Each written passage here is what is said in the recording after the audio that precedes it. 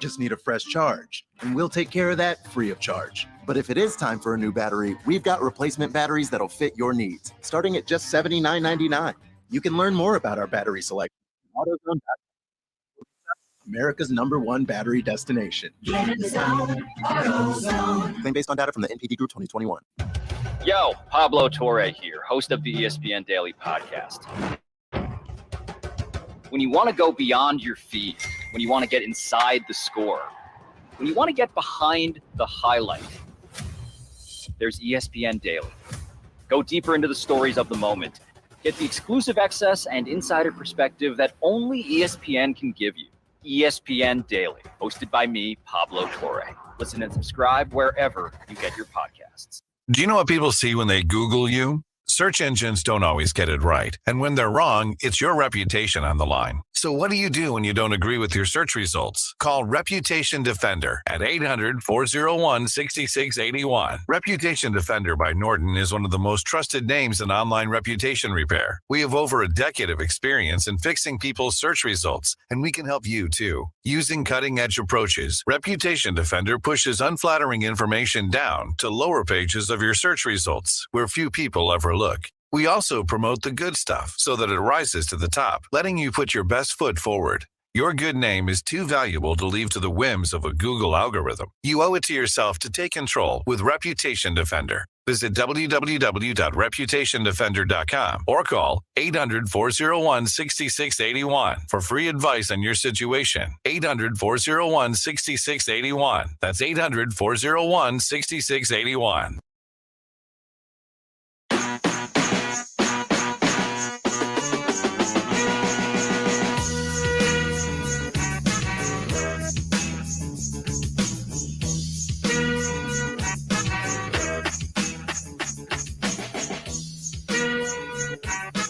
All right, everybody. Happy Monday. Welcome in. Jonathan Kinner, Kev Nash with you here on Dayton's ESPN radio station, 1410 Wing AM. Mr. Kev Nash, happy Monday. What up, dog? Christmas just around the corner. Coming up this weekend, of course. Say this all 6 days. 6 days to get my Christmas presents all lined up. Actually, I got most of it for once. I'm usually I'm a big procrastinator, but I have been this year. I got a lot of my stuff done. Look at you. Look at you. Most of it. Define most of it. Most of it. I got all the main stuff I know I'm getting people, and then I'm one of those, like, I like to just go with an add-on on top of it. Like, I got the main gifts for everyone that I need, but then sometimes I'm like, I might find something I like to kind of add on top, but nonetheless. What you getting me? I don't know yet. Size 10.5. Same size shoe. You learn something every day. Some Christmas LeBrons just came out today that would go very nice with the outfit that I'm thinking about for Christmas. I have all this, disposable income that I'm just. You did. You went to the Browns game over the weekend. You went all the way up to my hometown. They're just giving them tickets away. For the low. So, but it was a big opportunity for me to go and watch the backup quarterback for the Ravens. So that was cool. I now know what it's like to be a Bengals fan. I watched my team beat up on a backup quarterback. It was unbelievable. I now know what all the fun I've been missing out on all year. A zinger already. Bengals get a big one yesterday, knocking off the Tampa Bay Buccaneers. Tom Brady, of course. Not a very good first half. Defense dominates in the second half. We'll talk about that matchup coming up here in just a moment. Browns get a big win. Deshaun Watson. The Browns are 2-1 with Deshaun Watson. They've quietly won 3 of their last 4. They're still in the playoff hunt. I'm still not sold that they're going to make the playoffs, but every week that you head into a matchup and talk about the importance of it and still playing for a playoff spot, that's a good thing. The Buckeyes, they lose out on a big commit. Everyone loses their mind. I'm here to tell you that it's not as big a deal, in my opinion. It's not as big a deal as what people are making it out to be, but it seems bigger than what it is just because of the NIL struggles that the Buckeyes find themselves in. Possibly, potentially, there's nothing there with that, but we'll talk about that coming up around the corner. And then Kev Nash put out a list earlier today, his top 5 Christmas movies. I don't watch movies, so I can't really contribute to this a whole too much. I mean, outside of Home Alone and Elf, I really can't contribute too much to the Christmas movie list conversation. Oh man, I got some attacking comments, man. Shaw just came after me. He must have thought it was you. Who? It is amazing to me. By the way, just so you guys know, and my bosses get mad at me for this, I don't use our ESPN Dayton Facebook page. So those of you who get real angry at some of the posts that go on there thinking you're yelling at me, you're yelling at my guy Kev over here. I don't troll when I'm on there. I just ask legitimate questions. The thing is, like, I don't know about you, But like, when you read Facebook posts and stuff, do you like if it's of the person you know, do you read it in their voice? Yes. So I think it's my fault. People read every post associated with our station in my smart. Yeah, because tone. we have to separate the two. We have to have the Justin Kenner Show page, which is run by you because your name is Justin Kenner, and the 1410 ESPN radio page is more of a reposting, ask a question in a genuine type of way, as opposed to, hey, did you know this? It's literally, hey, did you know this? See the difference? It's all about the tone. Yes. It's all about, but Kev's tone's a lot different than mine. Yeah. His is normal person tone, and there's me. That's why they have me run the station one. And you run yours. I'm not a big fan of me that way. He's not a big fan of me running my own either, to be quite honest. But I run my own because then I don't get us in trouble because then it's not ESPN Dayton yelling at people. It's just me yelling at people. So there you go. Anyways, I hope everyone had a great weekend. We're off and rolling. Like I said, the show's been kind of on again, off again throughout the month of December, just using up some PTO days, of course. I'm excited for January to get back to Monday through Friday, hanging out with you guys each and every day. But when we are on the air, right, like we are right now today, it's always a good time. So appreciate everyone. You want to give us a call, 518-1410, 518-1410. That's a number to call and jump in on the conversation. Ron Broadstock says, happy Monday, back at it, blah. Like we're blah, or just Monday is blah. I'm going to, I never know. Cause again, I'm negative. So I'm assuming that's at me. I have no idea. But anyways, some guy on Facebook says, well, too bad our Browns couldn't beat up on just one more backup quarterback they faced earlier this year, and they'd have a shot at the playoffs. Yes. Talking about, of course, the Jets, you beat the Jets, whatever. But, Browns are where they are. You are who your record says you are. So that's the Browns right now. Let's talk about the Bengals, Kev. Let's talk about the Cincinnati Bengals. They get a big win. Ron Broadstock, he clarifies. He goes, just being back to work. Okay. Fair enough. Yes. But the Bengals get a big win yesterday, Kev, and it was not pretty in that first half. In fact, that first half was abysmal, to say the least. And it was one of those things where, we're at the time of the season now where fatigue is starting to settle in. We see this every year in the month of December, Kev. There's always those games, those outcomes that happen that you least expect because teams are tired, teams are beat up. And excuses. But remember, years ago, was it last year that the Jets, one of the worst teams in football, knocked off the Rams? The Rams have a December. The Rams would go on to win the Super Bowl last year. They lost to the Jets in December. It happens. So it's just one of those, and there's multiple examples of the Cowboys losing to the Jaguars yesterday. By the way, the Cowboys-Jags is an exact example of what a trap game is. A bad Jags team. You're running into a bad Jags team because all last week on every sports talk radio show, all you heard about and talked about was the Dallas Cowboys, the Philadelphia Eagles, and the big Christmas Eve showdown. Yep. The Jaguars, a 4-win team at the time. You have them coming up. It's hard. You're going on the road. On top of that, we didn't have a show last week, so I couldn't really do my upset picks. But my upset pick of me sharing with amongst my friends, not that y'all care about that, but I was like, Cowboys are losing this week. The Cowboys are losing this week. They lost. That was a perfect example of a trap game. Absolutely.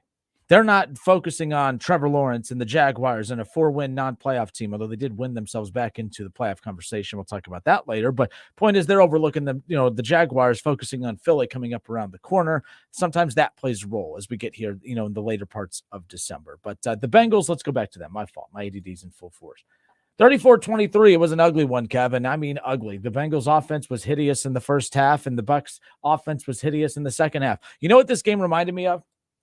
This game reminded me very much so, Kev, of the Chiefs-Bengals AFC Championship game last year.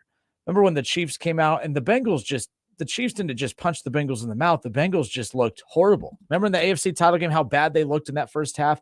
The Chiefs could do no wrong. The Bengals could do no right. And then the second half comes out. The Chiefs could do no right and the Bengals could do no wrong. That's what yesterday's game reminded me of. The Bucs and the Bengals. That just reminded me so much of that AFC North title game from last year. It was like a switch was flipped, and Arumo again just continuing to make halftime adjustments. Got to give them a lot of credit because the one thing I give the Bengals credit to a lot for is the fact that their defense, the way their defense dominated yesterday without Hendrickson, without Hubbard, and without Mike Hilton, and losing so many pieces on the defensive side of the ball. They didn't miss a beat.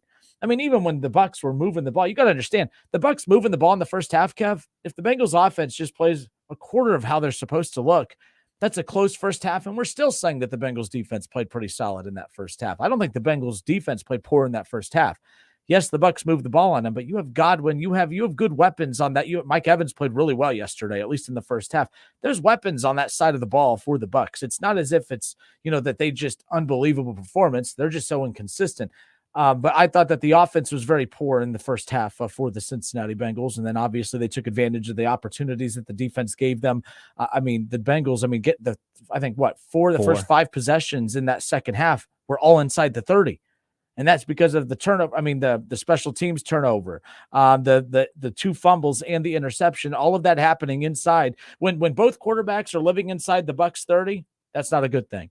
When the Bucs are constantly getting the ball inside their own 30 and turning it over in their own 30, and Joe Burrow's taking over in the Bucs 30, that was a recipe for disaster for the Tampa Bay Buccaneers. But you got to give the Bengals credit, because there are games that you have to physically go out and just win ugly. And the Bengals won ugly yesterday, 34-23. Kev, your thoughts on how everything kind of unrolled, or unraveled, and then re-raveled back up into a nice little ball of yarn, if you want to, in the second Definitely half. A tale of 2 halves. You look at how the Tampa Bay Buccaneers came out. They came out firing. They came out doing things they haven't been able to do all season, like run the ball and, play action fake, and everybody was getting involved. And I'm looking at the game like, I guess I'm going to be wrong. I guess the Buccaneers are going to beat somebody in the AFC North, because they already lost to the Steelers. They lost to the Browns. They lost to the Ravens. I was like, man, they about to beat the best team in the AFC North. Like, that's how it goes. Crazy, right?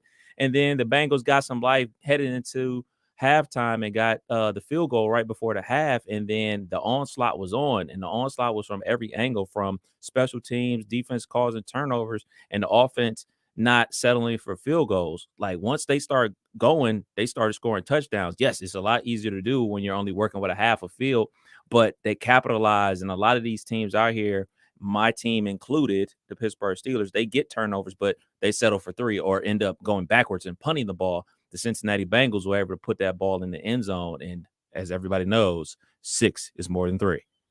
518-1410, 518-1410. That's the number to call and jump in on the conversation. I'm Justin Kinner. He's Kev Nash. Today we'll go and put a little music in the background, a little Christmas music in the background. But for the Browns and the Bengals today, we're going to do a pie chart where we're going to kind of give I get told all the time, you need to give the Bengals credit where credit is due. And I agree. Rather than just give my opinion on the Bengals, I'll give you a pie chart of percentages of where I give credit when credit is due. The Bengals, what kind of credit? Let's give the pie chart of success for the Cincinnati Bengals. Yesterday's evaluation of game.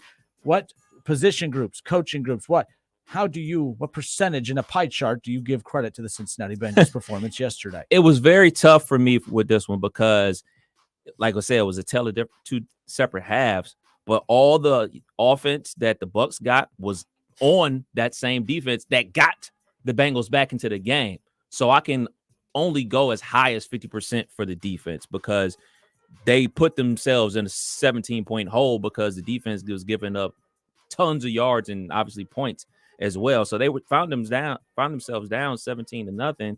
And then in the second half, they said, well, you're not going to get past the 40 the entire second half. And not only not get past the 40 the second half, they caused turnovers. So I give the Cincinnati Bengals defense 50% of that victory. And I'm going to give 40% to the offense, because we see so many teams out there that get turnovers, like I alluded to earlier with the Pittsburgh Steelers, who get turnovers, who get stops, who just can't score the ball. So the offense got themselves the ball and got themselves going, because in that first half, they weren't doing anything either. They were going backwards as well. I remember that time they went for it on 4th down, and Joe Burrow said, I'm going to just scramble backwards, and lost like 30 yards on a sack or something like that, and would set up another scoring drive for the Tampa Bay Buccaneers. So I'm going to give the offense 40% of that victory, because they were able to score touchdowns. They scored 4 touchdowns in the second half off of those turnovers. So kudos to the Cincinnati Bengals offense. And I'm going to give 10% to the coaching staff, because whatever adjustments, especially were made from that defensive coaching staff in the second half, the Bucs did nothing, absolutely nothing in the second half. So I'm going to go 50 defense, 40 offense, 10% to the coaching staff. Justin Kinner, Kev Nash, in a pie chart, what percentage of success would you give, or what percentage of credit would you give to the offense, defense, coaching staff, special teams, all of that, and the Bengals' big win yesterday? Here's the deal, because I'm going to come across as a hater here like I always do, and that's totally fine. Bottom line is you got to find ways to win no matter what at all costs. You win. The Bengals won ugly yesterday. This isn't the college football playoffs. The bottom line is the Bengals remain in the hunt for the 1 seed out of the AFC. Ryan Holzapfel, he messages into the show, Kev. He goes, when you play complementary football and have a solid team, offense, defense, and special teams like the Bengals, you're going to win games like yesterday. You can play from behind. I agree with that. You're going to have strong position groups. You're dominant across the board. So if you have a bad offensive day, your defense is going to win you games. If your defense is getting pushed around, you should have enough offense to you know what I mean, to overcompensate for that. Special teams, I mean, we saw it in the playoff run last year. I mean, the offense did not play well. It's not that Burrow's a bad quarterback. That's not what I'm saying. But I don't think the offense played great during the playoff run last year. And their best game throughout that entire 4-game span was that Kansas City Chiefs game against a Chiefs defense that was the worst defense that they faced throughout that run. But the Bengals offense is solid. I'm not saying otherwise. All I'm saying is the offense didn't play well throughout the playoffs last year. The defense was dominant. Special teams was dominant. That's why they got to the Super Bowl and almost had a chance to win the Super Bowl. And that we're starting to see that now, where when the offense kind of, hits a little bit of a bump in the road, the defense is overcompensating for it at times. Joe Burrow and the offense, they will get all the credit in the world, but this defense needs way more credit than what it is getting, because I think the Bengals defense has been flat out dominant during this run. From that time that they got dominated against the Browns on Halloween night. Yes, the offense hasn't looked drastically different. The offense just looks more healthy. The defense has been dominant since that Halloween night. And the defense, whether you want to talk about Jamar Chase and the passing attack and Joe Burrow, you guys do that. But y'all better suck up to this defense a little more, because when the money starts going onto that offensive side of the ball, you ain't going to be able to afford that defense. And that's when you're going to have to really rely on some guys to step up. So here it is, my pie chart from yesterday for the Cincinnati Bengals. As far as I'm concerned, here's how it all breaks down. I gave 70% of the credit to yesterday's win, Kev, for the Cincinnati Bengals 34-23 win over the Bucks. 70% of that goes to the defense, in my opinion. Absolutely dominated the Tampa Bay Buccaneers, and especially in the second half. They forced 3 turnovers, and they gave a struggling offense. The Bengals, let's be clear, the Bengals offense was horrid in that first half. Let's just be clear. Joe Burrow made a lot of mistakes. He made even the 3 points, the only 3 points that they put up on the board, they still should have had at least one more shot at the end zone, and he just dumped it off to Pirine when they had no timeouts, and he had one timeout left, and they were trying to get it out of bounds so they get one more playoff. Bad decision there. He made bad decisions in the second half on that. Kev alluded to it, that rollout. I mean, my goodness, it's one thing to roll out and take a bad sack and you lose 8 to 10 yards, but he lost almost 25 yards on that. That was ridiculous. The defense is responsible for yesterday's win, because the Bengals offense, Kev, could not score when they got the ball on their side of the field. And anytime they had the ball on the side of the field, they either turned it over, they had to punt it away. The defense gave that ball to them in that third quarter alone. 3 of the 4 touchdowns they scored all came within the 30, all came within after the Bengals defense forced those turnovers. I give coaching, so defense 70% of the credit I give to the defense from yesterday's win. Coaching, special teams, 20% there. Again, McPherson had the other 6 points, both of those field goals, and then forcing that turnover against Giovanni Bernard. I know it was miscommunication on the Buccaneers' part, but they were able to capitalize, get the ball, give it back to Burrow deep inside Buccaneers territory. And Kev, I give the offense, you gave them a lot of credit. I gave them 10% of the credit for yesterday. Yes, they converted in the red zone, but let's be clear. They couldn't get the ball to the red zone unless the defense gave it to them there. The defense could not, the offense couldn't even move the ball to get to the red zone yesterday. The defense had to basically just drop the ball inside the 30 for the Bengals to even have success yesterday offensively. Y'all can call me a hater all you want, but you know what? Here's what happened, Kev. Possession number 1, the Bengals got the ball on their 25-yard line. They turned it over. Their second possession, Kev, they got the ball on their 25. They had to punt it. The third possession, they got the ball on their 22, Kev. They punted it there. Possession 4, they got the ball on their 40. They had to punt it. Possession 5, they got the ball on their 30. The most dominant that the Bengals looked from one side of the field to the other was that hurry up right before the half, right? Burrow still made the mistake there at the end, dumping it off to Pirine, I believe it was. But they were able to get a field goal there. The 10th possession of the game, they got the ball at their 47. They had to punt it. Of all this, they only scored twice yesterday when they got the ball on their side of the field. One was the field goal off the hurry up to close it out in the first half, and then the touchdown late in the game to kind of ice it when basically the game was done. The Bengals did not move the ball well at all yesterday. They did not move the ball well at all yesterday. It was literally dropped into Joe Burrow's hands inside the 30 pretty much for the first 5 possessions of the third quarter. The offense played poorly. I'm not going to give them the offense that much credit. I give them 10% of the credit for yesterday's win, but the bottom line is a win is a win. The Bengals still remain in the hunt to get that 1 seed. The run game totally disappeared on them again yesterday, Kev. The Bucs have a good run defense. I get that. But Pirine was not effective. Joe Mixon was not effective. Joe Burrow was not effective unless he was, basically 10 yards out of the end zone. I don't know, Kev. That's just kind of where I'm at with it. Just say it, man. You hate the Bengals. Were you even listening to anything I said? Just say it. How did anything I said there leads to me hating? That's what I don't get. No, I didn't say you were hating. You hate the Bengals because you're a Browns fan. No, I just view it that they capitalize on their opportunities once they started clicking. And I look at it from the perspective of the other teams out there, because obviously, what are the Bengals now, like on a 6-game winning streak? 5 or 6?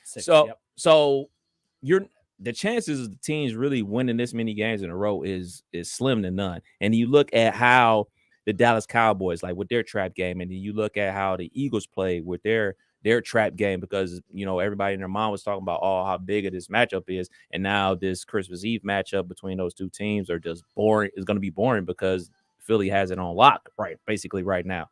And then you look at the Kansas City Chiefs, them out there quote unquote struggling with the Houston Texans. This is how the NFL is. You talked about it earlier in this segment, like these December matchups, they kind of surprise you. Like these teams come out of nowhere. And for me, I'm guilty. I'm very guilty. I thought that the Bengals were going to steamroll the Bucs. So I was like, oh man, they're going to lose to the Bucs. They're about to be the only team in the AFC North to lose to the terrible Buccaneers. Is this about to be how Tom Brady enters the playoffs, starts to get hot, gets hot versus Cincinnati Bengals, wins out throughout the rest of the regular season, and goes and wins it and goes off with the storybook ending? And then the second half came, and that defense stepped up and started making plays. And we see it every single week, man. Not just my team, any other team. We seen it with the San Diego Chargers. That team gets inside the red zone and isn't able to capitalize. So that's why I give these teams a lot of credit for able to score touchdowns, because they weren't doing that against the Baltimore Ravens. Remember, they went for it like twice on the fourth, and they weren't able to score a touchdown. They didn't even kick the field goals, and everybody was calling the hotline talking about firing coach for not taking the points. Well, they're clicking. They're starting to get those touchdowns as opposed to those field goals. So that's why I'm giving the offense some credit. So, and here's another point I agree with to a certain extent. Ryan Holzapple said when you're playing a short field the whole second half, you're not going to have too many yards. They scored 34 points. Ryan, I completely agree with you, but keep in mind, they would not have scored those 34 points unless the defense put them in those red zone situations. I just gave you the entire list of every time the Bengals started a drive on their own side of the field, they punted it or turned it over. They were not moving the ball effectively. They were not going on these long drives, not just because they had short field to work with, because their defense basically handed them the ball on a silver platter every single time. It's because when they did have the ball on their side of the field, it was punt, punt, punt, turnover, punt, punt, punt, punt, punt. Not hating. That's just the reality of it. They were not effective offensively yesterday. The run game disappeared.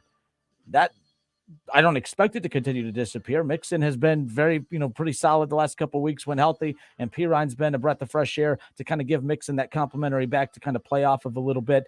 We see that some of the best teams in football have those two running back, that dynamic of two running backs. The Bengals are fine. All I'm saying is they didn't dominate yesterday. So let's stop acting like the offense is the reason that they won yesterday. They capitalized on those opportunities when they presented themselves. But if those opportunities don't present themselves, if Tom Brady doesn't fumble, if the defense doesn't force those fumbles, get those interceptions, if the special teams doesn't throw it off Giovanni Bernard's hands, then what? Then we're watching the same thing that we did in the first half where they couldn't move the ball anytime they had to go a long length of the field. That's not that.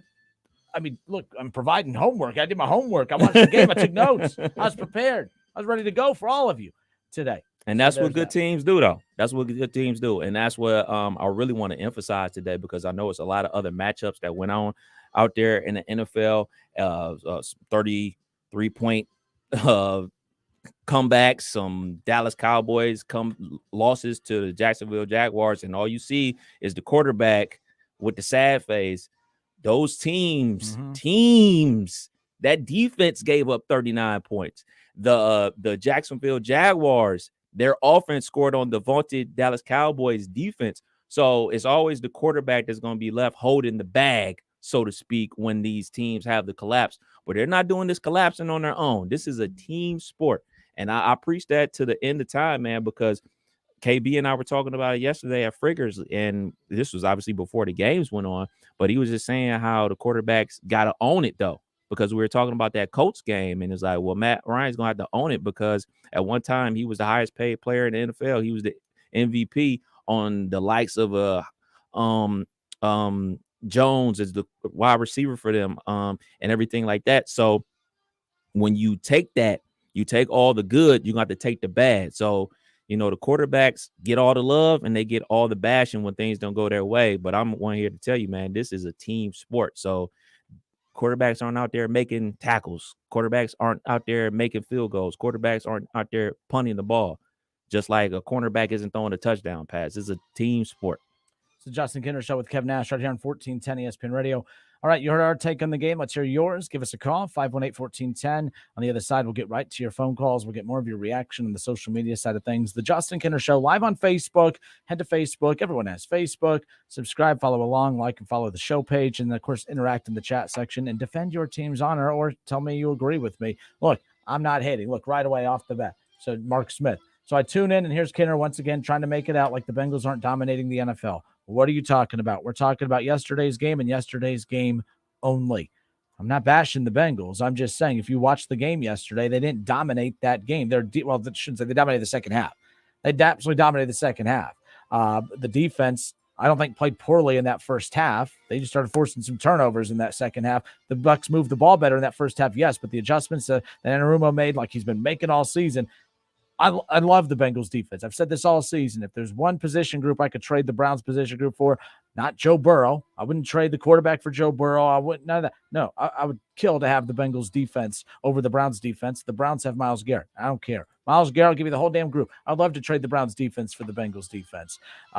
That's a big difference maker, and it was a huge difference maker yesterday. And like I said, offense wasn't on yesterday. They're on pretty much every other week. Who cares? They capitalized on the red zone opportunities. That's all you can ask. 518-1410. More of the Justin Kinner Show with Kev Nash when we come back.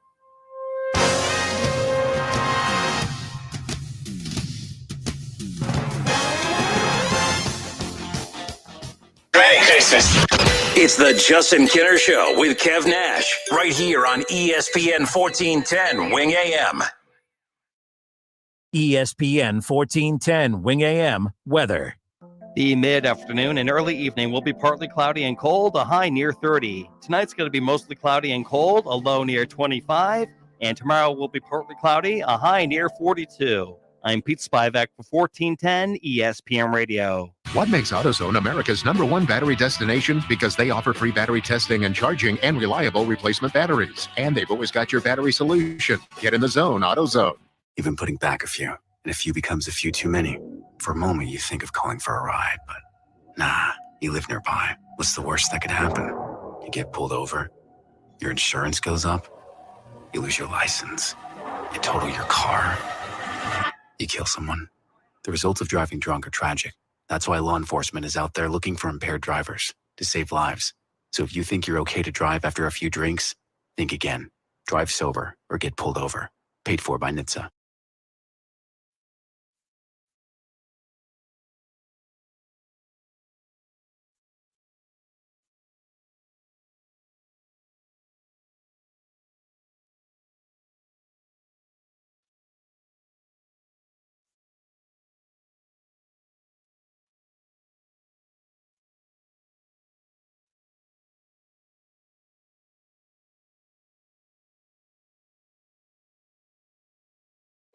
Welcome back to Ohio's newest game show, Beat the Stigma. Final question. Drug addiction is often the result of what? A, genetics, B, mental illness, C, traumatic experiences, or D, all of the above.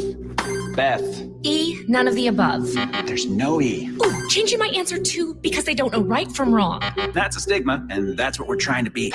I'm sorry, you did not beat the stigma. Ohio, challenge what you know about addiction at beatthestigma.org.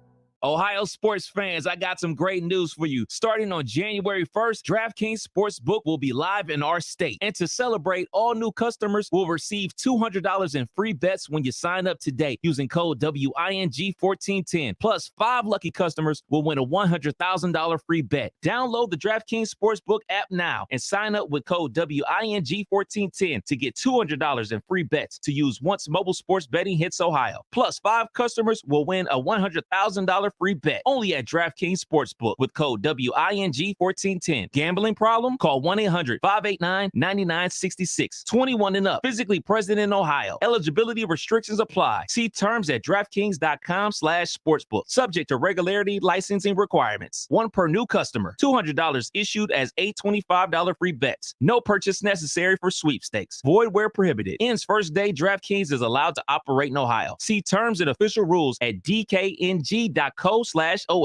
Don't put it off any longer. You know it's time. Time for a bathroom upgrade by Bath Creations. Bath Creations is a leader in bathroom renovations, providing the very best value in bath and shower remodeling, and proudly made in the USA. With Bath Creations, you get a beautiful modern bathroom that's safe, comfortable, and affordable. Attention first responders, veterans, and active military. Save $500 off your purchase right now. Visit Poe Avenue in Dayton or online at mybathcreations.com and upgrade today. Germain Honda Beaver Creek is your local Honda dealer. If you've been waiting to buy, now is the time. 2022 Honda Pilots with financing as low as 1.9%, 2022 Honda Passports and 2023 Ridgelines with financing as low as 2.9%, and all in stock for immediate delivery. We will save you money today. See me, Sales Manager Jason High, for all the details. We're located Route 35, just east of 675 between Xenia and Beaver Creek. Germain Honda Beaver Creek, the right car, the right price, the right way. I hope to see you soon. Need an online notary? We can help. Hi, this is Mike Foley, your Montgomery County Clerk of Courts. We can notarize your documents remotely at no charge to you.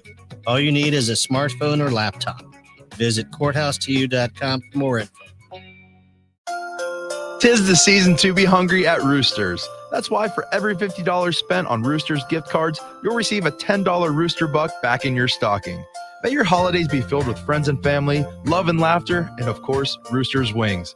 Go to roosterswings.com today or drop by any Roosters location to purchase your $50 holiday gift cards and receive a $10 Rooster Buck in return. Happy holidays from all of us at Roosters. Roosters, a fun, casual joint.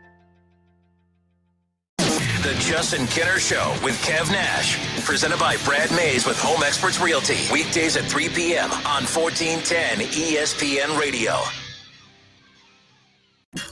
On Twitter, make sure to give us a follow. Search 1410 Kinner for Justin Kinner on Twitter. That's 1410 KINNER. And ESPN Dayton for the station Twitter handle.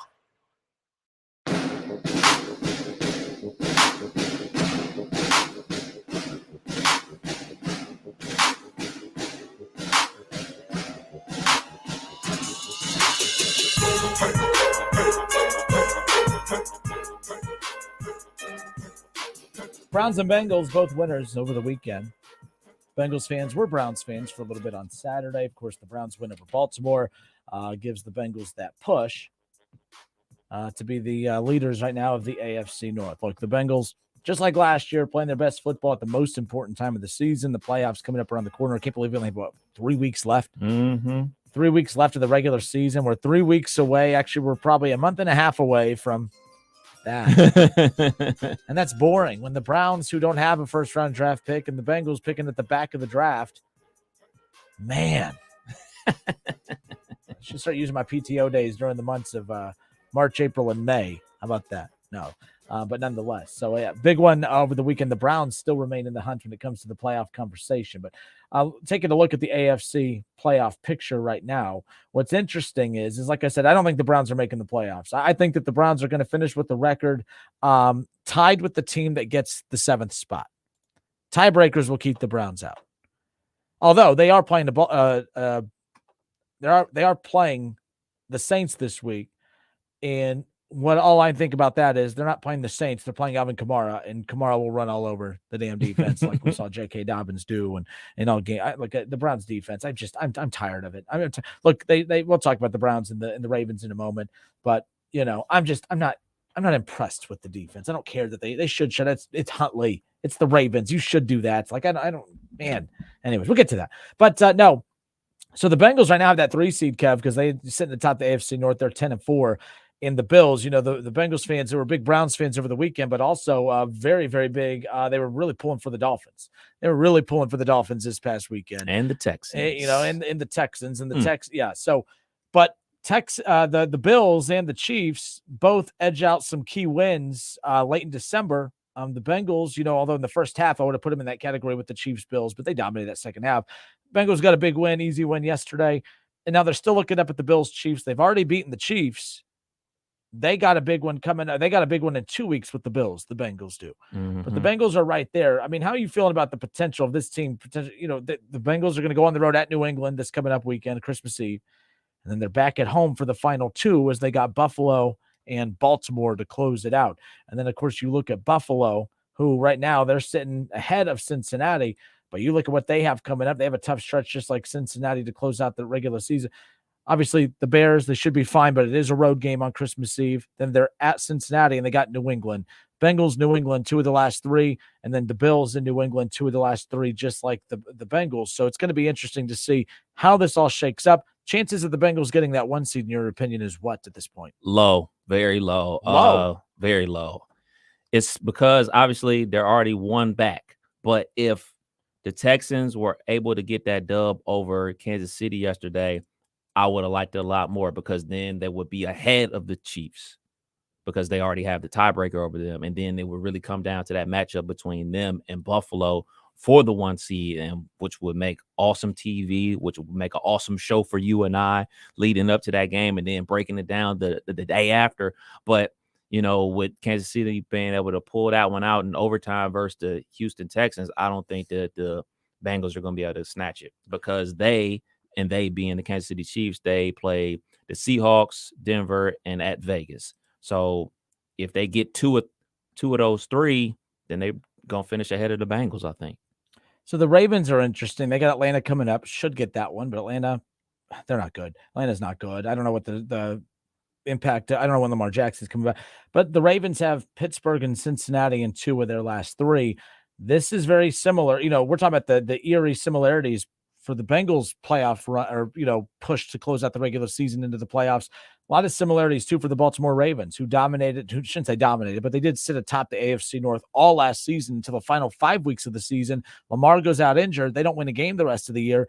They go from first to last, don't make the playoffs. It feels like there's some similar vibes there. The thing is, they have a lot of wins. They have a lot to work with, but the Chargers are kind of sneaking up on the Ravens. The Dolphins are right there with the Ravens, a game behind. New England, the Jets, with 7 wins right there. I think Baltimore and Tennessee right now are on a downward spiral. The teams that are in the playoffs right now that could find themselves out of it, Tennessee and Baltimore, that's what really gets it. Miami's kind of spiraling downhill as well, although I think Dolphins fans should feel okay after what we saw against the Bills. They showed, okay, there's something there. If we would have saw Tua for 3 straight weeks just look like absolute butt, then I would be freaking out about the Dolphins. But I like Tua. I thought Tua played very well when all week everyone said he can't throw in the cold and blah, blah, blah. I thought he played just fine. Very good game on Saturday night. But, man, the Ravens, the Titans, and the Dolphins all kind of spiraling downhill as a team right now. The Jets, they're plummeting. The Patriots, that was a brutal way to lose that one. They're out of the playoffs right now. And then Jacksonville, with that big win over the Cowboys, we weren't even talking about them. They kind of pissed me off because, the Raiders get that win. Jacksonville gets that win, and they're right up there with Cleveland and Pittsburgh, all with 6 wins. I don't know, man. Like, who's not in the playoff picture right now that could potentially take the spot of Baltimore and Tennessee? I think those 2 teams, Ryan Tannehill's out. But then again, we know the success of the Tennessee Titans really wasn't Ryan Tannehill based. The Baltimore Ravens are Lamar Jackson based. So if they don't have them, they're possibly out of it too. And who knows when Lamar comes back. It's a very weird dynamic. The Patriots, I don't trust them. The Jets, I don't trust them. They're so up and down all the time. And then there's the Jaguars. The Jaguars are interesting. Keep an eye on them. Trevor Lawrence has played extremely well over the last 3 weeks. He looks like a guy that went number 1 overall. He's getting better as the season goes on. He has real coaching in year number 2. He could be in that top 6, top 7 conversation of quarterbacks a year from now when it's all said and done. Where are you right now with the AFC playoff picture? If I'm the Baltimore Ravens, and I know everybody's going to talk about Lamar Jackson being injured and unable to play and what happened last year, he didn't play and they didn't win another game and they were sitting in first place and he didn't play and it was a wrap. But guess what? Lamar Jackson was playing when they were up double digits versus the Dolphins. Lamar Jackson was playing when they were up double digits versus the Giants. Lamar Jackson was playing when they were up double digits versus Buffalo. You get one of those, just one. You just close out one of those. You get a first down when you really need it, Lamar. You get that first down. Yes, the defense was stinking, giving up tons of yards. Absolutely. Get one first down, kneel it out, you go home, you get the dub, and nobody's mad. Everybody's happy because you got the dub. Yep. But now he's hurt. They're not going to win without him because this is what people talk about all the time with the Baltimore Ravens. Like, oh, man, it's so great when it's working. But when you don't have the key cog to the wheel, it don't work at all. Like, the only thing that worked was Dobbins was out there looking like he was at Ohio State again on Saturday. Other than that, nothing worked in the passing game. Mark Andrews has been MIA all season long, if you ask me, outside of like the first 2 weeks of the season. And now it's like, all right, are we going to be able to make it in? Because they're probably not going to win the AFC North. So if they're able to get in, they'll probably be the 7th seed because I don't see them winning another game, man. It looks so bad on offense. And if we're talking about a team that could take their spot that's not in there right now, I would imagine it would be the Jets. I would imagine it would be the Jets with that defense. Yes, that defense was bad this past weekend, but again, it's one weekend. But I'm with you. They're the most balanced. Yeah, if not great offensively, but they have an offense that at least complements that defense. They're more balanced. Like the Browns, I like their offense more than their defense. They're not balanced. The Jets, it's weird. I don't know. They're a weird If Mike White wasn't hurt with the ribs all banged up, I would say that the Jets were going to take that spot away from the Baltimore Ravens. But with Zach Wilson, even though he had a solid game yesterday, you just never know because he's done this before. He's had solid games and then he goes into a 2-game spiral where he looks like me playing quarterback. So if Mike White plays, I will feel confident that the Jets are going to take it. So I'm not sure if Baltimore is going to make it. And I know everybody's going to say, well, Lamar went out and they only won one more game that season. He played versus the Dolphins, played versus the Bills, played versus the Giants. Pick up a first down, man. Pick up a first down and you go home and you get another victory. And they will be sitting at 10 wins right now. And it wouldn't be as bad. You feel confident at 10 wins. You feel confident, like, all right, man, 10 wins normally gets you into the playoffs. And then maybe Huntley can sneak and get you another win the back half of the season. But like you said, like Atlanta's not good, but guess what? Neither of the Texans, they almost beat the Kansas City Chiefs. So you really never know. And then you play the Steelers again. We all know how that matchup is going to go. That score is going to be somewhere between 13 to 20, somewhere in that range. And it's not going to be a blowout either way, no matter who's playing quarterback. That's how that game's going to go. And then you play the Cincinnati Bengals, who look like they have your number. So it's looking scary for the Baltimore Ravens, for real. It's a weird situation. Again, I'm saying this because I'm a Browns fan. You'd be saying this because you're a Steelers fan. But, I mean, the standings could play out where the Browns end up being the second-place team in the AFC North, depending on what kind of transpires with Baltimore the rest of the way. Who knows what's going to happen? Look, I think the thing about Baltimore, too, watching them, I went to the Browns-Ravens game this past Saturday, and that defense is still pretty solid, but I like Pittsburgh's defense more. And as far as offenses at this point, I think here's the deal. I think the Ravens, and this is so tough because I think the AFC North, when you look at Harbaugh and you look at Mike Tomlin, two of the top coaches in the NFL, if you ask me which team is better coached when everything's fully equipped, I don't mean quarterback, but I mean, let's just say healthy with the rosters as is. Although I think Harbaugh's more aggressive at times, I do believe that, which is weird because Mike Tomlin was kind of known for going for it on fourth down or going for the 2-point conversions. Remember, the Steelers were kind of known for that before it was that's when Ben and you had Antonio Brown. Oh man, the good old days. The good old days. But for Baltimore right now, when we get to that matchup in a few weeks, it's just assuming even with Lamar, but let's say it's without Lamar, you're talking about Huntley against Trubisky. I mean, that's a wash right there. They, wash one another out. I guess the run game, the advantage goes to Baltimore there, especially with J.K. Dobbins back. He has that burst. You see his knee. You see the pictures of his knee. He has like these 3 bumps all across. I don't understand what's going on. He bursted for 125 against the Browns. A lot of running backs do that, but he looked pretty. He did it on 13 carries this past Saturday. The run game should, favor them against Pittsburgh, but I think the defense, I don't know. That's a coin flip. That is a coin flip game right there. It's always a coin flip. How about in the AFC playoff picture? How about the New England Patriots? Because do we have to talk about this? Look at the last 3 weeks for them. Again, talking about the playoff picture right now. They got Cincinnati at home. They got Miami at home. And then they close out the season on the road at Buffalo. Look, the Patriots right now are not making the playoffs, in my opinion. They're dropping 2 of the next 3, if not all 3. But, and I'm assuming their best shot to win is going to be against, just the Dolphins. But I think that's just because naturally we're conditioned to just say that, right? Right. I think the Patriots are going to be out of it. I don't trust the Jets because even, with Mike White at quarterback, they're still kind of up and down as well. The Jaguars are that team, Kev. That's that team I just keep looking at. I just keep circling. I'm like, man, they're going to make things interesting. Could the Jaguars, when it's all said and done, find themselves with that final spot? Look at Kev, they could easily win the next 3. They could win at the Jets. They got Houston and Tennessee.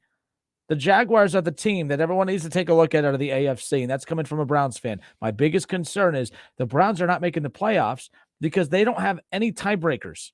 And they're going to finish with 9 wins. They're not going to win the tiebreaker against the Jets. They're not going to win the tiebreaker against the Patriots. They're not going to win the tiebreaker against the Chargers if it comes down to that. Maybe the tiebreaker with Baltimore, but again, that goes record, within the division. I don't know how that would work as far as that's concerned. The only tiebreaker the Browns have right now is the Pittsburgh Steelers, and that's just based on head-to-head win percentage at this point and having the win. Thoughts on the Jaguars when you look at the AFC playoff picture? If this was college football, College Game Day would be at this game this upcoming week.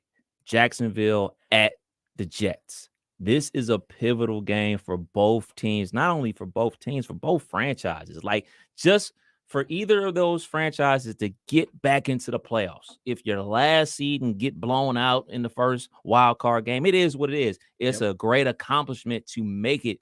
You got young quarterbacks and you got not Jacksonville. I won't say young head coach. You got a Super Bowl winning head coach down there in Jacksonville. Look, Jacksonville is very scary because sometimes, and looking like more often than not now, that Trevor Lawrence is playing like, quote unquote, Trevor Lawrence. He had some bumps in the middle of the season where he looked like he didn't deserve to be the number 1 pick anymore. Like, oh man, we're going to move off this guy. I heard a lot of that crazy rhetoric. But then you had that Baltimore victory, that come from behind Baltimore victory.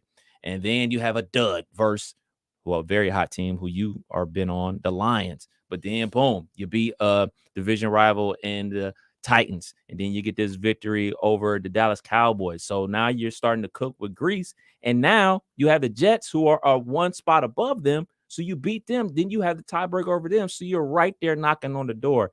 Look, man, if they're able to get these 2 wins, man, they might do it. I'm looking at the schedule now. I'm sorry, I just distracted myself. And this is a Thursday night game with the Jets. So they're at New York, at Houston, and then home to close it out with the Titans. This is why I'm mad at Dallas, because Jacksonville winning pisses me off because I wasn't counting on Jacksonville being in the Browns' way. They will make the playoffs if the Browns and the Jags win out, and it comes down to those 2 teams for that 7 spot, Kev. The Jags will get in over the Browns just because of the win percentage in conference. That's why the Browns, like, no matter what happens the rest of the way, they have to win out just to have a shot. I get that, but the era of the whole season, you're only as good as your full body of work. And the full body of work, they lost a lot of key AFC games. Yes, they've had success within the division. They beat the Steelers, they beat the Ravens, they beat every team in the division already. Mm-hmm. But that doesn't matter because they've lost to the Jets. They've lost to so many teams in the conference, and that's been the big thing, that when it comes down to those tiebreakers, the Jags will potentially get in. New England's not getting in my opinion. Baltimore's not going to get in at this rate, and I don't see the Titans getting in either. But you know what? That's not true. The Titans playing such a bad division, Kev, that it's kind of like, do the Jaguars have a chance to sneak up in there? Right? Like if you look at what's happening there, because the Titans, they hold the 4th spot, but they're only 7-7. So they play Jacksonville at Jacksonville scenario last week. That they could Jacksonville could win the division, which is pretty wild. My goodness. All right. It's the Justin Kinner Show with Kev Nash right here on 1410 ESPN Radio. We'll get into this Browns and Ravens game from over the weekend. but didn't mean to go down the rabbit hole of the AFC. It's almost like the college football playoffs. But this is wild, and this is pretty good. Like a lot of times, like last year, it was a boring final couple weeks. Like you knew who was basically in. The AFC ended up working in reverse. I thought the AFC would be so dominant, but I don't know if it's cannibalization. I don't know if it's just everyone eating one another, but like the AFC is wild on that side. Like wild. I talked about I thought coming in, we'd have 10 teams with 10 wins or more. That was my big hot take coming into the season. There'd be 10 teams with 10 wins or more. I think you're gonna have a lot of teams finishing at that 9-win range more than the 10-win range. But man, it's interesting seeing how all of this is playing out. But the Jaguars are that surprise team out of the AFC, not the Browns. I wish it was the Browns, but I'm not a homer. It's the Browns have a chance to win out, but I'm just saying, like Kev, like it's unlikely because there's gonna be a lot of teams finishing with 9 wins. The Browns most likely one of those teams, but they're not going to do well against. They're not, again, the tiebreakers will kind of hold them back. 518-1410. 518-1410. Die Hard, is that a Christmas movie, by the way? Absolutely. 100% set in Christmas. He's there visiting his family for Christmas. He kills the dude with Christmas wrapping paper. It's a Christmas movie.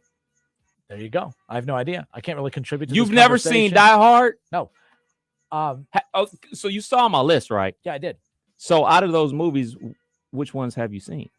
Let me pull up the list. So we got, again, Die Hard, but that Die Hard always seems to be the one that triggers everybody. Yeah, got a lot of people. Jingle All the Way on there? No. With Arnold Schwarzenegger, you didn't have Jingle All the Way on there? No. All right. Let's see. You didn't have Home Alone? Yes. All No, Home Alone is not. Yes, Home Alone's on my list. Yes. So you don't even know what's on your list. I got to double check. I make sure I'm not telling you a lie. All right. Well, I'll tell you what. We'll pull it up and we'll talk about it after the break. That's fine. Scott Campbell says Die Hard is a Christmas movie. Mark Smith says not even close to a Christmas movie. Yippee-ki-yay is Nolan Russell if he chimes in. I don't know. Like I said, I've never seen Die Hard. But we'll be right back. 518-1410. That's the number to call and jump in on the conversation. We'll be right back.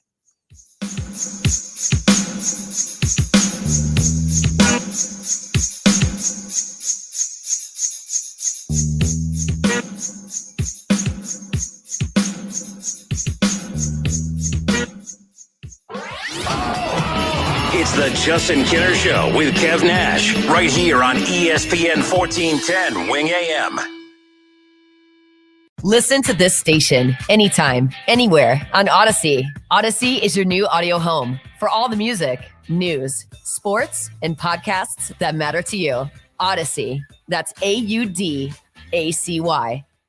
I wanted to know why some people who get COVID-19 get it so bad. I found out it may be because they have a high risk factor, such as heart disease, diabetes, being overweight, smoking, and asthma.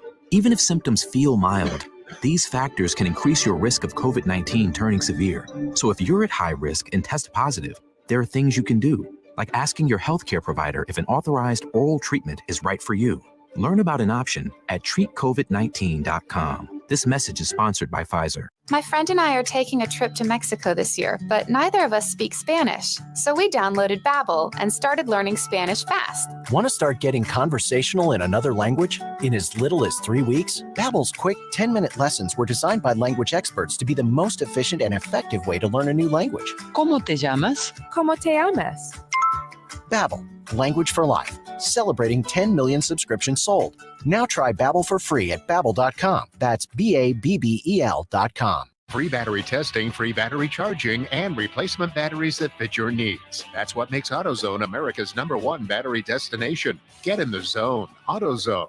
Get ready, Ohio. FanDuel, America's #1 sports book, is coming to the Buckeye State. Justin Kinner with 1410 ESPN Radio. To kick things off, you can get started with $100 in free bets as an early sign-up bonus. Plus, when you sign up today with my promo code Kinner, you'll be all set for when FanDuel goes live in Ohio. Then you can bet on all of your favorite teams and all of your favorite sports with $100 in free bets. Just download FanDuel's top-rated sportsbook app. It's safe, it's secure, and it's super easy to use. Dayton, this is your chance to get in on the action. Join today with my promo code Kinner, KINNER. Make every moment more with FanDuel, the official sportsbook partner of the NFL. Must be 21 and older and present in Ohio. Bonus issued in non-withdrawable free bets that expire 7 days after FanDuel accepts its first real money sports wager in Ohio starting January 1st of 2023. Unique user identity verification required. Offer ends on the go-live date. Restrictions apply. See terms at sportsbook.fanduel.com. Gambling problem? Call 1-800-GAMBLER. At Lowe's, it pays to be a pro. Now through January 6th, Lowe's MVP's Pro Rewards members earn 1 bonus point for every $1 spent on qualifying purchases with a Lowe's Business Credit Account. Redeem bonus points for cool rewards for your business. Join Lowe's MVP's Pro Rewards today to start earning. Subject to credit approval, Lowe's terms and exclusions. See Lowe's.com/MVP's bonus points and Lowe's.com/L/Pro loyalty term for details. U.S. only. Yo, Pablo Torre here, host of the ESPN Daily Podcast. When you want to go beyond your feet, when you want to get inside the score, when you want to get behind the highlight, there's ESPN Daily. Go deeper into the stories of the moment. Get the exclusive access and insider perspective that only ESPN can give you. ESPN Daily, hosted by me, Pablo Torre. Listen and subscribe wherever you get your podcasts. I wanted to know why some people who get COVID-19 get it so bad. I found out it may be because they have a high risk factor, such as heart disease, diabetes, being overweight, smoking, and asthma. Even if symptoms feel mild, these factors can increase your risk of COVID-19 turning severe. So if you're at high risk and test positive, there are things you can do, like asking your healthcare provider if an authorized oral treatment is right for you.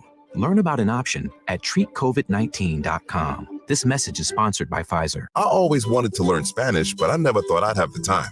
Then I discovered Babbel. Babbel's lessons are fun. They only take like 10 or 15 minutes, and in 3 weeks, presto, you're starting to speak another language, like magic. I love that Babbel's lessons aren't just robots talking. They're voiced by native speakers, so you get the pronunciation just right. If you want to learn a language, there's no faster, easier, better way than Babbel. Babbel. Babbel. Go to Babbel.com to try for free. That's BABBEL.com. Babbel.com. Right now, save big on a great night's sleep during Mattress Firm's Dream Simber sale. Get the lowest prices of the season and save up to 60% off select mattresses from top brands. Visit a store near you or mattressfirm.com today. Hey everybody, it's Stephen A. Smith, and everyone knows my feelings on Cowboys fans. But really, Justin Kenner, you're a Cowboys fan and a Browns fan? Good Lord have mercy. I don't know what the hell to do with y'all. I really don't. It's the Justin Kenner Show with Kev Nash. Weekdays from 3 to 6 p.m. on 1410 ESPN Radio. Whether you're at home, at work, or in your car, tune in to ESPN 1410 Wing AM or stream us live at wingam.com. We are Dayton's home of the Ohio State Buckeyes. And into the end zone goes Chris Olave. KJ Hill, 6-yard touchdown catch. Right sideline and down he goes to the end zone. WINP 1410 Dayton, Dayton's ESPN Radio.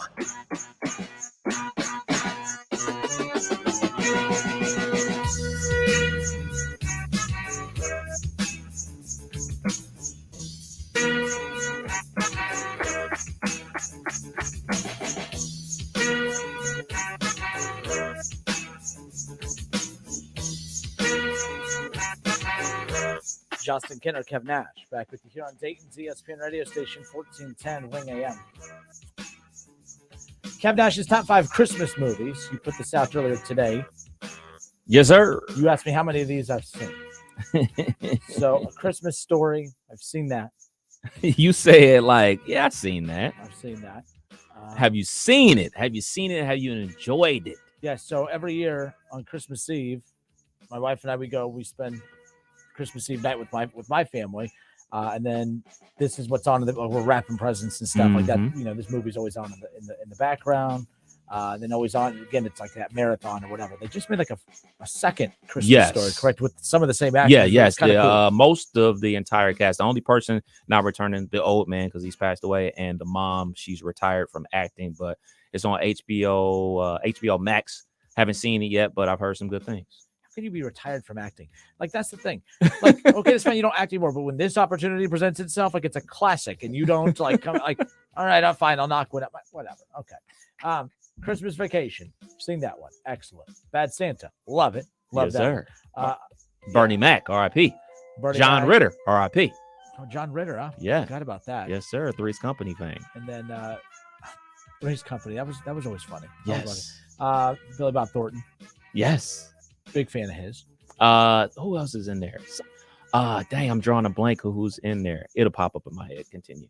No, you're good. So, but Bad Santa. So I've seen all of. Oh, and then Friday After Next. I don't know if I've seen that one. I've watched most of the Friday series. Did I watch? It's only 3 of them. It's the original Friday with Ice that Cube. one I know. That one I know I've watched, but I must have watched the second one because I have no clue how the hell that's a Christmas movie. Is that a Christmas movie? The second one is not a Christmas movie. The third one, Friday After Next, is a Christmas movie. It's set on Christmas Eve. Okay. Interesting. And they have like Santa Claus. John Witherspoon, aka Pops, R.I.P., is playing Santa Claus. He's been in the studio before. Yes, sir. Multiple times. I know he's R.I.P. obviously. Yeah. Before the pandemic, he was in all the time. Every time he came to Dayton, he'd pop in, which is pretty cool. So, Kev Nash's top 5 Christmas movie list in order. Oh, yes. Number 5, Bad Santa. Number 4, Friday After Next. Number 3, Christmas Vacation. Number 2, A Christmas Story. And number 1, hands down, Die Hard. So, and this just popped in my head. Octavia Spencer is in Bad Santa. She plays the prostitute. It's a tough role to play. Award-winning Octavia Spencer. I wonder how much you got paid for it. No Home Alone. No Home Alone. No Home Alone. See, right there on the cusp. Right there on the cusp. It's big there. Home Alone fan. Big Jingle All the Way fan with Arnold Schwarzenegger. And then Elf. Elf is good. Elf is good. Home Alone and Home Alone 2 would probably be 6 and 7 for me. Why am I missing? And then, man, I know I can't say I don't watch enough movies to make a top 5. I tell people all the time. When we did Reds Fest a few weeks ago. Yeah. Castellini, Mr. Phil Castellini. I think the look he gave you about not being a movie guy or not seeing Field of Dreams was worse than the look that he gave you before the show started. Yeah, that was. Remember, I told you. So Joe Zer, he's in that. They love Joe Z. He comes up to tell me who our interview lineup's going to be for Reds Fest. And he goes Phil Castellini. I said, just right off the bat, huh? Just not even a couple warm up pitches, right? We're just going right into Phil. Phil walks up on stage, looks right at me. He goes, "No BS today, Kenner," but he said the whole thing. So it actually made me feel good, to be quite honest with you. It made me feel good. But yes, you are right. Like, he wasn't happy with me when he walked on stage, but he was even more unhappy with me when he found out that didn't just watch Field of Dreams. So I'm not a big movie guy, but I love Elf, Home Alone, Jingle All the Way. I'm not sure how I feel about the Home Alone, and by the way, Home Alone too. That was Joe Burrow's first acting gig. I heard Krampus. People told me in the comments that I should watch Krampus. It's like a scary movie for Christmas, right up my alley. Another great Halloween movie is Scrooged with Bill Murray. Definitely on the top 10 list, but this is a top 5 list. So Nolan Russell says, tell Justin, Kev, tell Justin what yippee-ki-yay, mother, blah, blah, blah, blah, blah. Yeah. Tyler on Facebook says, how is The Grinch not on your list, Kev? My favorite Christmas movie of all time. Are you talking about like the cartoon? It has to be, because that's the one I like. Charlie Brown Christmas is always a classic. All right. Let's see. How in the bleep has Kenner not seen Die Hard? Come on, man. That, like, for real. You got to watch that this year. What is Four Christmases? Someone said that, and I think I've seen that. I've heard of that, but I've never seen it. Let me type it out. I think I've seen this one. Hold on. Look, I didn't plan to do this today, so that's fine, which is okay. Oh, yes, with Vince Vaughn. Okay, I can add that one there. Yes. I've never seen it. That one's pretty fun. Yes, I like that one. Okay. All right, not bad. This Christmas with Chris Brown's in that. A lot of cool people in that one. Richard Boyd says, can we get back to talking about the Bengals' big win? Richard, was it a big win when the Browns beat them a few weeks ago? And since when did beating a 6-8 team become a big win? I'm just throwing that out there. I just want to know. It's overtime, Brady. Yeah, you can't go light your house on fire and then brag that you put it out. I mean, just because they were down 17-0 in the first half and they come back to win and you want me to do cartwheels over it, I'm not. It just means you didn't play a full 4-quarter game. Just throwing it out there. Hey, man, we're having some fun. It's the holidays, man. We talk sports so much. Talk about some of these movies that's out here that Kenner probably never going to watch. Let's see. So some guy says, you say some dumb blank, but that may take the cake. What'd I say? That you didn't see Die Hard? Maybe. And I do say a lot of dumb. So this is the argument that I have with people that say Die Hard isn't a Christmas movie, which it is. I don't say Die Hard is a Christmas movie because it's set at Christmas. It has all the Christmas stuff to it. He's there visiting his family, yada, yada, yada. I could say the same thing like, oh, man, Lethal Weapon is a Christmas movie just because it's around Christmas time. It's not a Christmas movie. It has absolutely nothing to do about Christmas. The movie Die Hard has everything to do about Christmas. Lethal Weapon does not, even though it's set in Christmas. Real quick, Richard Boyd says, Kev, yes, could you start answering my questions? He doesn't like my answers. So, Kev, he wants to know if we could talk about the Bengals' big win. On the scale of 1 to 10, how big a win was yesterday for the Bengals? On a scale of 1 to 10, I'm going to say a 8 because it puts them now in first place in the AFC North.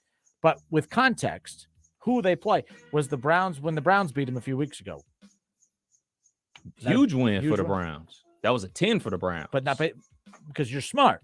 Bengals fans, they made fun of me for beating when I was happy about the Browns beating the Bucs a couple weeks ago. But they do it. And my God, we beat it was huge because it kept their playoff hopes alive. And it was at that time, I think it was still at about 5% chance they could make the playoffs because if you lose it, you're at a 0. So it was huge for the Browns. It was huge for the Browns when they beat the Bengals on Halloween. So, but like, I put this at an 8 because now they're in the driver's seat of the AFC North. So it's a huge win for the Cincinnati Bengals. There you go, Richard. All right. Keith Tolliver says that he missed Kev Nash's top 5. What was it? Kev Nash's top 5? Your top 5 Christmas movies, Kev. Oh, man. I figure I would have these memorized since they're my top 5. Number 5, Bad Santa. They must mean that much to you. Number 5, Bad Santa. Number 4, Friday After Next. Number 3, Christmas Vacation. Number 2, A Christmas Story. And number 1, Die Hard. So another one, this one's coming in from, where'd it go? John Slayden. He goes, have you ever seen a Medea Christmas? By the way, anything Medea? I've never seen that one. The Medea stuff is absolutely hilarious to me. The Medea Christmas one is funny. Yeah, I mean, I know I said she, but he, she, Tyler Perry. There you go. Whatever, but I don't know. Never mind. See, it's 2022 for only a couple of weeks. You just got to be careful. He, she, pronouns, whatever. I don't know what we're supposed to use for the Medea. What is that, Medea? What are we supposed to? Not that she did that. Let's just move along. Let's just move along. Let it go. This is how it becomes the Kev Nash show, which is fine. But there are better ways to have the Kev Nash show come about than me letting Tyler Perry's Medea get me fired. I'm just saying. Yeah, there you go. Tyler Perry's Medea. Everybody knows what you're talking about. There we go. So you just got to keep talking it out. I've heard Bad Moms Christmas is a good movie. I've heard that's like, good raunchy comedy. Tina Fey and them? Who's in Bad No, Moms Christmas? that's what's the old girl from that 70s show? Oh, Donna? No, not Donna. The one that's married to Kelso. Oh, yeah. Mila Kunis. Yeah, there you go. Ufa. There you go. By the way, they're bringing that 90s show. I'm with it. So I am too, because here's the deal. So they brought Roseanne back. And I thought the acting, this was before, the Crash and Burn. What was the sleeping pill? What was the Ambien? The racist pill, right? Don't you just hate when you take a pill and it turns you racist? Don't you just hate that? Overnight. I mean, every time I take a ibuprofen, I'm reading that damn bottle. All right, no signs of racism. It should be good. All right, cool. Bam, off and rolling. But when Roseanne came back, when they did the reboot for that, I thought it was cool. I loved that show growing up. I thought it was funnier than hell. But I thought the acting was terrible. I thought that they were off. I thought everything just felt weird. Like, they were just kind of spitting like lines at one another instead of it being like kind of very just authentic. But I've seen some of the stuff for that 90s show, and Kitty and Red. Yeah. They're just freaking awesome. Like their timing, they're picking up right with. I love sitcoms from the 90s and the early 2000s. Those were the absolute best. Nothing touches those. So them coming back with it now is pretty badass, and it does tie in Kelso and Jackie and Foreman and everyone. I'm jacked for it. I think it's gonna be pretty cool. Speaking about Roseanne, probably one of the main reasons why it felt off. John Goodman, the husband, he's the only one that was still acting after the show went off the air. Yeah, the one was on The View. So there's that. I don't think I've seen anybody else. I think maybe Laurie Metcalf was in one of the Scream movies, but other than that, haven't seen these people. They went off to live, quote unquote, regular lives And then they came back for Jackie, the show. she's the bomb, man. And Jackie, Lori Mack, yeah, she does like Broadway stuff. Yeah. She's I think put her Broadway career on hold. Why do I know random knowledge of Roseanne? But there you go. So where were we? That 90s show. Yes. Looks badass. Oh yeah, they're the main actress of the show is gonna be the kid of Donna and Foreman and everything like that, visiting her grandparents. And like, I'm not sure if that's a thing now. I don't have kids, but I had friends that were like summer friends, and they would come to Cleveland and visit their grandparents for the summer. Like people would literally drop off their kid with their grandparents for 2.5 months every single summer. So like, I like that because like that was a real thing when I grew up. Like people would come for the summer and then go back to wherever they're from and then come back next summer and spend the summer with their grandparents. So I think that's pretty cool. Yes, I have summer friends too. Some are here, some are there. I don't have a whole lot of friends. I know, shocking, this personality. You'd think I'd have a lot of friends, but let's see.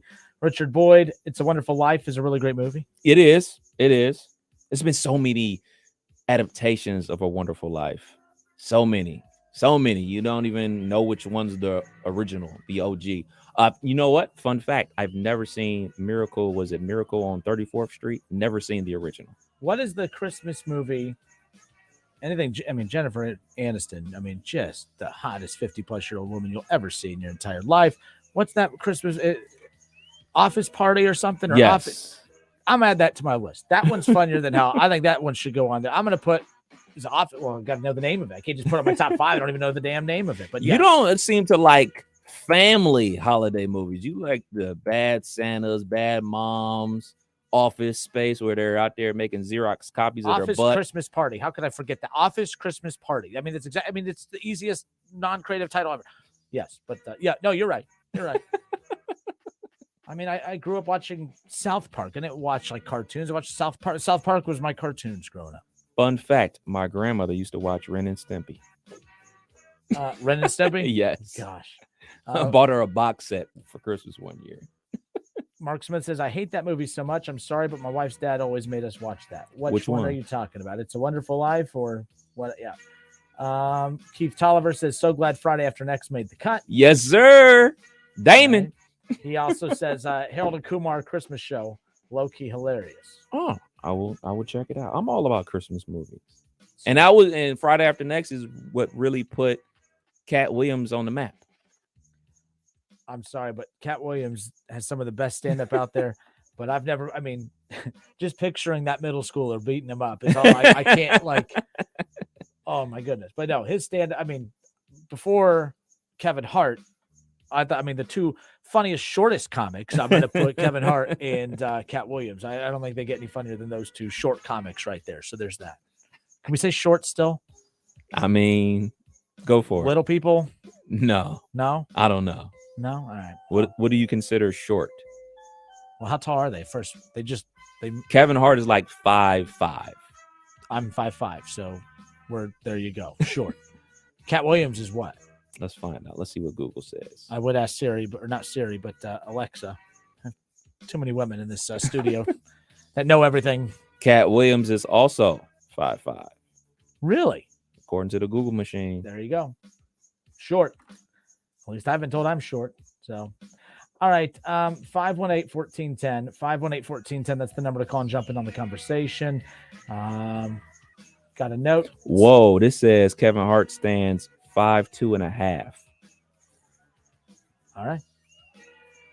So 5'2.5". Stick to 5'5". When I was in high school, my basketball coach would always list me as like 5'9" on the roster. And I was like, Coach, I'm 5'5". He goes, look, I can't give you playing time, but I can at least make you look taller. And I'm like, all right, fair enough. Sacrifices. Nick on Facebook says his number 1 Christmas movie is Christmas Vacation. Number 2 is Die Hard. 3, Elf. 4, A Christmas Story. 5, Jingle All the Way. I'm glad Jingle All the Way is getting a little more love. Wife loves Jingle All the Way. That one was funnier than that growing up. Booster every time. That's why during COVID, every time during COVID, because it doesn't exist anymore. When people would bring up the booster shot, every time all I hear is Sinbad saying booster. I don't want no stinking booster. Like that's all I hear the whole time is just that quote the entire time. All right, folks, I'm all over the place. It's the Justin Kinner Show with Kev Nash. What you Fun fact, they have a Jingle All the Way too. Came out in 2014. With Arnold Schwarzenegger and Sinbad? No. How can you do that? Doesn't even make sense. Larry the Cable Guy. Get her done. All right. Interesting. Let me see. Tweets coming in. You all really need to stick to sports. No. This is fun. It's fun. I'm not going to stick to sports. In fact, how many of y'all bought that $99 Donald Trump NFT, by the way? Luckily, I was able to get in line and get one. Don't drop the stick to sports line. That'll trigger me very quickly. I'm just throwing that out there. For $1 American, how many Home Alone films are there? 5. Nope. Damn it. 6. Now, I needed that too. I'm saving up for my next Donald Trump NFT. There were 6 Home Alone movies. We'll be right back.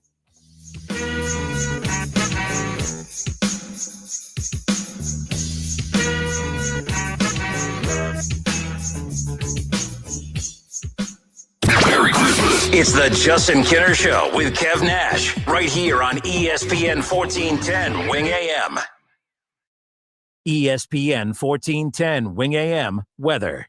The mid-afternoon and early evening will be partly cloudy and cold, a high near 30. Tonight's going to be mostly cloudy and cold, a low near 25. And tomorrow will be partly cloudy, a high near 42. I'm Pete Spivak for 1410 ESPN Radio. Have you been naughty or nice this year? Cash don't care. At Jackson Hewitt, you could still get up to $4,500 for the holidays. Some bucks now, more bucks in January. So be naughty. Snap up all the ginger snaps. Wear a pretty sweater to an ugly sweater holiday party. You could still get up to $4,500 when you go to Jackson Hewitt today. Details at jacksonhewitt.com. Eligible clients can get up to $1,000 in December and up to $3,500 in January. Loans by Republic Bank and Trust Company. Finance charge may apply.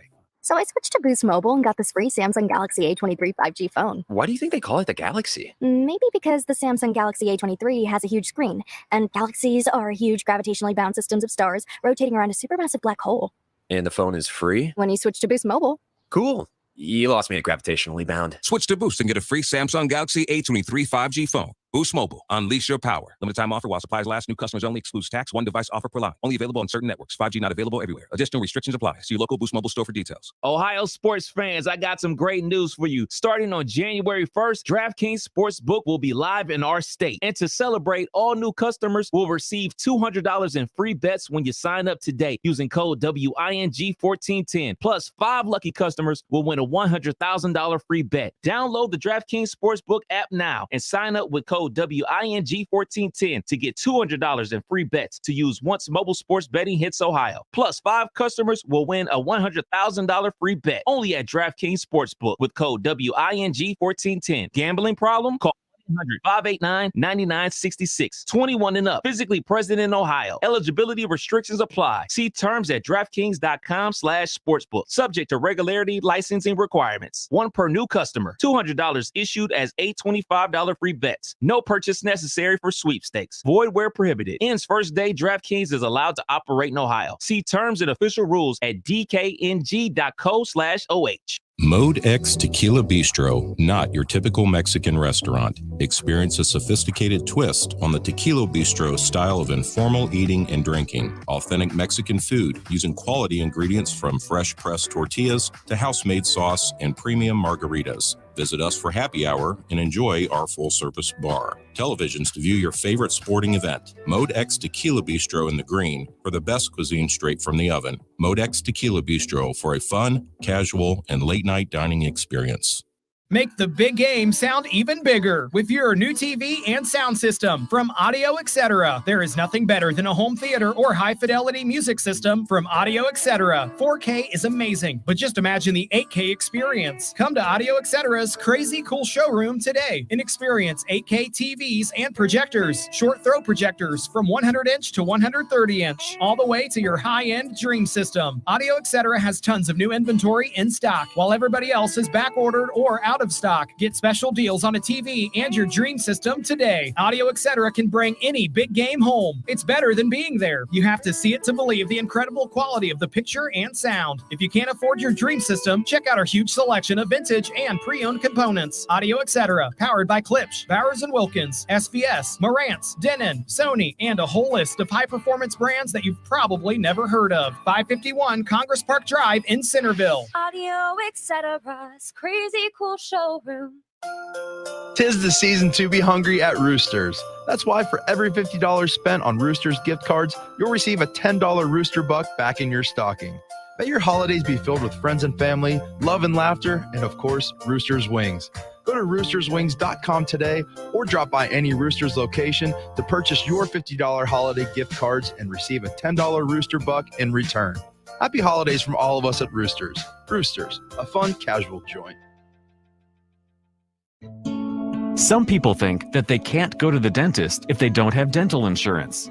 Others think they can't afford to go to the dentist. But that is not the case. Most people who go to the dentist don't have dental insurance. And seeing a dentist is easier and less expensive than you think.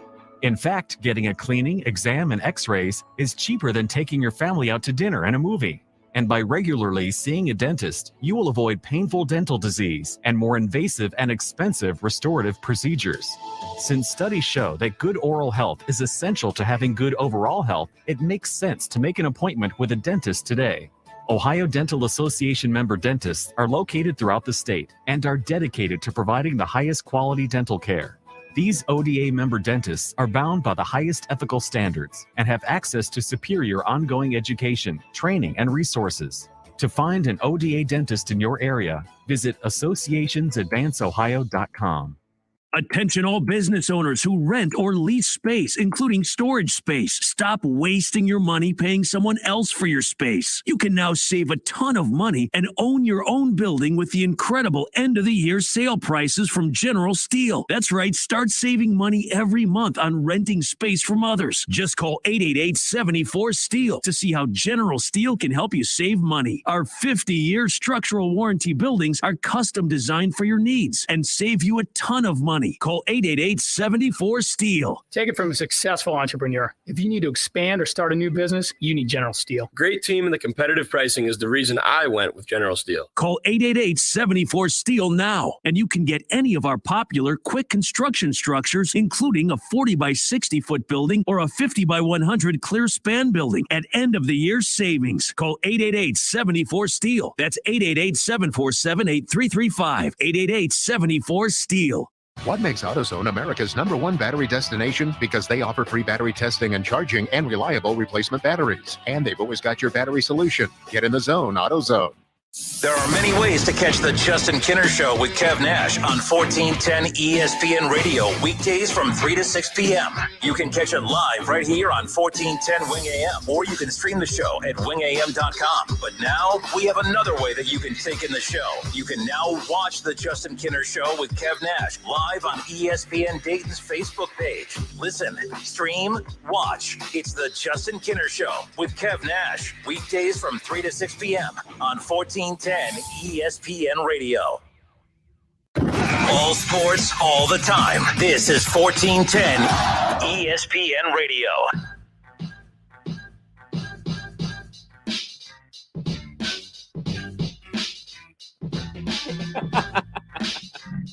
Justin Kinner, Kev Nash, back with you here on Dayton's ESPN radio station, 1410 Wing AM.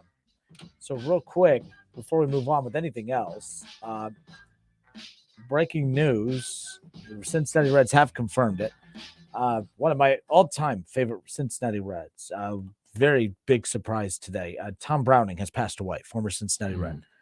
1960, born in 1960, just passed away today. But the Reds are set. The tweet that was just released from the Reds about 10 minutes ago.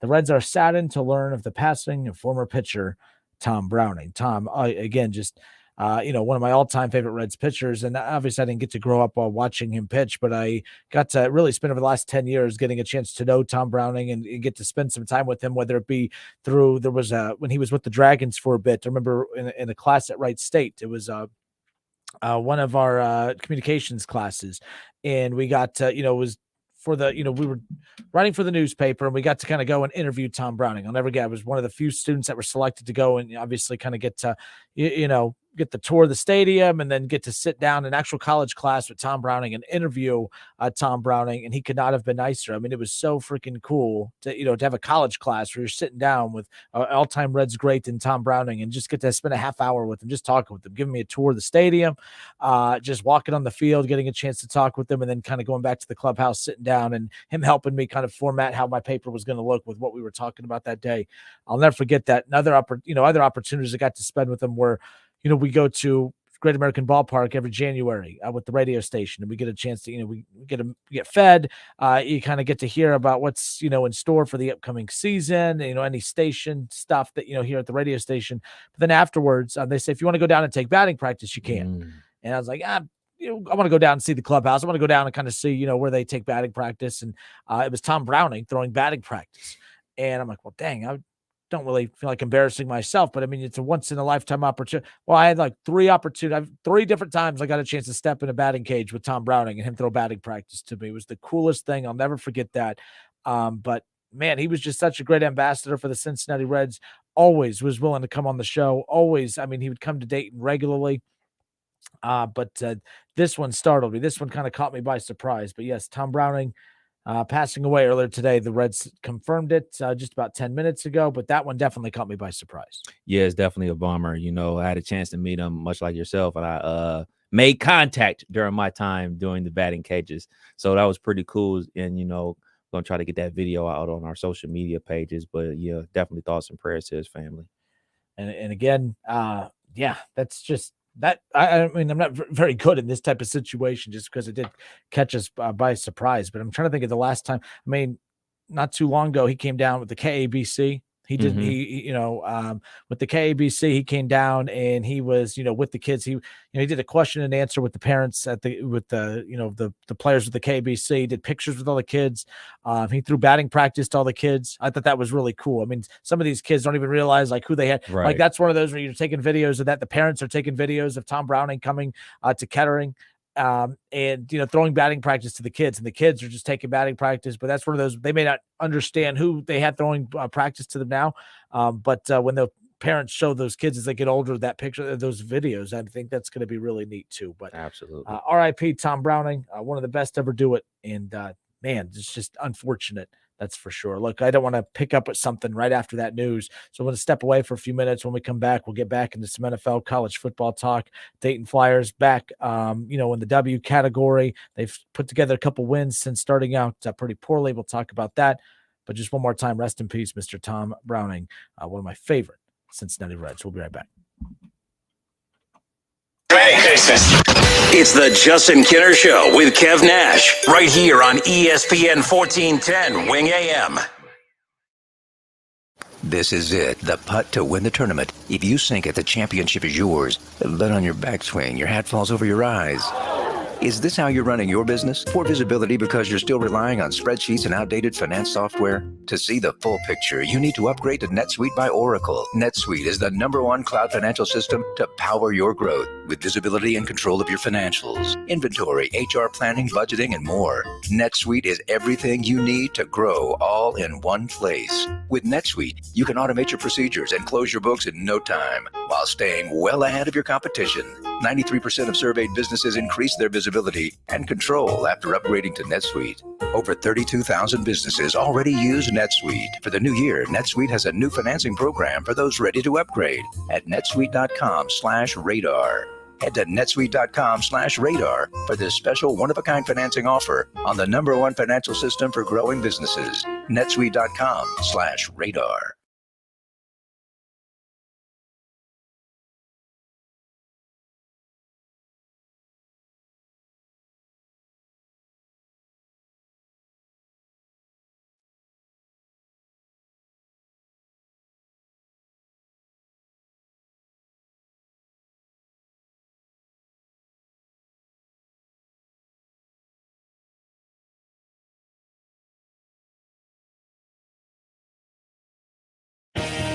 Are you drawn to a career in public service that takes you into the great outdoors? ODNR is looking for its next class of natural resources officers, a group set to protect and serve Ohioans. I've always wanted to work outside and wanted to work with people and be a part of a team as well. Those experiences led me to becoming a natural resource officer. Find out if you have what it takes. Go to ohiodnr.gov/get-hired to apply. Frickin' chicken chunks, frickin' chicken chunks, frickin' chicken chunks, frickin' chicken chunks. When there's no time to make food for your holiday party, carry out 4 pounds of frickin' chicken chunks for only $34.99.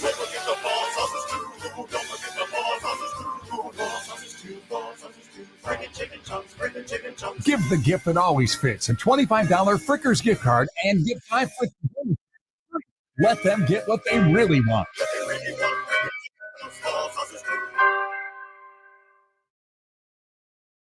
If you're looking to obtain a quality education at a low price, look no further than Clark State. With over 160 degrees and certificates available, Clark State has a path for you to reach your goals. Our tuition rates are one of the lowest in Ohio, so getting that degree is easier than ever without breaking the bank. For more information about Clark State, visit us at www.clarkstate.edu. Free battery testing, free battery charging, and replacement batteries that fit your needs. That's what makes AutoZone America's #1 battery destination. Get in the zone. AutoZone. When getting the job done right is job one, you need construction equipment that's built right. From compact track loaders to the world's #1 selling compact excavator, the Kubota construction lineup features durable Kubota engines, more comfort, and the versatility to do it all and do it right. Visit your local Kubota dealer today. Go to KubotaUSA.com for full disclaimer. See Columbus Equipment Company, 7570 New Carlisle Pike in Dayton. If you need new roofing, siding, or gutters, skylights, or patio enclosures, if you're a homeowner or business and need someone you can trust, don't take a chance. Enhance with Lance. Lance Roofing and Siding in Fairborn has been satisfying customers since 1993 and hold an A+ rating with the Better Business Bureau. Lance Roofing and Siding, 8460 Dayton Springfield Road in Fairborn. Call for a free estimate at 864-2722. That's 864-2722 or online at lanceroofing.com. Cordell Transportation is now hiring Class A CDL drivers. Excellent pay, benefits, and a $5,000 sign-on bonus. Apply today. Online at CordellTransportation.com. Driven to succeed. I wanted to know why some people who get COVID-19 get it so bad. I found out it may be because they have a high risk factor, such as heart disease, diabetes, being overweight, smoking, and asthma. Even if symptoms feel mild, these factors can increase your risk of COVID-19 turning severe. So if you're at high risk and test positive, there are things you can do, like asking your healthcare provider if an authorized oral treatment is right for you.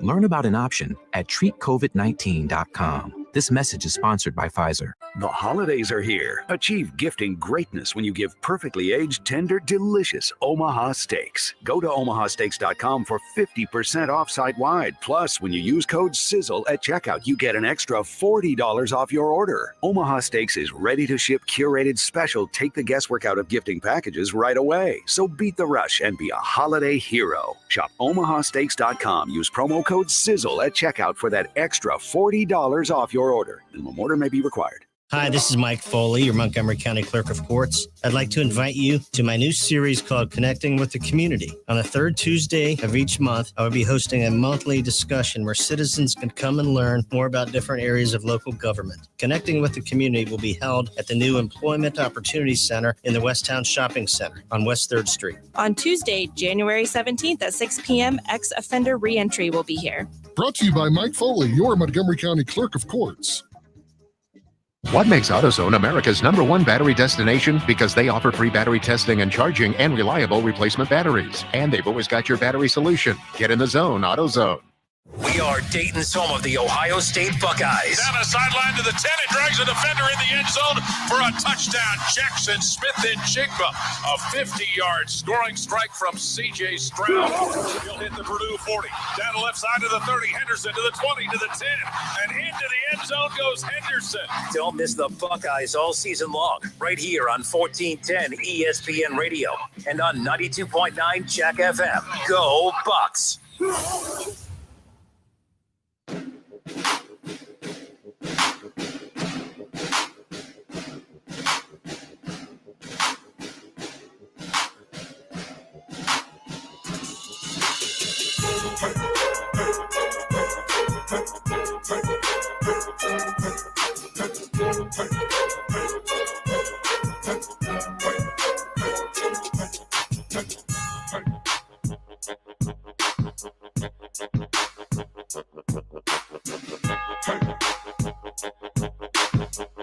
Justin Kinner, Kev Nash, back with you here on Dayton's ESPN radio station, 1410 Wing AM.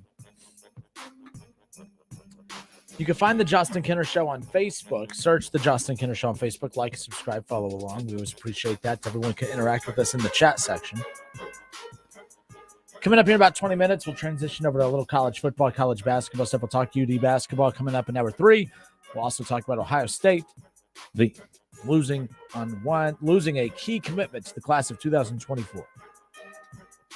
I don't really care about that, to be honest. We'll just lightly touch on it. Big deal that they lose the number 1 quarterback in 2024? Yes. Okay. I'm going to say, let's just fine. We'll lightly touch on it here. So the top prospect that Ohio State is not prospect, the commitment that they lost in 2024, the number 1 quarterback in the class that year, not just their class, but it was the number 1 quarterback in the country. They end up losing him. And the only reason that I am not freaking out about it is because I understand it's not like it's NIL related, but it does come at a time that it's NIL. It's being talked about along with all the other NIL issues. So that's the problem I have, I guess, as we sit here right now. But I'm curious as to why so much this is. I'm saying it's not a big deal, but I'm also saying it's a huge deal. Why do you think it's a huge deal for the Buckeyes? It's a huge deal for the Buckeyes because they've been able to hit on their quarterbacks. They've been able to hit on basically all their skill positions. All the skill position guys that they bring in, all of them contribute. If not, think about all the 5-star receivers that they got. They're looking like they're all going to be professionals. And you look at the last run of quarterbacks, obviously Dwayne Haskins, then you go to Fields, you go to obviously CJ Stroud. These guys are all number 1 picks. So when you have high school recruits come in and they hit, that makes your program continue to grow. I don't necessarily think that they're going to be in the world of the transfer portal like, oh, man, we don't have a quarterback, we'll just go find one. Because at some point that these teams that are playing the transfer market game, there's not going to be a player available to fill that void. Like, we just look at, we'll just go find somebody. Well, what if there isn't somebody out there? Like, a position that's very difficult to play is offensive tackle. So if your team is out there in need of an offensive tackle like the Buckeyes will be, because both of ours will be going to the pros and being first-round picks, Paris Johnson hopefully will be playing for the Pittsburgh Steelers. That's another story for another day. But they're going to be in need of an offensive tackle, and everybody's out there saying, well, just go get one. Well, then you go in the transfer portal rankings and you look in there, there's not a elite offensive tackle in there. So that's why I always believe that still recruiting at a high level out of high school is going to be very valuable. And then you look at the clocks on a lot of guys. You look at a Devin Brown who's there, who's redshirted this year. Then you look at more quarterbacks. Like, none of these dudes are like, oh, man, this is going to be the guy. So a true freshman, highly touted like this coming in could be the guy. So that's where I'm at with it. I'm still a guy that believes that you still have to recruit and recruit heavily out of high school, especially when they're a program like Ohio State, Alabama, and Georgia, who not only recruit at a high level, they hit at a high level, because you can recruit at a high level like Texas A&M, but guess what? None of those dudes hit for Texas A&M. They're going to ultimately hit for somebody else because they ain't with Texas A&M. 518-1410, 518-1410. So over the weekend, it's announced that Ohio State loses the number one player in the class of 2004 is the player that they lost. He's the number 1 quarterback. He just committed from Ohio State. So keep that in mind, that is a big deal for the Buckeyes. And again, Dylan Raiola has named the number 1 overall recruit in the class of 2024, decommitted from Ohio State. That sent shockwaves throughout the college football landscape over the weekend. And I didn't think it was that big of a deal for multiple of reasons. I think that the reasons for why a player transfers matters. For instance, Aaron Jones with Fox Sports, his first reaction was the number one player in the class of 2024 just decommitted from Ohio State. For everyone who said it was absurd to criticize Ryan Day after the Michigan loss, well, it's clear something isn't quite right in Columbus right now. The perception issue, of course, is not a good one for Ohio State. You lose the number one. You know, we as Buckeye fans, we would be ragging Alabama if they lost the number one recruit. We did that to Georgia. We made fun of Georgia because they lost Justin Fields. Did that to Florida State when dang, what's his name? Travis Hunter went to Jackson State. So the one thing, but we didn't pay attention that, you know, with Hunter going to Jackson State, we didn't pay attention to the why. We didn't pay attention. You know, we just say, oh, man, Georgia's a trash program. They lost Justin Fields, right? You know, when Joe Burrow left Ohio State to go to LSU fans, oh, look, we knew how to coach him up. We know how to use him. The Buckeyes did just fine without Joe Burrow. Joe Burrow went on to do great things, obviously, at LSU. But my point is no one lost that. You know, the Buckeyes still had a great quarterback. They still, you know what I mean? LSU had a great quarterback. In this situation, the only concern I would have had is with all the news that came out last week about the Buckeyes losing some players to NIL, Gene Smith shaking the digital can, asking fans for money, right? I think you compound that with losing the number one recruit in the class of 2024. I think there's reasons to be concerned when you view it like that. But when you dive deep into the situation, Raiola's dad played at Nebraska. Mm-hmm. All right. He just got added to Matt Rule's coaching staff. Ding, ding, ding, ding, ding, ding. I think if he ends up at Nebraska, it's that.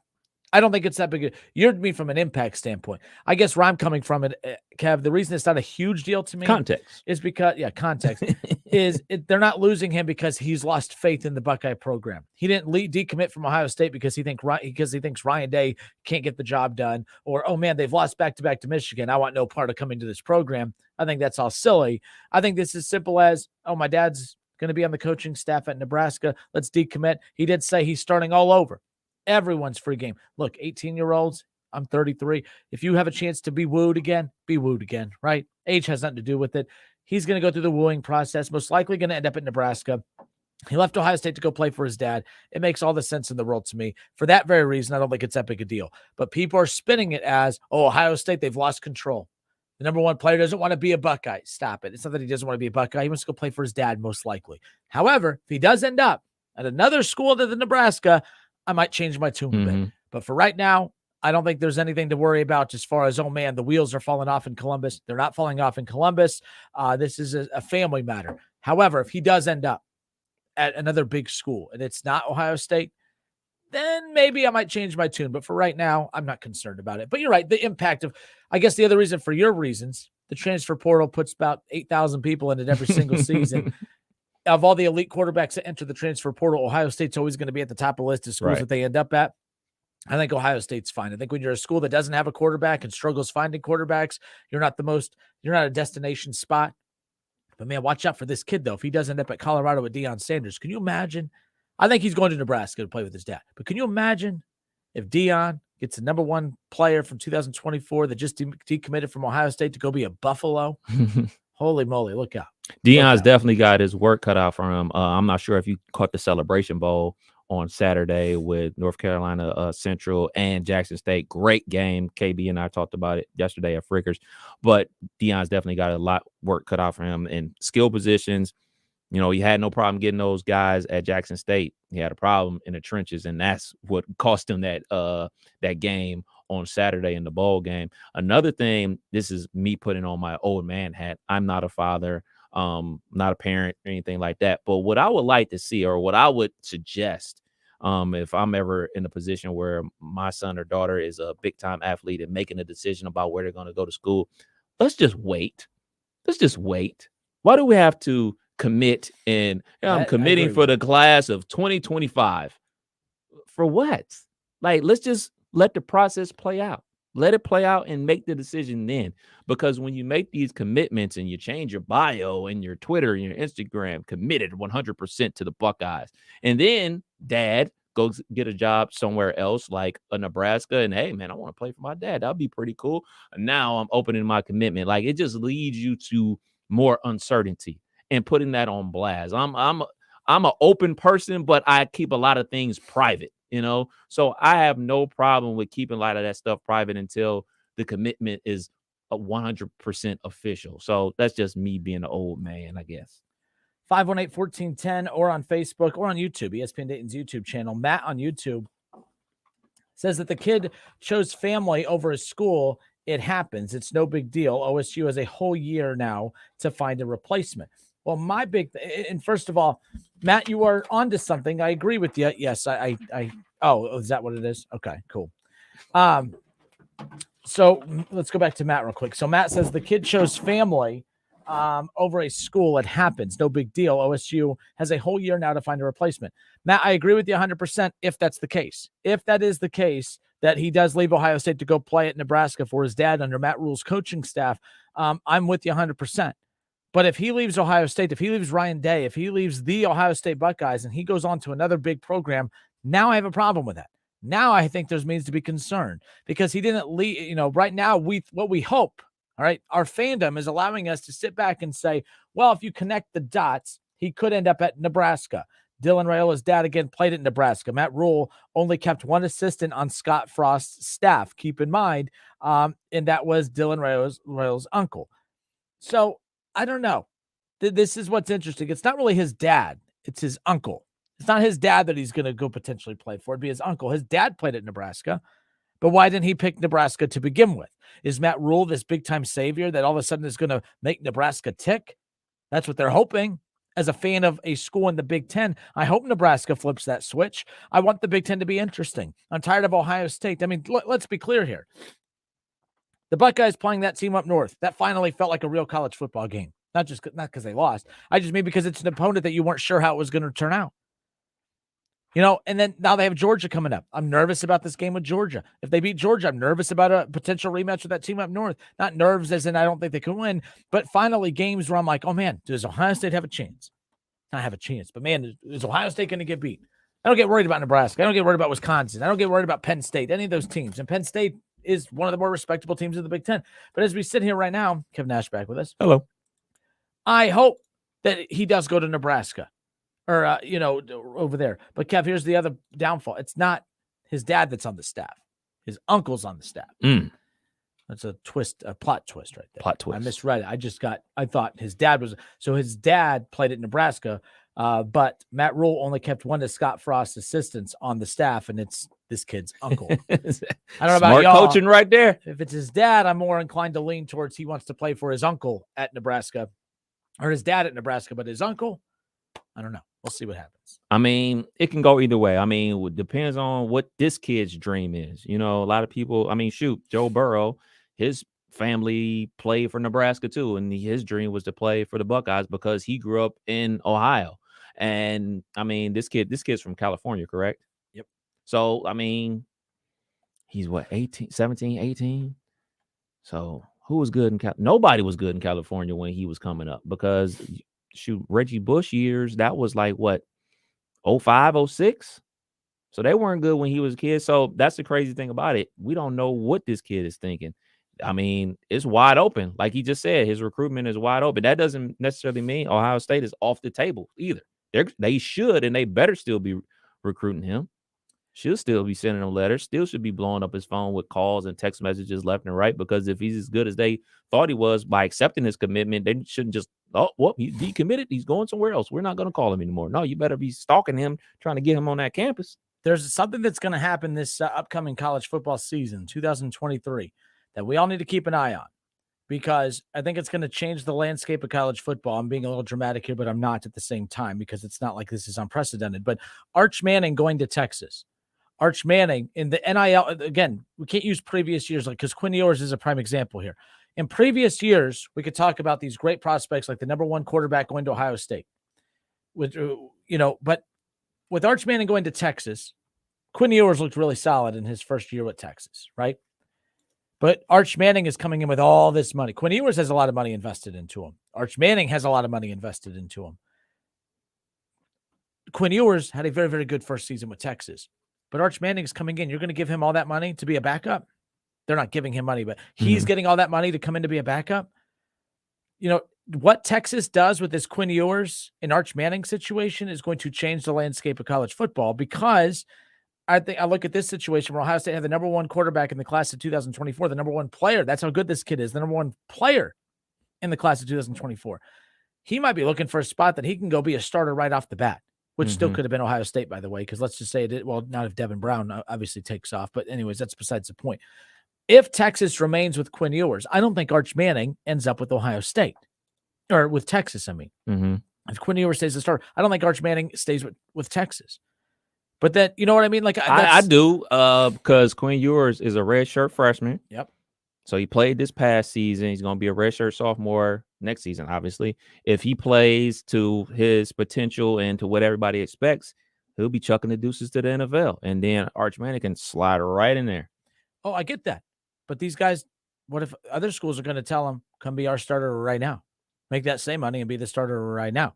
Oh, so you're saying Arch's not even going to show up? I mean, I guess we find out a week from Wednesday, huh? I mean, because the Quinn Ewers or is it thing, this Wednesday? When's the early signing period? Let me double check. I mean, and by the way, him committing doesn't mean anything. It's right, football nowadays, right? Like that's why someone talked about the early signing period coming up, and I'm like, that just doesn't mean anything to me. I don't get all warm and fuzzy inside like we used to for National Signing Day, especially with the portal being what it is now. It's like it just kind of defeats the purpose of it. I think that's why eventually we're not going to get to the where we're ranking the recruiting classes anymore. I think within the next 10 years we are going to be paying more attention to who wins the transfer portal rankings, and there is transfer portal rankings out there now. But I think in the next 10 years we're going to be. I think the transfer portal rankings are going to have more weight than the recruiting rankings from the guys coming out of high school because we like instant gratification, and the transfer portal is going to give us that instant gratification.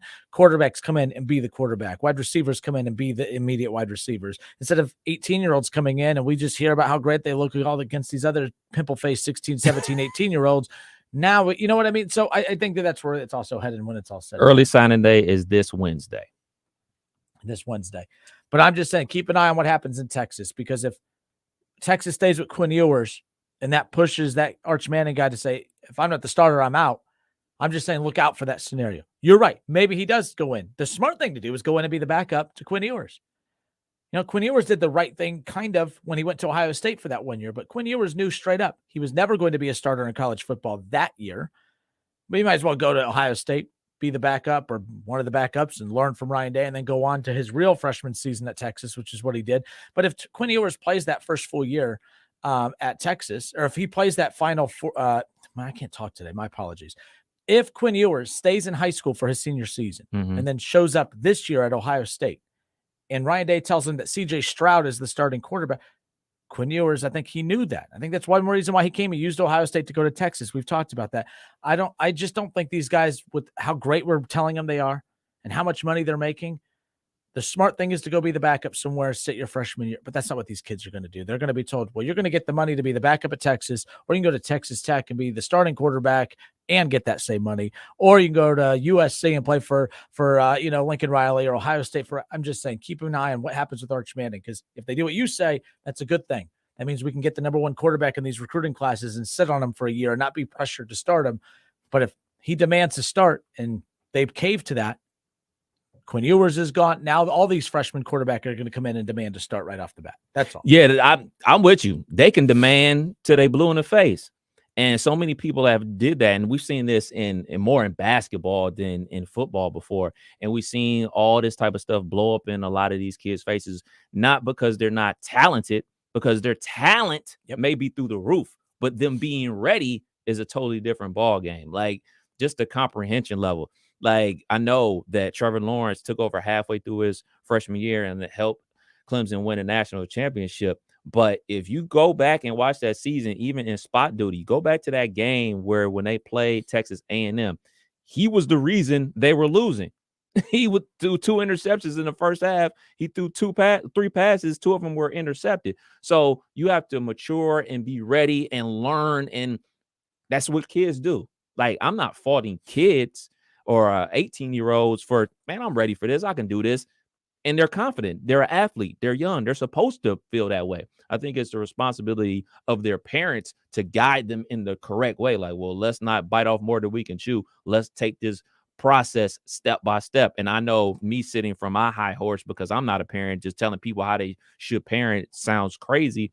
But we do have to put some of this back on to the coaches to allow them to develop people and develop their program, because when we just let it simply be determined by money, and then we hold the coaches responsible for what the boosters told them to do. Like, hey, man, I paid a lot of money for this kid to come in. Why isn't he starting? And then you put him out there and he throws 2 pick sixes. And then what? Like, well, I played your guy and now we're 0-2. Well, you're fired.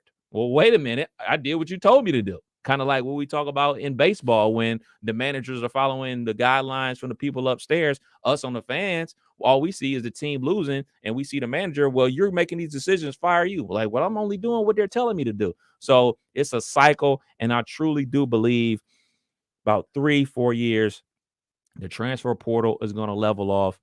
All these big time programs are going to get to a level where, like, all right, this is basically what we're going to be willing to pay a top quarterback and a top offensive tackle. And then it'll come back to the real recruiting of relationships between coach and player, and a fit for me as a player and me playing for a team that's going to get me to my ultimate destination, which is the NFL. 518-1410. That's the number to call and jump in on the conversation. We'll get to more of that coming up later on in hour 3. Browns over the Ravens. Big one for the Browns in the AFC North, and maybe not so much for the AFC North itself, but this a big win for the Browns as it put the Bengals in first place. So it kept the win over the Ravens. It kept the Browns in the playoff hunt, and it obviously put the Bengals in first place. So it was a big domino effect win for the Browns on Saturday. I'll talk about that Browns win over the Ravens as well as Cincinnati, their big come from behind win over Tom Brady and the Tampa Bay Buccaneers. Hour 3 coming up next.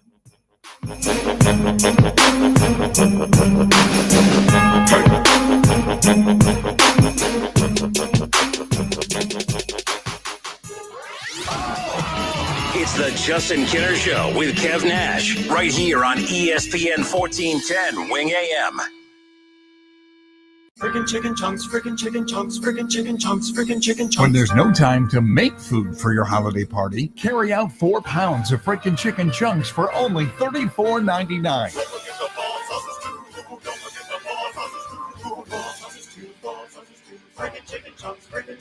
Give the gift that always fits. A $25 Frickers gift card and get 5 frickin' bonus pots free. Let them get what they really want.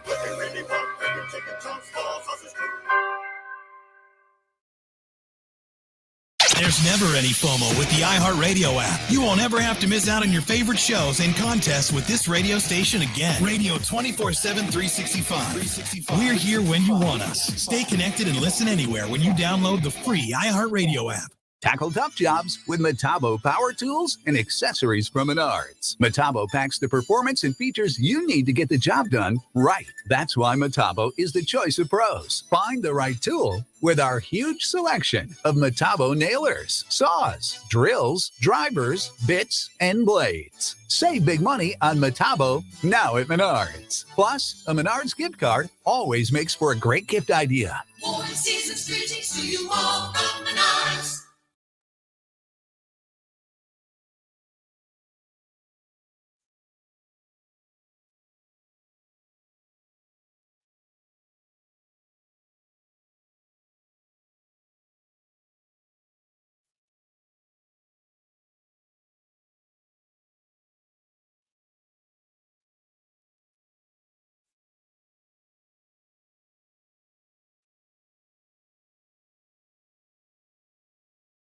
Buckeye football season is back. That means tailgating and parties for the big game.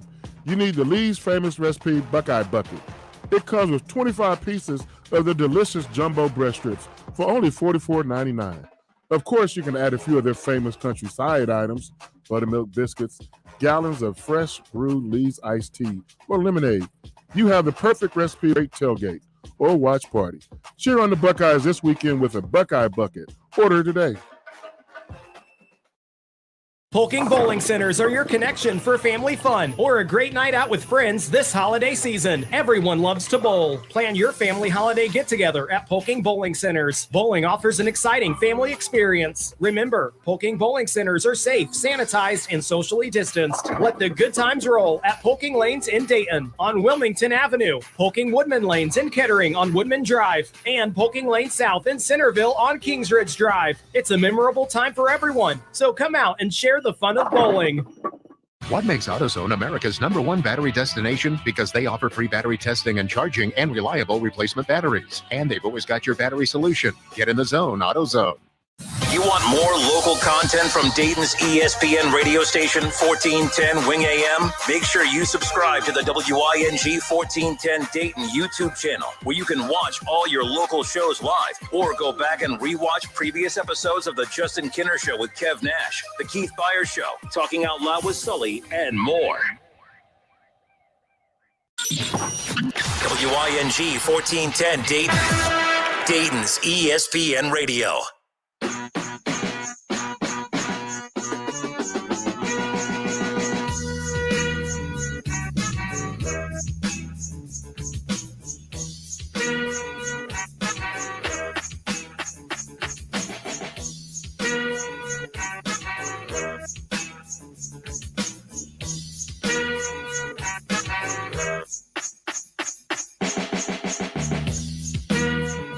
Kev, are you surprised? And again, this isn't – people got to understand about the Pro Bowl. That the Pro Bowl is still a huge honor being named to the Pro Bowl roster, right? Like, tell that to guys like Keith Byers, who had a 13-year NFL career, who had his position been more identifiable back in the day as far as being a Pro Bowl roster spot, he would have made more Pro Bowls, right? Keith Byers was kind of like, how many running backs today, like, or even wide receivers, or just multiple position guys that are being used outside of their position. They have to kind of put their foot down and tell these teams, hey, you got to use me in my position. Stop making me like Debo last year, telling the Niners, stop using me as a running back. All of my bonuses and all of my contractual incentives come from me being a wide receiver. So you giving me less opportunities at wide receiver and having me run the football more, my contract is not set up for me to have any incentives for being a running back. We call him selfish and all this, but he's right. They're smart business. Keith Byers, we almost compliment these types of players in the world for doing above and beyond what they should be doing, mainly because Keith Byers was a running back, right? Fullback. But they're using him in the pass game. Right. Well, there was no incentives for dominating as a pass catcher for Keith Byers back in the day, right? Right. He missed out on a lot of Pro Bowls because of those things. That was kind of he was kind of the first to kind of be at that hybrid type player. But it isn't one Pro Bowl in his 13-year career. Should have made more. Tell someone like that the Pro Bowl means nothing. Well, back then when he played, the Pro Bowl didn't mean a lot as far as the game itself, but it's still an honor to be named. Yeah. I've always said you can get rid of the Pro Bowl game itself and just be named a Pro Bowler that year, like first, second team in the NBA and stuff. We don't do anything with those rosters. First team All NBA, great. It's a resume checklist that you could add. Same thing here for the Pro Bowl. But I say this because the Pro Bowl vote leaders come out, and everyone just has to crap on it right away because their player's not at the top. How about this, Kev? This did surprise me. Tua Tagovailoa has 306,000 votes. He has the most votes of any player in the entire NFL for the Pro Bowl. Fans. It's as simple as that. Fans, when you add the fan element, it's a fan thing. So that's why I don't get bent out of shape about it. Like, if this player or fan base has more fans, it is what it is. Like, you're all like, okay, for instance, Michael Jordan's last season in the NBA with the Wizards, he was leading at one point in vote getting.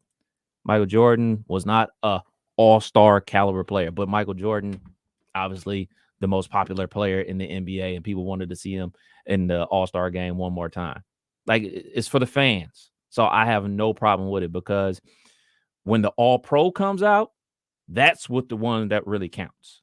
Pro Bowl or all-pro, I'd much rather be an all-pro. It's voted on by the media. It's also voted on by like the GMs and stuff like that. So Pro Bowl, go out there, and I think they were doing it flag football this year. Go have a ball. Have at it. I'm not bent out of shape about it at all. Well, keep in mind that these votes are all comprised of obviously the fans, right? But it's also determined by the consensus votes of fans, players, and coaches. Each group's vote counts 1/3 towards determining the 88 Pro Bowl players. So it's not like Tua is going to guarantee to be. But like when Yao Ming used to dominate in votes. Yeah. Well, I mean, there was years where Allen Iverson, I think, was voted an NBA starter with Memphis and only played like 3 or 4 games that year. That was a very wonky year. People forget he played for Memphis for like a brief stint. He was the leading vote getter that year in the NBA All-Star game because he was technically an active player, but he was not active. Yao Ming, all those times he was injured to close out his career, he was getting those votes as well. So very interesting of how that works. But Tua, the leading vote getter out of the AFC at quarterback. Jalen Hurts, the leading vote getter out of the NFC at quarterback.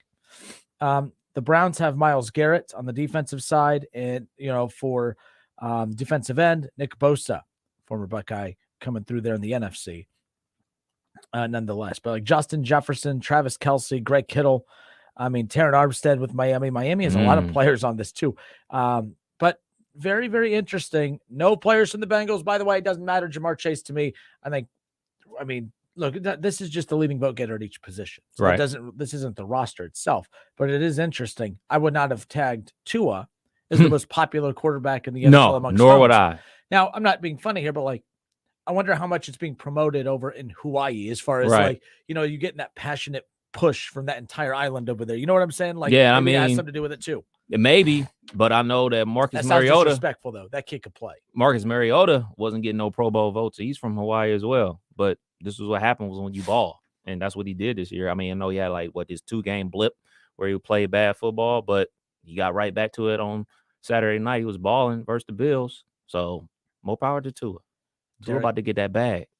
Derrick Henry, leading vote getter at running back of the AFC. Christian McCaffrey for San Francisco. I'm actually really pumped for Christian McCaffrey, man, because I've always been super high on the dude, but he's like the NFL's version of Anthony Davis. Like, he's a star when he's on the floor in the field. There's no doubt about it, but he can't stay healthy. It's been kind of really cool watching him stay healthy with San Fran and not just being like a big name, like when Leonard Fournette went to the Bucs.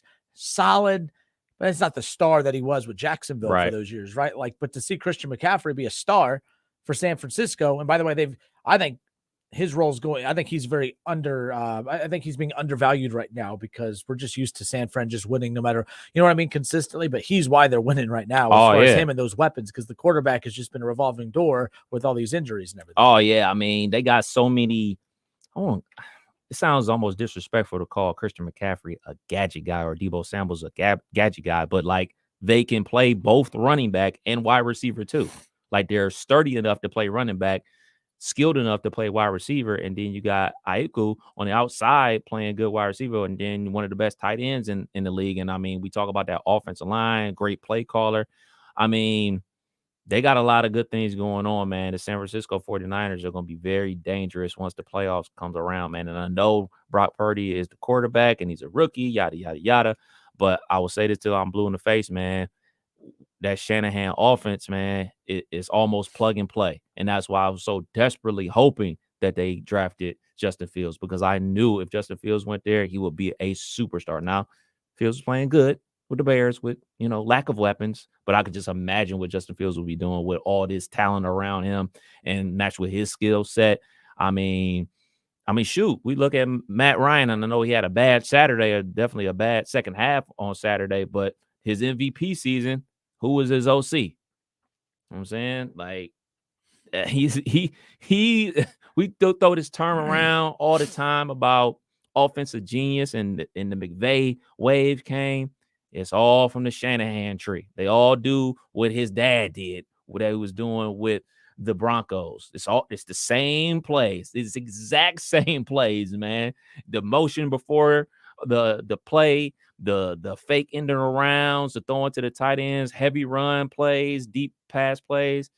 Shanahan got one, man. He's an offensive genius, man, because he's out here making less talented quarterbacks win a lot of football games, because he's scheming things wide open for talented dudes.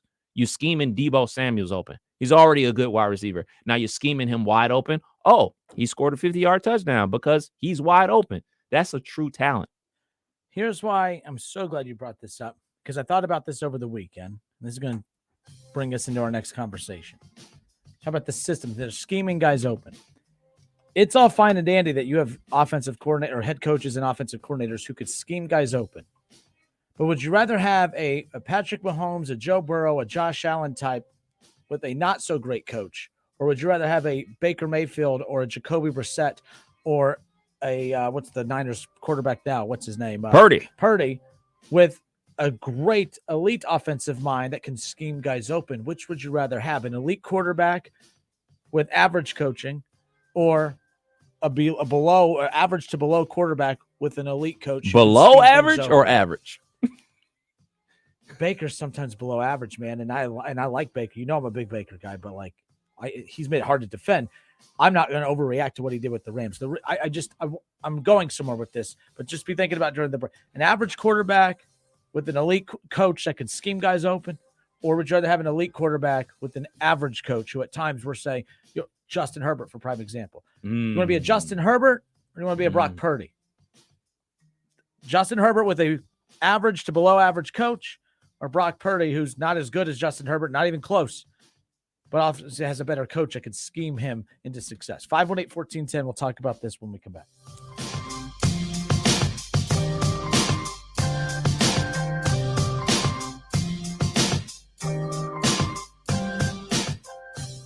Merry Christmas. It's the Justin Kinner Show with Kev Nash, right here on ESPN 1410 Wing AM. ESPN 1410 Wing AM weather. The mid-afternoon and early evening will be partly cloudy and cold, a high near 30. Tonight's going to be mostly cloudy and cold, a low near 25. And tomorrow will be partly cloudy, a high near 42. I'm Pete Spivak for 1410 ESPN Radio. Weather is brought to you by Cullet Propane. 98% of their customers recommend Cullet. If you wouldn't recommend your current supplier, check them out at culletpropane.com. Get in zone, AutoZone. Welcome to AutoZone. Thinking about gas mileage? If your check engine light is on, it may be affecting your MPGs, but the free AutoZone Fix Finder service can help. With the most complete free warning light report backed by technician-verified fixes, you'll know what's affecting your gas mileage and more, and you don't have to drive too far to find the fix. The free AutoZone Fix Finder service is available at all 6,200 stores. Get in zone, AutoZone. See details at AutoZone.com. So I switched to Boost Mobile and got this free Samsung Galaxy A23 5G phone. Why do you think they call it the Galaxy? Maybe because the Samsung Galaxy A23 has a huge screen, and galaxies are huge gravitationally bound systems of stars rotating around a supermassive black hole. And the phone is free? When you switch to Boost Mobile. Cool. You lost me at gravitationally bound. Switch to Boost and get a free Samsung Galaxy A23 5G phone. Boost Mobile. Unleash your power. Limited time offer while supplies last. New customers only. Excludes tax. One device offer per line. Only available on certain networks. 5G not available everywhere. Additional restrictions apply. See your local Boost Mobile store for details. Dell Technologies' Days of Deals for Business start now with fresh, limited quantity deals on tech to drive productivity. Save on select performance laptops and desktops powered by 12th Gen Intel Core processors. Don't forget special pricing on the latest monitors, docks, and accessories, plus free shipping on everything, and special financing with Dell Business Credit. Call a Dell Technologies advisor at 877-ASK-DELL. That's 877-ASK-DELL. I wanted to know why some people who get COVID-19 get it so bad. I found out it may be because they have a high risk factor, such as heart disease, diabetes, being overweight, smoking, and asthma. Even if symptoms feel mild, these factors can increase your risk of COVID-19 turning severe. So if you're at high risk and test positive, there are things you can do, like asking your healthcare provider if an authorized oral treatment is right for you. Learn about an option at treatcovid19.com. This message is sponsored by Pfizer. Freaking chicken chunks, freaking chicken chunks, freaking chicken chunks, freaking chicken chunks. When there's no time to make food for your holiday party, carry out 4 pounds of freaking chicken chunks for only $34.99.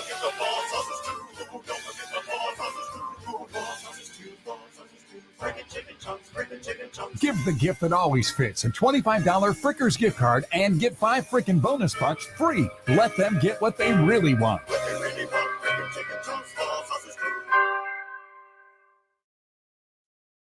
Don't put it off any longer. You know it's time. Time for a bathroom upgrade by Bath Creations. Bath Creations is a leader in bathroom renovations, providing the very best value in bath and shower remodeling, and proudly made in the USA. With Bath Creations, you get a beautiful modern bathroom that's safe, comfortable, and affordable. Attention first responders, veterans, and active military. Save $500 off your purchase right now. Visit Poe Avenue in Dayton or online at mybathcreations.com. And upgrade today. Have you heard? $5,000 sign-on bonus. That's right. My friends at Cordell Transportation are now hiring Class A CDL drivers for home daily dedicated lanes, no-touch freight, with brand new equipment and offering a $5,000 sign-on bonus paid over 18 months, paid orientation, company 401k. Plus, they're now hiring recent truck driving school graduates. Apply today. Online at CordellTransportation.com. Driven to succeed. Menards carries the right tools you need to complete your next projects. Works Power Tools pack all the punch that you need to get the job done right. Pick up a 20-volt cordless brad nailer for those weekend projects. Or save on a Works drill and impact driver for quick jobs around the house. Save big this holiday season with innovative tools from Works, now at Menards. Plus, a Menards gift card always makes for a great gift idea.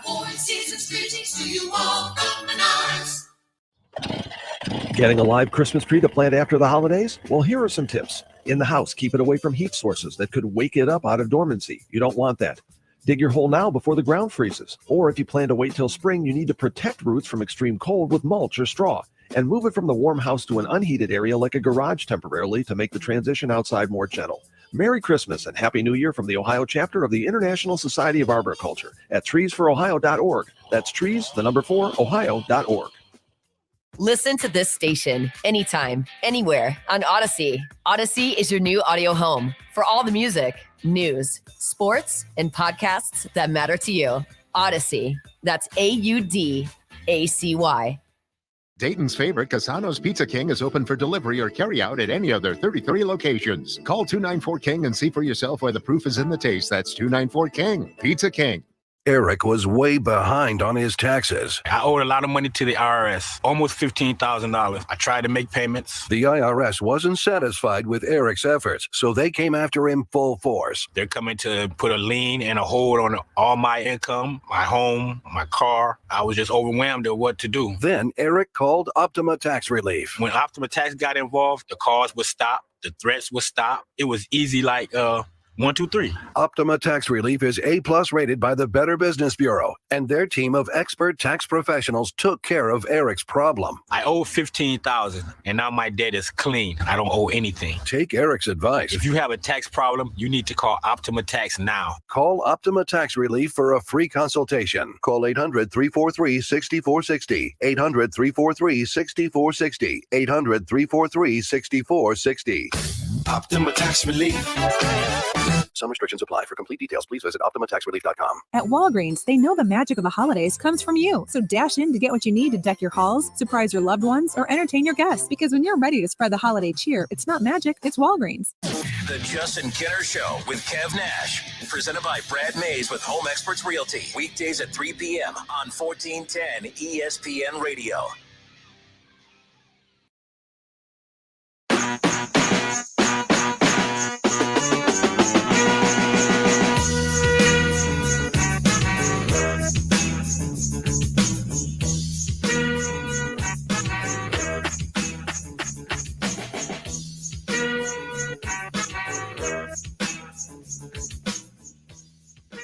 Shout out to Norm Greavy, by the way, because he just shot me a note saying he loved the return music, by the way. I didn't have the guts to tell him that. I didn't even know what it was, to be quite honest with you. I heard it on the previous show. I'm like, I like that beat. I'm going to use that beat. Kev started rapping one day to this song, and I'm like, that was pretty good, just freestyling. He wasn't freestyling. This song is played in the great Christmas movie, Die Hard. Huh. Yes. Interesting. We did Kev Nash's top 5 Christmas movie list a little bit ago.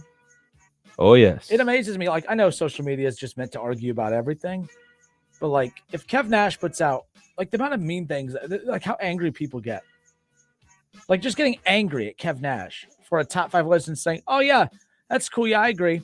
Or I disagree. This list is trash, man. I'm like, Jesus, it's a Friday After Next isn't a Christmas movie. The tag literally says Christmas in the Hood. And then the very intelligent response from Mr. Shaw was something along the line, just because it references Christmas doesn't mean that it's a what? That's like saying Jingle All the Way. It's not a Christmas movie. It's a movie about a toy. Oh, the Santa Claus with the Tim Allen. Those are the ones too. The Santa Claus, the first one with Tim Allen. Yeah. Does this look like a little way to you? I use that line all the time. They got a new one on Disney Plus, if I'm not mistaken. With Tim Allen? Yes. They got creepier as they went on. I don't know why. I just didn't. But the first one was classic. The first Home Alone's the best. Elf, the Santa Claus. Which one am I? Hold on, I got to pull my list up again. My ADD. Dude, so here's the deal. We talk like with sports time, everyone just thinks, we just turn on the mic and just go. But there are reps. Like when we do the show every day for like weeks and months at a time, like I'm not saying it's easy, but it is simpler. Like to come in and out of commercial breaks, set up topics. This is probably one of the worst shows I think I've ever done. And you guys can probably list off a lot of bad shows I've done. I'm struggling today, Kev. I don't know. I'm struggling setting up topics. I'm struggling like coming in and out of commercial break. I can't even collect my thoughts today. It happens. 'Tis the season, nonetheless. But one more time, shout out to Norm Greavy. Absolutely. All right. So before the commercial break, Kev, I was talking about, sometimes a team's biggest strength could be their biggest weakness when it's all said and done. We talk about the greatness of Shanahan over with the 49ers.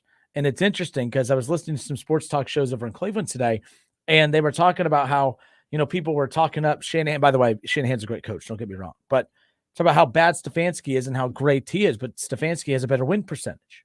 It kind of fascinated me a bit. But again, going back, look, you can always make numbers sing and dance. So I'm not putting too much stock into that. But Shanahan's an interesting one, Kev, because everything you said about him a little bit ago is true. He's known for he could scheme guys open. Mm-hmm. But sometimes that could be at a detriment to your team for long-term success and financial success. And here's why. Brock Purdy. How good is Brock Purdy? We don't know. But the scheme is scheming guys open. Brock Purdy is connecting to wide open dudes.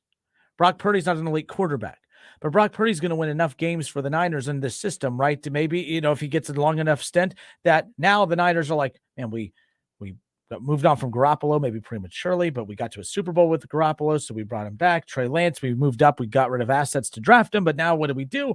Like a lot of times you are scheming guys open. And you're giving off this illusion that, man, these quarterbacks are really, really good. You're not a Garoppolo guy. I've always been a Garoppolo guy. But the more and more I sit back and think about it, a lot of the quarterbacks that I like sometimes are talking about being scheming guys open. I'm a big Matthew Stafford fan. You are not. How much of that success last year was Matthew Stafford just being an all-out talented quarterback, and how much of it was the scheme of Sean McVay that we talk so highly about? Matthew Stafford is super talented. Yep. And you throw his talent into a scheme like that, you got the very best. But we can't forget that he still led the league in interceptions last year. And he was one interception away from not making the Super Bowl, the arm punt that he threw against Tampa Bay. With all that said, he still made the throw to set them up to beat Tampa Bay, to punch their ticket to the Super Bowl. And he still made the throws in the Super Bowl for them to win it. So as much as I am not a Matthew Stafford guy, I think he's super talented, and I bashed on some of the things that he was unable to accomplish with the Detroit Lions. And like, hey, man, let's not forget X, Y, and Z happened. If dude catches his pass, that's another loss for him. But ultimately, he did get it done. Let's get to your question, though. I know. No, sorry. So when it comes to Shanahan scheming guys, he schemed enough guys open to have success with Jimmy Garoppolo to win enough games. But what's Garoppolo really known for with the Niners? It was that Super Bowl drive.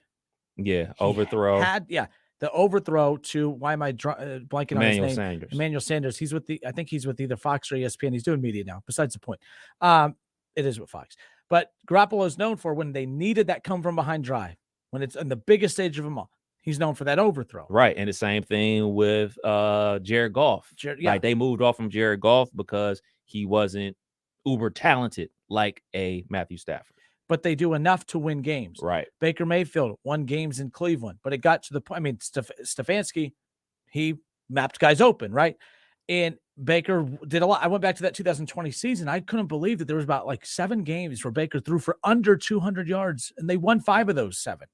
They won 5 games with Baker throwing under 200 yards, scheming guys open. And then we get to the point where I fall for it. A lot of people fall for it. Man, we're winning games. You're Cleveland. Who are you to move on from a Baker Mayfield? You couldn't win before him. Now you're winning games.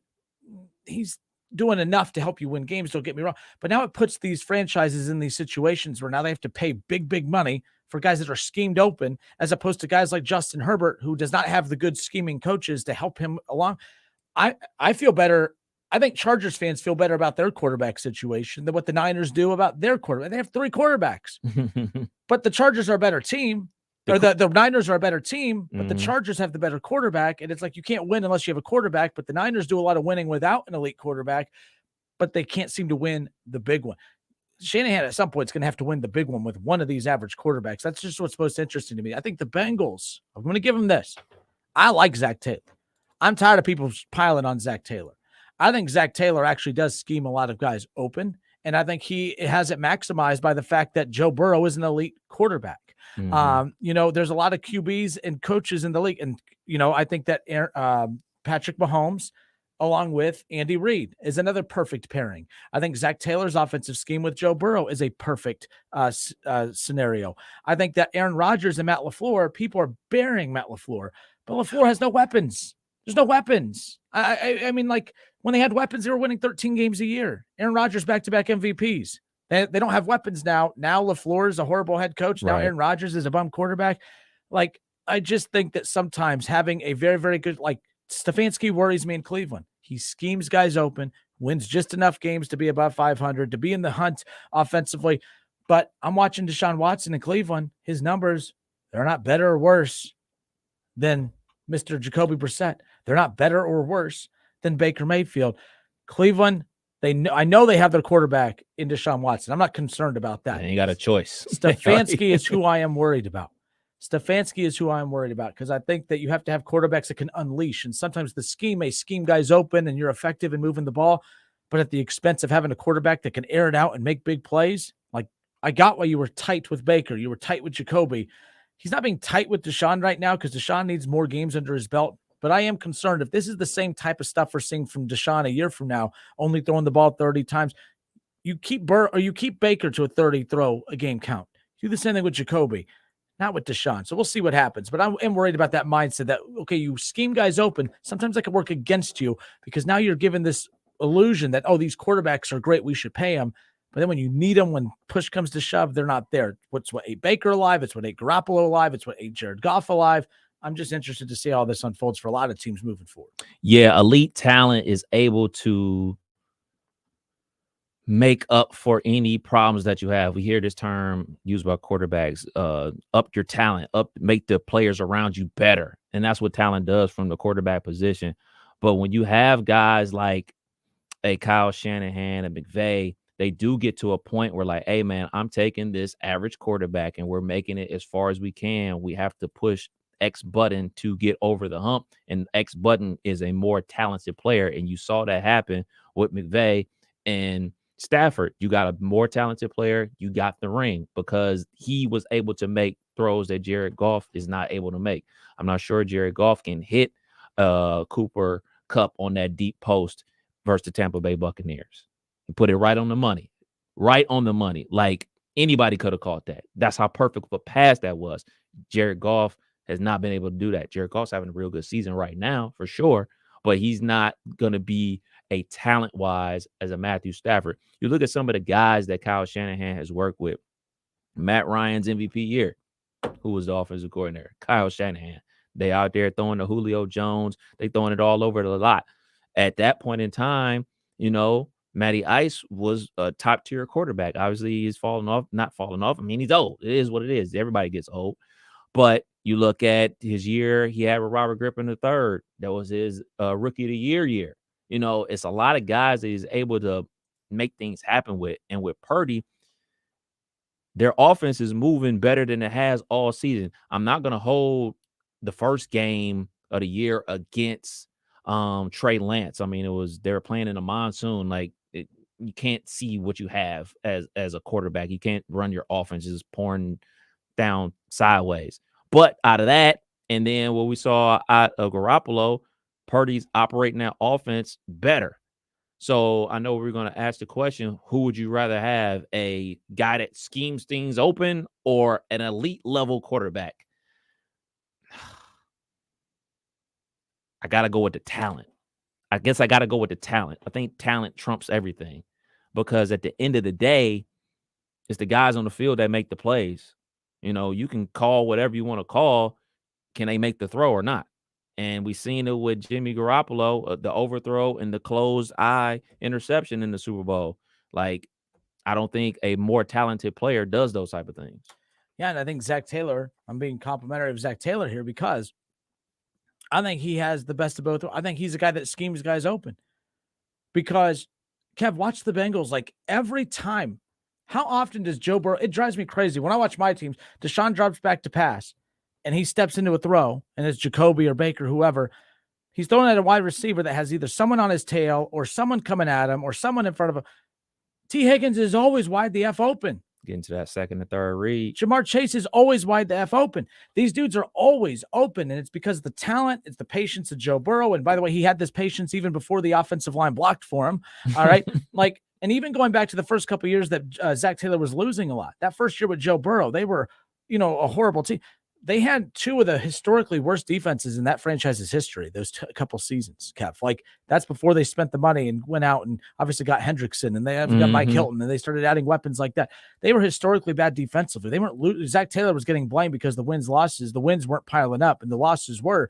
But we started to see early, even in Burrow's career, that even before Jamar Chase got there, you could scheme guys open. Now guys are being schemed open. They're elite guys being schemed open. They have an elite quarterback. I think the Bengals have the best of both worlds. And I think the same thing is happening in Kansas City. And I think Buffalo has that same thing as well. Guys that could scheme guys open and have the elite quarterback. But yet, we thought LaFleur in Green Bay, does he scheme guys open? I think sometimes, though, we don't give the offensive coordinators of those Bills and those Chiefs and the Bengals teams enough, or the head coaches enough credit, or the offensive coordinator enough credit, because the quarterback gets Joe Burrow. The Bengals are great because of Joe Burrow. Well, duh. The Chiefs are great because of Patrick Mahomes, but I'm just saying they have the best of both worlds, to where some teams just have the scheme and not the elite quarterback to push it, but the scheme tricks you into thinking you might have something you don't. We're not wondering in Cincinnati. We're not wondering in Buffalo. We're not wondering in Kansas City. So that's why I'm like, the 49ers fascinate me, because they win a lot of games. They scheme a lot of guys open. But sometimes that's a dangerous place to be in, because they're going to get to the point where they have to pay a quarterback max dollars because that's what the market says. The Browns found themselves in that situation. You could say that they made a horrible decision to get Deshaun. They got bailed out by getting Deshaun, because the Browns would have either paid Baker that $40+ million a year and been handicapped by it, scheme guys open, win anywhere between 8 to 9 games a year, barely make the playoffs or just miss the playoffs. We're pissed off every year, right? Now they have a guy that can scheme guys open and a big-time playmaking quarterback that hopefully, once things get going a little more, we start to see more of what we saw when he was in Houston. I feel good about Cleveland long-term now that Deshaun's there from the quarterback perspective. But the Bengals are set. Zach Taylor's good. All these guys are set. That's why the Chargers look out for them. They go out. Making the playoffs is the worst thing that could happen for them this year. If you're a Chargers fan, pray to God you miss the playoffs, because they need to go get that coach. They used to coach for the Saints. They need to go get him. They need to make sure that they put that perfect playmaking coach, that guy that could scheme guys open, put him with Justin Herbert. We'll see what happens. 518-1410. Kev, who we got? Bob, line one. Bob A., how are you, sir? I'm doing great, guys. Hey, great topic. First of all, Stefanski, he's only great at scheming the first drive. You guys are the greatest first drive team in the history. Oh, man. you guys have no pretty idea. much always score the first drive, and then after that it kind of goes downhill. But anyway, No, Bob, real quick. So, sorry, we do the show at Frickers every Sunday. And every Sunday, we stay for the opening drive of the Browns. And every Sunday, I leave Frickers. I'm like, all right, we got this. I'm pounding my chest. We're up 7-0. I'm finding some loser Bengals fan that I'm making eye contact with, like, yeah, watch my Browns. And then I'm like, can't wait to get home and up 7-0 and watch my team lose 25-10 or something. They scored 3 points the rest of the way, right? No, you are exactly right. Stefanski, the opening drive, no one's better in the NFL than the Browns on that opening drive every time. He's outstanding. Hey, and I'm going to go with you guys. It's the talent, man. You got to have the elite quarterback. I give you one name, Andy Dalton, 5 straight playoffs. But what happened when he get in the playoffs? He could win regular season games, but what happened when he get in the playoffs? And I think you're going to find the same thing with Purdy. A lot of these guys, you can win in the regular season, but when you get in the playoffs, that's a completely different animal. Everything is ratcheted up. Everything. Now they're watching more tape on you. That stuff that you get away with in the regular season, that stuff don't work when you get in the playoffs. An elite quarterback, I think Kev mentioned the fact he can get you out of situations, make throws that you need when you need them. And you look at like Joe Burrow, and I don't want to talk about Burrow a whole lot, man. I don't know. I just don't want to talk about it a whole lot. But anyway, but you look at Burrow. With his receivers out, he made Trenton Irwin, Mitch Wilcox, Trent Taylor. Who are these guys? He made these guys better. An elite quarterback can do that. Andy Dalton couldn't do that. We knew we'd get to the playoffs. We knew what was going to happen. Andy was going to choke it up. because that's what guys like Andy do. They can get you there in the regular season, but they're not going to do there. So you absolutely have to have, to me, that elite quarterback, because again, he can get you out of. Look at Peyton Manning all of them years. I think he was calling his own plays, but Peyton was doing it. He was elite. But again, Garoppolo and them guys. And then you look at Shanahan. I think you guys made a great point about Shanahan. Look at his record without Garoppolo, and Garoppolo's not even an elite quarterback. His record's not that great. So you can scheme, but in the playoffs, everything's ratcheted up. People are looking at more tape. That stuff that you did in the regular season, that don't work in the playoffs. So to me, you absolutely, got to have that great talent. So I don't think this Purdy magic that we're seeing right now, that stuff ain't gonna work once he gets to the playoffs. Let me ask you this, Bob. Do you need an elite quarterback to win it all in college football? Because we just saw Georgia do that with a former walk-on quarterback just win the Natty, and they're the favorite to win it again this year. I think in college football, it's always about the talent. I think it's on a whole different level because, again, you look at Georgia, you look at Ohio State, you look at Alabama, you look at the talent level of those teams in comparison to some of these other teams. I think that's why you get scores that are like 50-7 because everything's about 4 and 5 star. That's the difference between, to me, college and in the NFL. In the NFL, everybody's getting paid. All of these guys are 4 or 5 stars. Right. They may not be necessarily on a good team when they first get to the NFL, but that's why you can see Houston taking Kansas City to the mat because all of these guys are good. It's not like college where, again, teams can be completely head and shoulders like Ohio State, Alabama, Georgia, all of these kind of guys. So to me, it's just a completely different level. Like you guys have said, any given Sunday, you can't take anybody for granted. And I think even in that Bengal-Tampa Bay game yesterday, the Bengals looked about as disinterested. To me, it's like a trap. I think the Bengals are really looking toward Buffalo. That's the game they're looking at. I think the last 3 games, I know that the Browns have beat them. They focused on the Browns because they absolutely needed that. I think they're being like trap games. I'm going to use Kev's word, trap games. Honestly, they looked about as disinterested in that Tampa Bay game until the second half. And, of course, Tampa helped them by, turning the ball over all the time. The Bengals are looking at Buffalo. They're looking at Buffalo. That's my thinking. And that's what I was thinking. I was thinking that, too. I was thinking trap game situation for the Cincinnati Bengals, but I was thinking about it with the Patriots. I was thinking trap game because it's obviously the week before you travel to New England. Bill Belichick, I was saying like, oh, man, Bill's going to sneak up and grab somebody one more time before the season's over just to let everybody know that he's still out here. But then, oh, man, this is what happened to New England yesterday. That's something that everybody just says, you know what? Where we vacationing at because the season is officially over. Man, that's crusher. Mental. You can't. I don't think I'd be shocked if New England can overcome something like that. But I don't really, Belichick, he can scheme some things up. But the Bengals over the last 2 years have always been a second half team. So whatever New England can do, New England can't score. And I don't think they can score with the Bengals. So I think, and even though the Bengals have a lot of injuries and all that kind of stuff right now, I don't look at them. I just look at Buffalo. And hey, don't be ringing that bell. I look at Buffalo. Ain't no excuses. They're not gonna lose. They're not gonna lose. They're looking at Buffalo. They're looking at that. They're looking at that 1 seed, trying to get that 1 seed. At least 1 or 2 seed. You think they can get the 1 seed? But does Kansas City have to lose one more? Yes. I think they do. They'd have to. That's the only. I think the Bengals are going to win out. I do think they're going to win out. So they may end up with that 2nd seed. And the 2nd seed would be good because if they have to play Buffalo, that would be good. It would be in Cincinnati at home, Buffalo. Yeah. So that's what I think they're looking at. But trap game, man. I believe in them trap games, man. I do believe in them. All right, guys. Appreciate you, man. Thank you. All right, buddy. You too, buddy. 518-1410. 518-1410. That's the number to call and jump in on the conversation. So there you go. But at this point, we'll see what ends up happening with all this. The Rams in action tonight. They got Baker Mayfield and Aaron Rodgers and the Packers tonight. This game has no impact on any of the teams that we follow. It has no impact on the Browns, Bengals, or Kev Steelers. The AFC. We won again yesterday. The AFC. You won't get the hell every time. I mean, I think outside of when the Browns beat the Steelers, the Browns and Steelers win at the same time every week. I don't think there's ever been a That's weekend why where I'm the so Browns- mad at Mitchell Trubisky's performance versus the Ravens last week because he threw 3 interceptions in the red zone and we got a field goal block. I mean, and we lost by 2 points. So if we were able to get that done, if he wasn't throwing it right to dudes, we were able to get it done, we'd be kind of, with like almost like a 0.5% chance to make it, keep things interesting. But, I'm a Steelers fan. I'm going to always watch. You lost to the Browns. It's almost like it was the playoffs again. Dick or the year before when we just swept you. Dick A.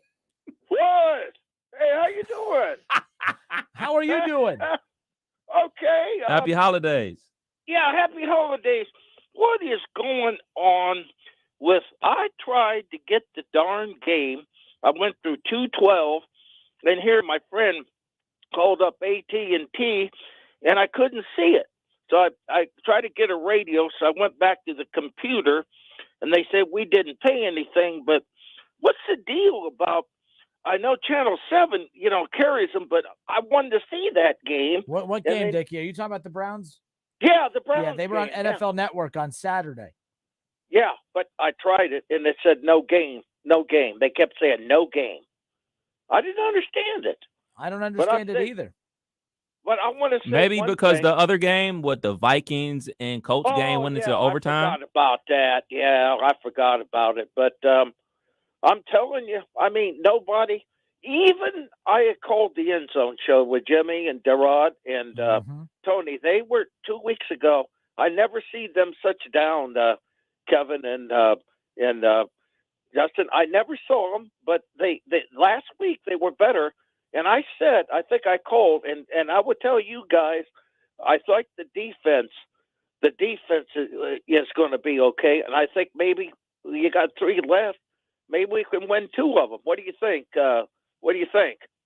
Well, Dickie, and thank you for the call. I think, for them to have a playoff shot, they have to win now. They lose one more, their season's done. I think I've said that like a bajillion times this year. But I think they win out. But I think a couple of teams win out, and that's unfortunately going to lead to a lot of the teams tied with 9 wins apiece.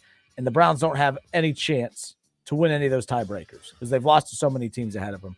So, Dickie, to answer your question, I think the Browns have a very good shot to not just win 2 or 3, but all 3. But they need a lot of help and then some. They do not control their own destiny at this point. The only thing they can focus on. And then the defense, anytime a defense shuts out an opponent or at least holds them to 3 points, you can't say it had nothing to do with the defense, but the Ravens offense without Lamar it's atrocious. It's atrocious, but nonetheless, it wasn't good when he was out there the last 3 weeks. So it's just kind of one of those, but there we go. Will Limmer says, once again, Justin, Steelers and Browns play again. Okay. Last week of the season. Well, okay. What? It's going down. They play again. All right. What's your point? I'm not trying to be. Well, I mean, I am. I'm a smart ass and everything, but I don't understand what point you're trying to make there. I know the Browns schedule. In fact, it's right here on my computer. I see it. I'm not really sure what's happening here. My prediction for that game will be for whichever the Steelers or Browns to get to 9-8. They'll both be trying to get to 9-8 that last week of the regular season. They're going to win the next 2. The Steelers are going to win the next 2. Whoa, the disrespect. We got, and I do disrespect the Steelers every week. And every week I'm like, would y'all get the hell away? And we got the Raiders on New Year's Eve at home. Okay. I think this is like the 40th anniversary of Immaculate Reception. Then at Baltimore, and then at home versus y'all to close out the season. All right. So y'all got what? Saints, Commanders, and us. Yep. I don't know where y'all at, like if it's home or away. Saints coming up this week. Look out for Alvin Kamara, man. That the Browns' run defense is just garbage.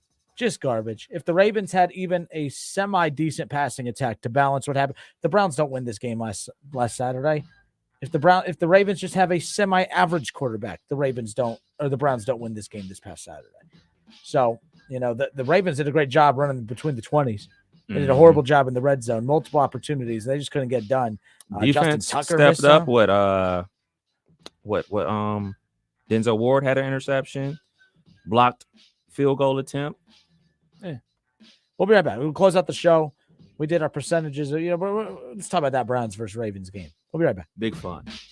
So much fun. 13-3. Worth every penny.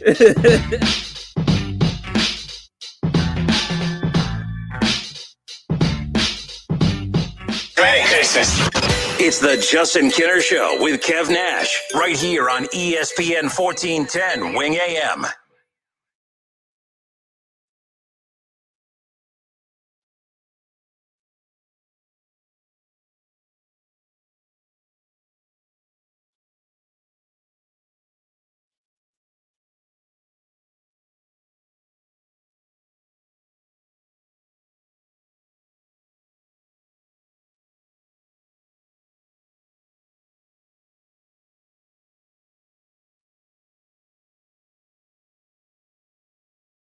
Start your holiday gift giving with Esther Price Candy's traditional gold boxes. Variety of holiday baskets, corporate trays, bourbon cherries, holiday gifts, and much more. Visit any of their 7 locations in Dayton and Cincinnati, or shop online at estherprice.com and ship your family and friends their favorites. Your holiday tradition is at Esther Price Candies. The homemade goodness everyone likes. There's a whole lot sweeter with 5 chocolates from Esther Price.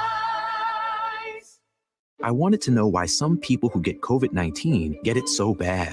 I found out it may be because they have a high risk factor, such as heart disease, diabetes, being overweight, smoking, and asthma. Even if symptoms feel mild, these factors can increase your risk of COVID-19 turning severe. So if you're at high risk and test positive, there are things you can do, like asking your healthcare provider if an authorized oral treatment is right for you. Learn about an option at treatcovid19.com. This message is sponsored by Pfizer. When a cold comes on strong, knock it out with Vicks DayQuil Severe for max strength daytime relief. Just 1 dose of Vicks DayQuil Severe starts to relieve 9 of your worst cold and flu symptoms to help take you from 9 to none. Power through your day with Vicks DayQuil Severe, the daytime non-drowsy, coughing, aching, fever, sore throat, 9 to none medicine. Use as directed. Houday Nation, Betfred has come all the way from England to the great state of Ohio with over 50 years of sports betting experience. No emperors, no movie stars, just a sportsbook you can trust. The Betfred Sportsbook app will be available on January 1st, 2023. Until then, download the Bengals app or go to betfredsports.com and have a chance to win Bengals tickets and exclusive merchandise. Official sports betting partner of the Cincinnati Bengals. Must be 21 plus. Gambling problem? Call 1-800-589-9966. Buckeye football season is back. That means tailgating and parties for the big game. You need the Lee's famous recipe Buckeye Bucket. It comes with 25 pieces of the delicious jumbo breast strips for only $44.99. Of course, you can add a few of their famous country side items, buttermilk biscuits, gallons of fresh brewed Lee's iced tea, or lemonade. You have the perfect recipe for a tailgate or watch party. Cheer on the Buckeyes this weekend with a Buckeye Bucket. Order today. You have empty office space to fill or home office to create. You know what you need. You know what you'd like. But you also have a pretty good idea after you've shopped around the usual places what you need and what you like might not happen. Well, then you haven't been to Charles Larrick's Warehouse Outlet. Nobody has their selection. Nobody has their discounts. And every week, there's something new. If you need office furniture, Larrick's Warehouse Outlet can sell it to you for half the price and below manufacturer's selected prices. Half price and below on hundreds of items. Selection from budget to the best. Really, desks from $50 to $5,000. Filing cabinets from $25 to $500. Before you go anywhere else, do yourself a favor and come to Larrick's Warehouse Outlet. With 25,000 square feet of selection, you're not going to go anywhere else. Larrick's Warehouse Outlet at 23 McOil Avenue, Dayton. Open Monday through Friday, 9 to 6. Larrick's, continuing the tradition. Germain Honda Beaver Creek is your local Honda dealer. If you've been waiting to buy, now is the time. 2022 Honda Pilots with financing as low as 1.9%, 2022 Honda Passports and 2023 Ridgelines with financing as low as 2.9%, and all in stock for immediate delivery. We will save you money today. See me, Sales Manager Jason High, for all the details. We're located Route 35, just east of 675 between Xenia and Beaver Creek. Germain Honda Beaver Creek. The right car, the right price, the right way. I hope to see you soon. Do you know a special woman who deserves nothing but the best for the holidays? This Christmas, spoil her with soft, silky, naturally nude pajamas. The next best thing to wearing nothing at all. Naturally nude pajamas, exclusively at Pajamagram, are smooth to the touch, light as air, truly seductive. Order today and Pajamagram will include a free matching naturally nude nightie. That's a $75 saving on a best-selling holiday gift. Yes, ordering today gets you a free $75 nightie. Definitely an effortless way to let her know how much you care. Now you can give her 2 sensuous gifts that she'll love to relax in. But hurry. Year after year, naturally nude pajamas sell out. So here's what you need to do. Head to pajamagram.com or text the word gift to 41234. That's gift to 41234. Order today, ships tomorrow. Free battery testing, free battery charging, and replacement batteries that fit your needs. That's what makes AutoZone America's #1 battery destination. Get in the zone. AutoZone. Freaking chicken chunks, freaking chicken chunks, freaking chicken chunks, freaking chicken chunks. When there's no time to make food for your holiday party, carry out 4 pounds of freaking chicken chunks for only $34.99.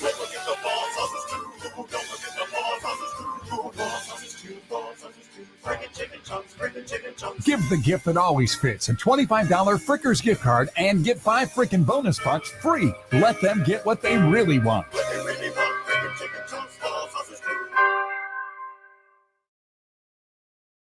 Don't put it off any longer. You know it's time. Time for a bathroom upgrade by Bath Creations. Bath Creations is a leader in bathroom renovations, providing the very best value in bath and shower remodeling and proudly made in the USA. With Bath Creations, you get a beautiful modern bathroom that's safe, comfortable, and affordable. Attention first responders, veterans, and active military. Save $500 off your purchase right now. Visit Poe Avenue in Dayton or online at mybathcreations.com. And upgrade today. FanDuel, America's #1 sportsbook, has all your favorite bets. From the money line to point spreads to player props, make every moment more. FanDuel Sportsbook, official sports betting partner of the NFL. Hey everybody, it's Stephen A. Smith, and everyone knows my feelings on Cowboys fans. But really, Justin Kenner, you're a Cowboys fan and a Browns fan? Good Lord have mercy. I don't know what the hell to do with y'all. I really don't. It's the Justin Kenner Show with Kev Nash. Weekdays from 3 to 6 p.m. on 1410 ESPN Radio.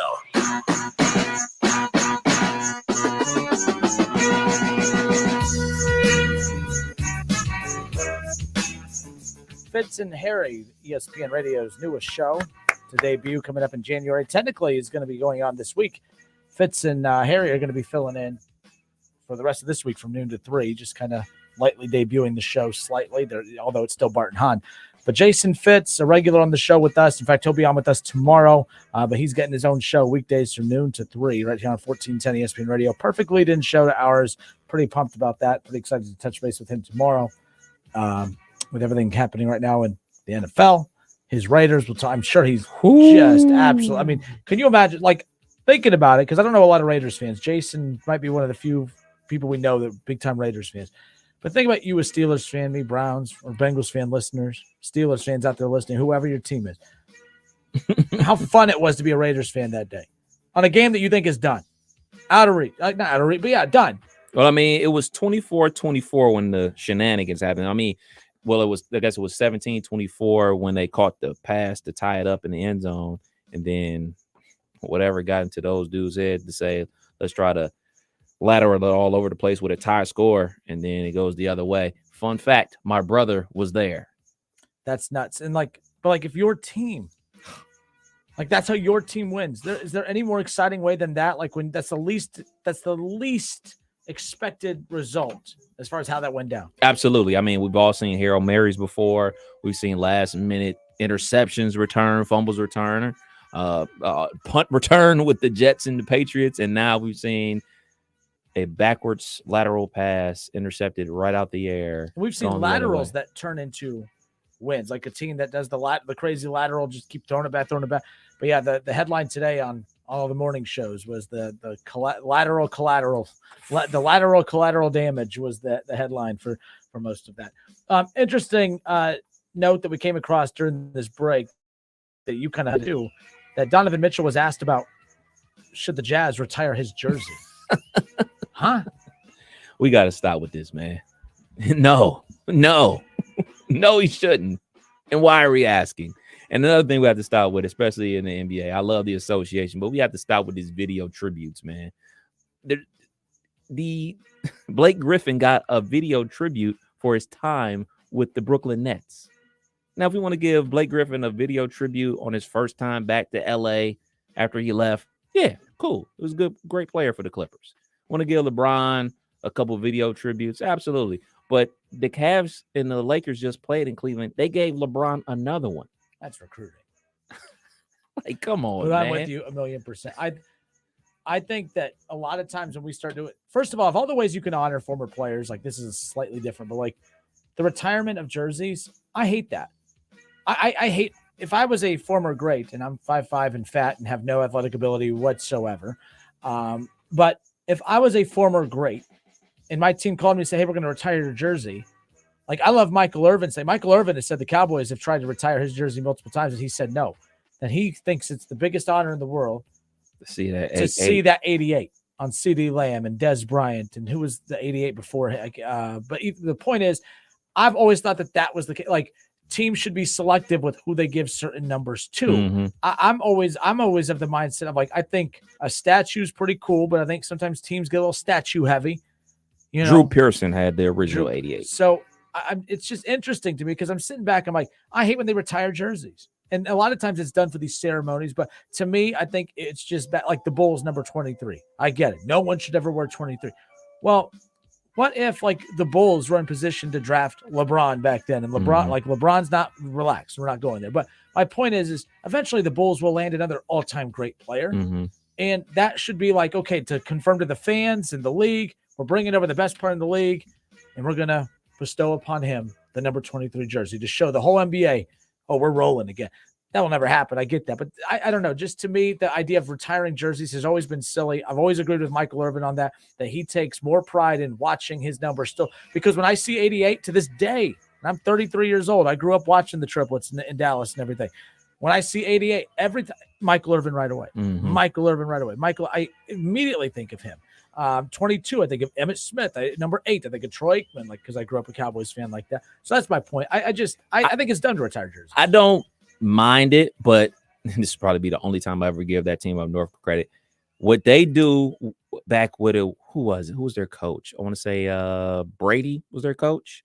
And they brought out retired jersey numbers with a patch on it. So it was like when Devin Gardner was wearing like a weird number. He was like, I think he was wearing like 89 or something like that. And that was for a former great player. And they had the year that player played for Michigan and like stats and everything like that. So you get that conversation like, why the bleep is he wearing number 98? And then you go to the Google machine. Oh, Devin Gardner is wearing number 98 in honor of blah, blah player. Blah, blah player did X, Y, and Z for the Maize and Blue back in this year, in this decade, yada, yada, yada.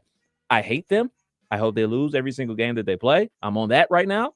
But I thought that was very cool. I think that's cool because I'm a history person. I believe in paying homage to the history. But when you put a jersey up in the rafters, eventually it just becomes white noise. But if you bring that jersey back and then see people wearing it, like we do this situation with the Block O at Ohio State, you know, it's an honor and things of that nature. So I'm with you. I understand where you're coming from.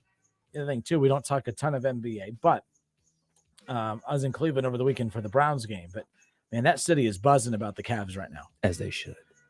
And a couple Cavs people, you know, being in Cleveland, just running into different people at the bars and stuff. But, like, just hearing people talk about, like, they don't, like, again, drunks at a bar is not speaking for all of Cleveland. However, it is interesting. People that live in Cleveland that follow this Cavs team, LeBron gets brought up. Like, people don't want LeBron back in Cleveland.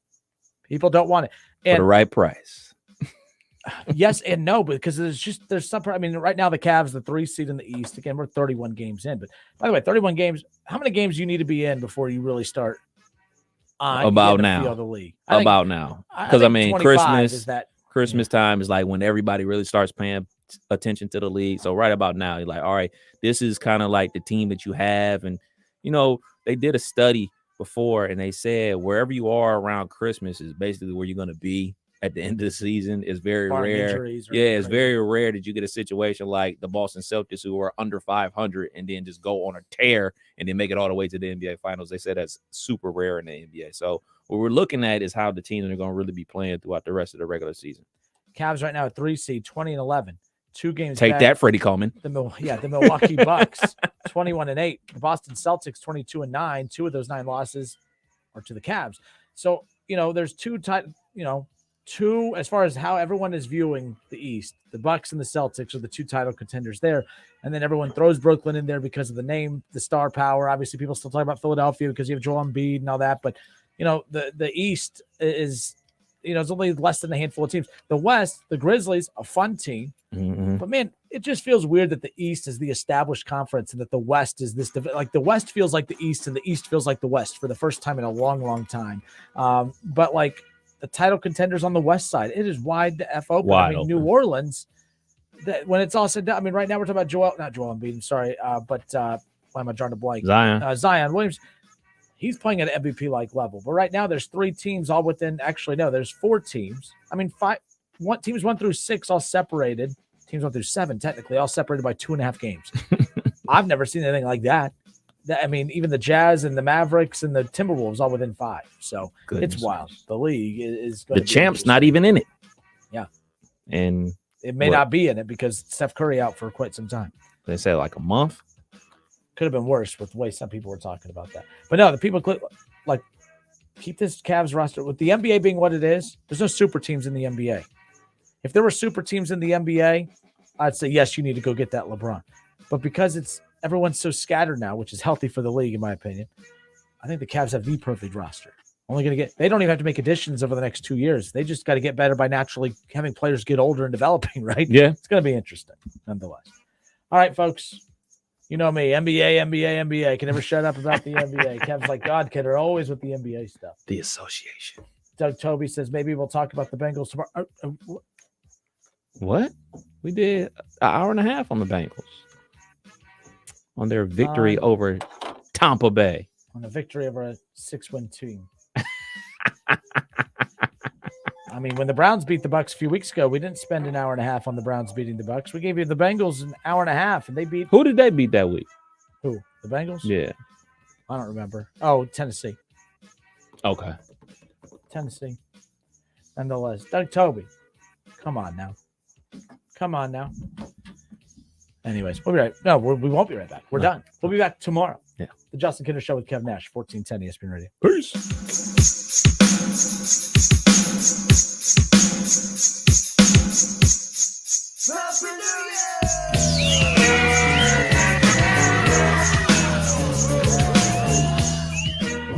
WYNG 1410 Dayton, Dayton's ESPN Radio. Plays from Jalen Hurts, moving outside of the pocket.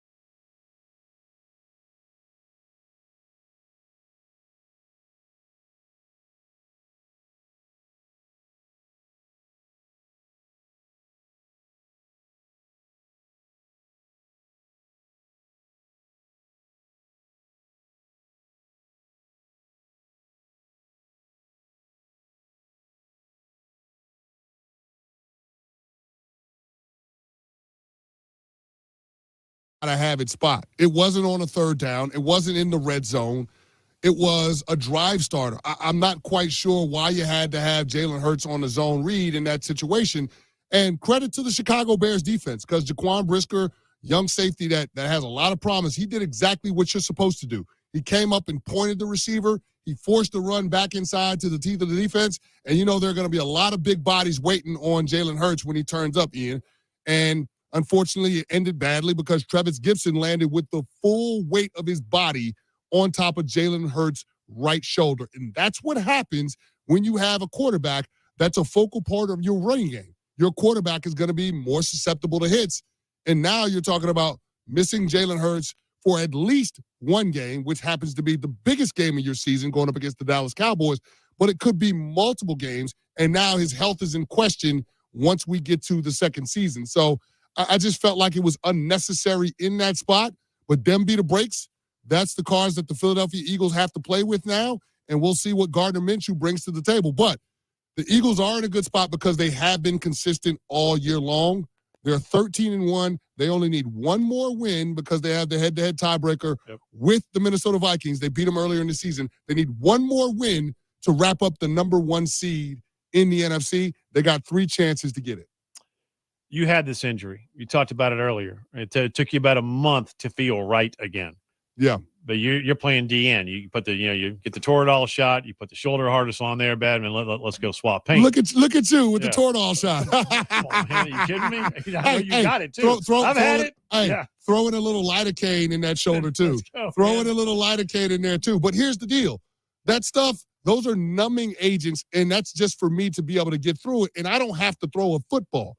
With a quarterback, you got to be a little hesitant to numb your quarterback and shooting him up because he's got to be able to feel when he's throwing the football. He has to be able to operate like that. So that's the part that makes this tricky because it is his throwing shoulder. How does the medical staff handle this particular injury and what ends up being the timeline that they lay out for Jalen Hurts? There's no guarantee that we're going to see Jalen Hurts and his right shoulder be 100% the rest of the way because this is an injury that does take some time based on the severity of it. So that's what we have to wait and see. But the fact that they're already ruling him out for Saturday's game, that lets you know that this might not necessarily be a day-to-day situation. This might be week to week, and that's not news that Philadelphia Eagles fans want to hear. Dan Orlovsky played quarterback in the NFL. On NFL Live earlier, he was asked about this injury. Here's what he said. His shoulder being hurt is going to impact every single carry that he takes for the remainder of the season. Every single moment where that coaching staff goes, do we want to call this run right here? Like, do we want to expose it to another shot? And there are going to be so many kind of decisions that get impacted by this. And he had 17 carries yesterday. 3 of those went for touchdowns. So it'll be interesting to see when he does come back, how they manage the game, or do they just run their offense? He's Chris Canty. I'm Ian Fitzsimmons in for Carlin here on ESPN Radio on Canty and Carlin, the ESPN app, Sirius XM channel 80. Now to the MVP conversation. Jalen Hurts this morning, before this news came out, was the odds-on favorite to win the NFL MVP. Now, Patrick Mahomes is the favorite at minus 200, meaning you have to bet $200 to get 100 back. Jalen Hurts is plus 250. You bet 100, you get 250 back. The Cowboys are also now a 5.5-point favorite against the Eagles in Week 16. The line was Cowboys minus 1.5 this morning. How do you see the MVP race? I think it's going to go back to Patty Mahomes, man. I mean, he's just so far out in front of everybody else that we would consider for the award. To me, it's a 3-horse race between Mahomes, Burrow, and Josh Allen. And Pat Mahomes has 38 total touchdowns to only 11 total turnovers. The other 2 guys, Josh Allen, 36 touchdowns to 16 turnovers, and Joe Burrow, 36 touchdowns to 12 turnovers. I think Pat Mahomes is just so far out in front. He leads the league in passing yards and leads the league in passing touchdowns. I think the MVP award reverts back to him. It was going to be him until about a month ago when we saw Jalen Hurts go on this magical run where he was putting up video game numbers. But I think it does go back to Pat Mahomes if Jalen Hurts is forced to miss multiple games. Yeah, I'm with you on Mahomes. I think Josh Allen is back in the mix. And then, Jalen Hurts and also Joey B. Yeah. Joe Burrow, if he makes a run and wins these last 3 and they finish on a 9-game win streak and he balls out, look at those last 3 opponents. Yeah.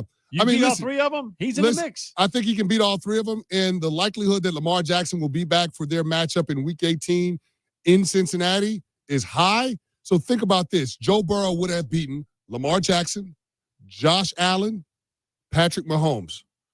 Pretty damn good. Oh, and don't forget Tua in Week 4. Pretty damn good. Pretty damn good. Just saying. It's still wide open. There's a lot of ball left to be played, to say the least. He's Canty. I'm in for Carlin. I'm Ian Fitzsimmons here on ESPN Radio. You can always join us on the Dr. Pepper call line at 888-SAY-ESPN, 888-729-3776. What was the best comeback of the NFL weekend? Strangest thing you've seen in the league? Raiders Pats. It's up there. Coming up next, as you might have to take this tease because my throat just locked up. Go get it. More ESPN Radio next. I'm Jason Fitz. He's Harry Douglas, and together we'll be Fitz and Douglas starting. Fitz and Douglas, learn the name of the show. Start all that over. It's Fitz and Harry. He's Harry Douglas. I'm Jason Fitz. Starting January 3rd is Fitz and Harry, noon to 3 Eastern, Monday through Friday on ESPN Radio. Dell's Days of Deals start now with fresh limited quantity deals each day on tech to power every passion. Save on select XPS laptops and Alienware PCs powered by 12th Gen Intel Core processors. Don't forget special pricing on the latest monitors, docks, and accessories, plus free shipping on everything and monthly payment options with Dell Preferred Account. Just call 877-ASK-DELL for Days of Deals savings. That's 877-ASK-DELL, 877-ASK-DELL. Peacock presents the new original limited series, The Best Man, the final chapters from the creator of The Best Man and The Best Man Holiday and executive producer of Insecure. The series reunites the original cast to wrap up all the unfinished business with new loves, career highs, parenthood, grief, and everything in between. The series explores what threatens to tear us down and what ultimately keeps us together. Coming this week, stream The Best Man, the final chapters, only on Peacock. Have you heard? $5,000 sign-on bonus. That's right. My friends at Cordell Transportation are now hiring Class A CDL drivers for home daily dedicated lanes, no-touch freight with brand new equipment, and offering a $5,000 sign-on bonus paid over 18 months, paid orientation, company 401k. Plus, they're now hiring recent truck driving school graduates. Apply today. Online at CordellTransportation.com. Driven to succeed. The holidays are here, and Rob's Beer Barn is stocked with seasonal refreshments just in time for your Christmas and New Year's Eve parties. At Rob's, you'll find all the ice-cold holiday refreshments you'll need. Craft, imported, local, and seasonal beers, fine wines, snacks, and ice. Plus, Rob's Beer Barn has apparel and gift cards. For last-minute items, you can call, walk in, or drive through. Stock up today. Rob's Beer Barn on Indian Ripple Road at Darst, just a mile east of the Green. Rob's Beer Barn, just look for the beaver. Eric was way behind on his taxes. I owed a lot of money to the IRS, almost $15,000. I tried to make payments. The IRS wasn't satisfied with Eric's efforts, so they came after him full force. They're coming to put a lien and a hold on all my income, my home, my car. I was just overwhelmed at what to do. Then Eric called Optima Tax Relief. When Optima Tax got involved, the calls would stop, the threats would stop. It was easy like 1, 2, 3. Optima Tax Relief is A+ rated by the Better Business Bureau, and their team of expert tax professionals took care of Eric's problem. I owe $15,000, and now my debt is clean. I don't owe anything. Take Eric's advice. If you have a tax problem, you need to call Optima Tax now. Call Optima Tax Relief for a free consultation. Call 800-343-6460. 800-343-6460. 800-343-6460. Optima Tax Relief. Some restrictions apply. For complete details, please visit OptimaTaxRelief.com. How did hiring the right person become so difficult? Well, it doesn't have to be. Alpha Digital already has targeted databases built to very qualified candidates that are just looking for the right opportunity. That allows you to target exactly who you're trying to reach with a budget that is customized just for you. Learn about all the possibilities by going to alphamediadigital.com today. Find your next star employee with alphamediadigital.com. Friggin' chicken chunks, friggin' chicken chunks, friggin' chicken chunks, friggin' chicken chunks. When there's no time to make food for your holiday party, carry out 4 pounds of frickin' chicken chunks for only $34.99.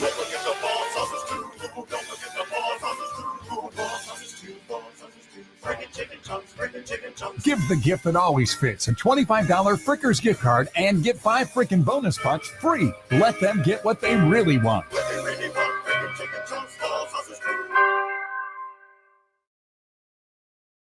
This is a special alert to all Americans who own a vehicle with less than 200,000 miles with an auto warranty about to expire or with no warranty coverage at all. Due to a decline in the economy, CarShield is announcing a low-cost month-to-month vehicle protection plan that is now available to the public to save any driver out-of-pocket expenses on future auto repairs. Call now to find out how you can pay almost nothing for covered auto repairs. Yes, you heard that correctly. Pay almost nothing for covered auto repairs. An open phone line has been established for all drivers to call for a free quick quote. Call 800-326-7765 now. Drivers who are covered will not have to pay for covered repairs again. This protection plan is at an all-time low. Additionally, drivers who activate this vehicle protection today will also receive free roadside assistance, free towing, and car rental options at no additional cost. Call us for your free quick quote today. 800-326-7765. That's 800-326-7765. What do you have to lose? Call 800-326-7765. Again, 800-326-7765.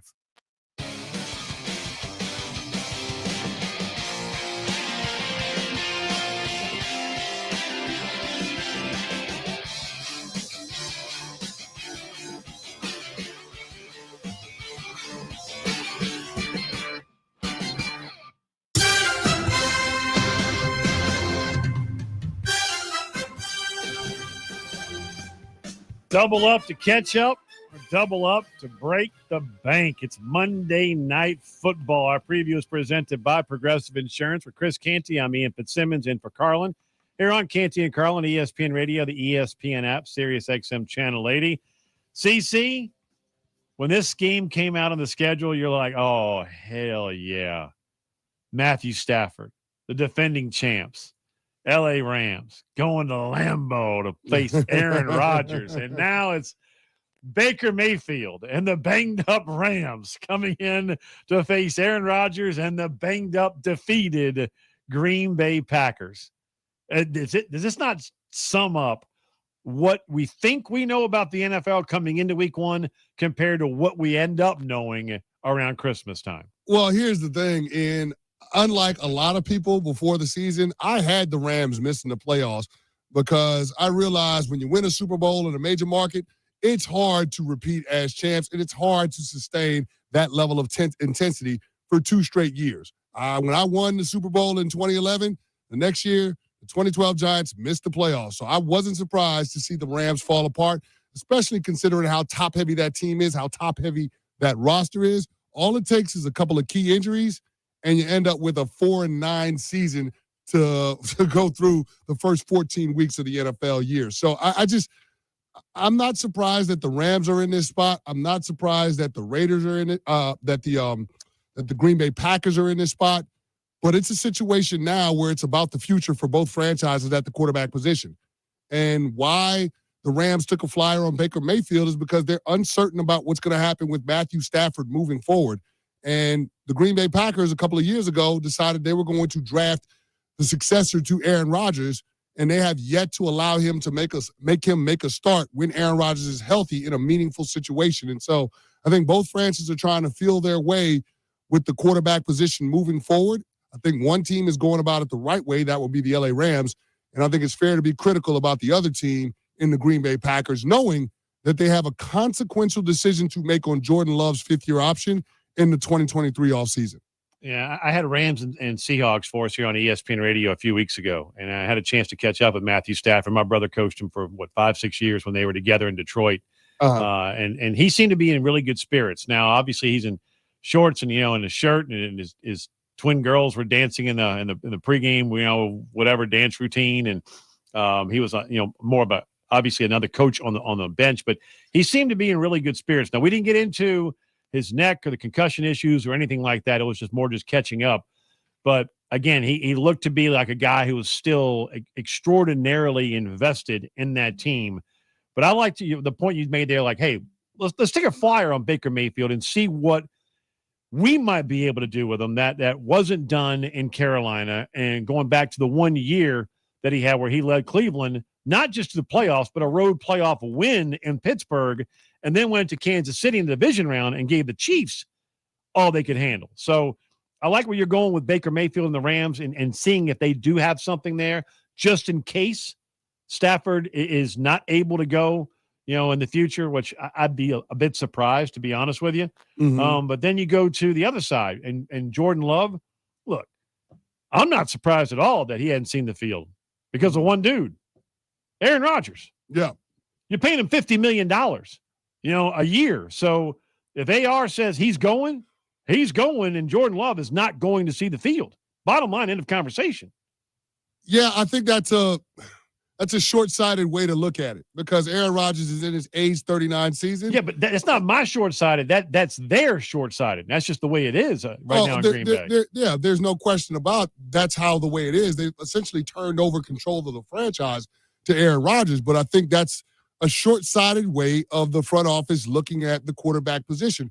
They started this process 3 years ago when they drafted Jordan Love. They knew that he wasn't a finished product coming out of Utah State, that this was going to take some time. And in the interim, Aaron Rodgers has won back-to-back MVPs and has led 13-win seasons. But here's the deal. Aaron Rodgers led them to an NFC championship game in a 13-win season the year before they drafted Jordan Love. So what I don't get from the Green Bay Packers is why they decided to be half pregnant with this situation. Their season is over. I don't care about the mathematics of it, the probability, and they're still mathematically alive. They're done. They're shipping the cars home. They're making off-season plans for Cabo. Aaron Rodgers is going to be off in a month somewhere on a ayahuasca journey or a Panchakarma cleanse. That's where they're at.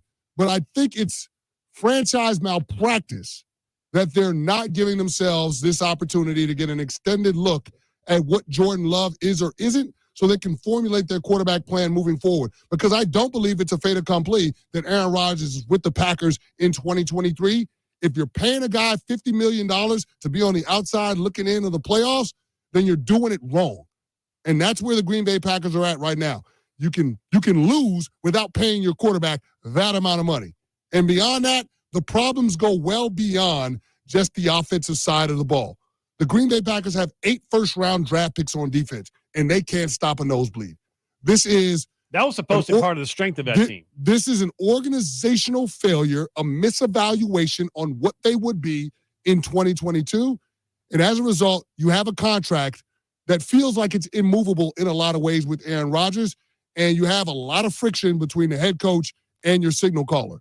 And in the middle of that, you've got Jordan Love, a first-round draft pick at quarterback that's going into his 4th year, essentially sight unseen. It's a terrible place to be if you're the Green Bay Packers.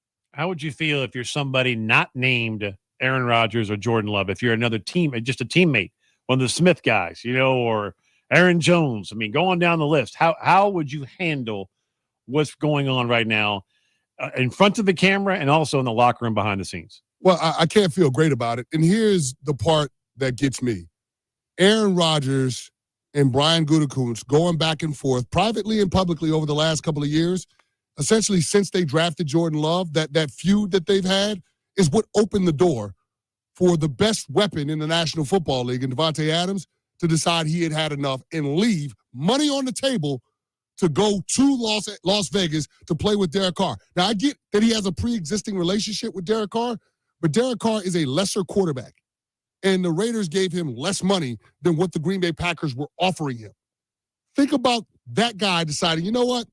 I am going to leave the back-to-back MVP and go to Las Vegas because I don't like what's going on in Green Bay. That tells you everything you need to know about Aaron Rodgers' sports character and how much control he has over the direction of that franchise. And it's not a good thing if you're thinking about the long-term health of the Packers organization. Green Bay minus 7.5 tonight, 7.5-point favorite, total 39.5. That's the Monday Night Football preview brought to you by Progressive Insurance. Progressive makes bundling easy and affordable. Get a multi-policy discount by combining your motorcycle, RV, boat, ATV, and more. All your protection in one place. Bundle and save at Progressive.com. We gave you the top 5 earlier, our top 5 moments in the NFL. Canty's got the bottom 5 coming up when you return, along with some awful officiating at the end of one game between 2 playoff contenders that might cost one team a playoff spot. That's next on ESPN Radio. Georgia Bulldogs. Keep shopping and do what we do. TCU Horned Frogs. Michigan Wolverines. Job's not finished. Go Blue. Ohio State Buckeyes. This is why you came to Ohio State. Welcome to the College Football Playoff. The College Football Playoff. Coverage begins New Year's Eve at 3 Eastern on ESPN Radio and on ESPN. Get in the zone, AutoZone. Welcome to AutoZone. Thinking about gas mileage? If your check engine light is on, it may be affecting your MPGs, but the free AutoZone Fix Finder service can help. With the most complete free warning light report backed by technician-verified fixes, you'll know what's affecting your gas mileage and more, and you don't have to drive too far to find the fix. The free AutoZone Fix Finder service is available at all 6,200 stores. Get in the zone, AutoZone. See details at AutoZone.com. Ray Magliozzi here for eBay Motors. Okay, easy now. You're teaching a kid how to parallel park. Ouch! Turns out he likes to do it by feel. Don't worry, eBay Motors has bumpers, taillights, trunk lids, license plate holders, 122 million parts. Pull up just a little bit.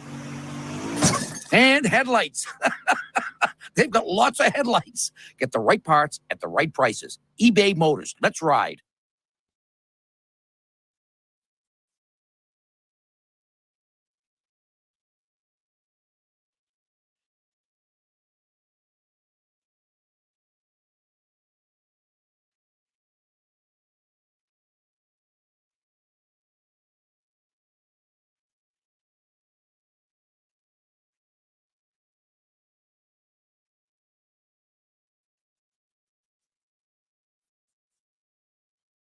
I always wanted to learn Spanish, but I never thought I'd have the time. Then I discovered Babbel. Babbel's lessons are fun. They only take like 10 or 15 minutes, and in 3 weeks, presto, you're starting to speak another language, like magic. I love that Babbel's lessons aren't just robots talking. They're voiced by native speakers, so you get the pronunciation just right. If you want to learn a language, there's no faster, easier, better way than Babbel. Babbel. Babbel. Go to Babbel.com to try for free. That's BABBEL.com. Babbel.com. Help Ukrainian children. Shazam this song.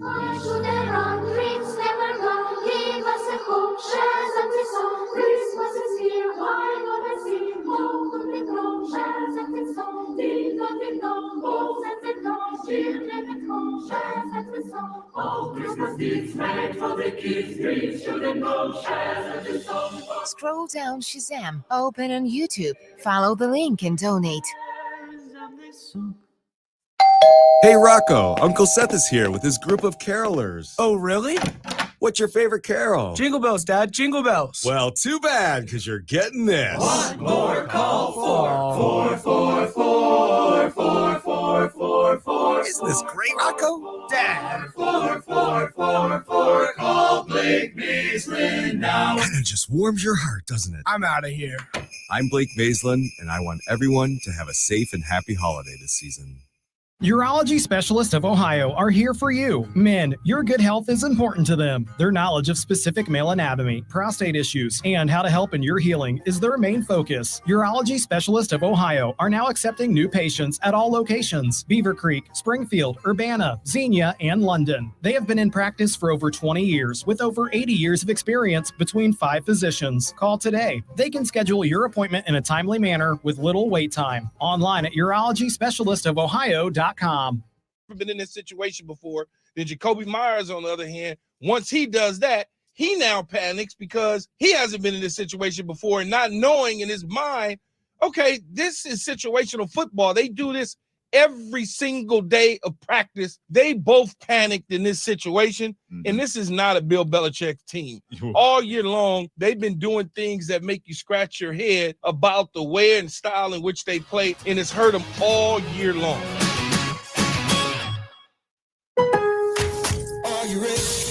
At Lowe's, it pays to be a pro. Now through January 6th, Lowe's MVP's Pro Rewards members earn 1 bonus point for every $1 spent on qualifying purchases with the Lowe's Business Credit Account. Redeem bonus points for cool rewards for your business. Join Lowe's MVP's Pro Rewards today to start earning. Subject to credit approval, Lowe's terms and exclusions. See Lowe's.com/MVP's bonus points and Lowe's.com/L/Pro loyalty term for details. U.S. only. Yo, Pablo Torre here, host of the ESPN Daily Podcast. When you want to go beyond your feed, when you want to get inside the score, when you want to get behind the highlight, there's ESPN Daily. Go deeper into the stories of the moment. Get the exclusive access and insider perspective that only ESPN can give you. ESPN Daily, hosted by me, Pablo Torre. Listen and subscribe wherever you get your podcasts.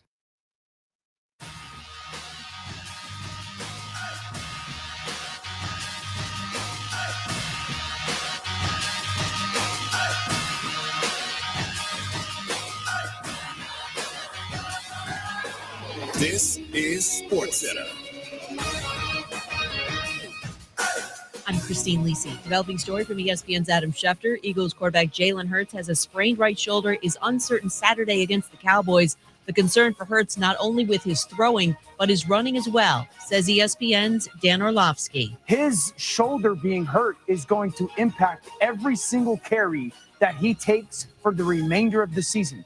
Every single moment where that coaching staff goes, do we want to call this run right here? Like, do we want to expose it to another shot? And there are going to be so many kind of decisions that get impacted by this. If Hurts is out Saturday, Gardner Minshew starts for Philadelphia against Dallas. The Eagles, by the way, need just one win the rest of this season to lock up the 1 seed in the NFC. Jets coach Robert Saleh said he wanted to name his starting quarterback pretty quick on a short week, but today he did not commit whether that will be Mike White or Zach Wilson against the Jaguars Thursday night. Commanders coach Ron Rivera says they'll stick with Taylor Heineke at quarterback for now, but they will consider a change to Carson Wentz if they don't get back on track. Washington, after last night's loss, is now 7th in the NFC.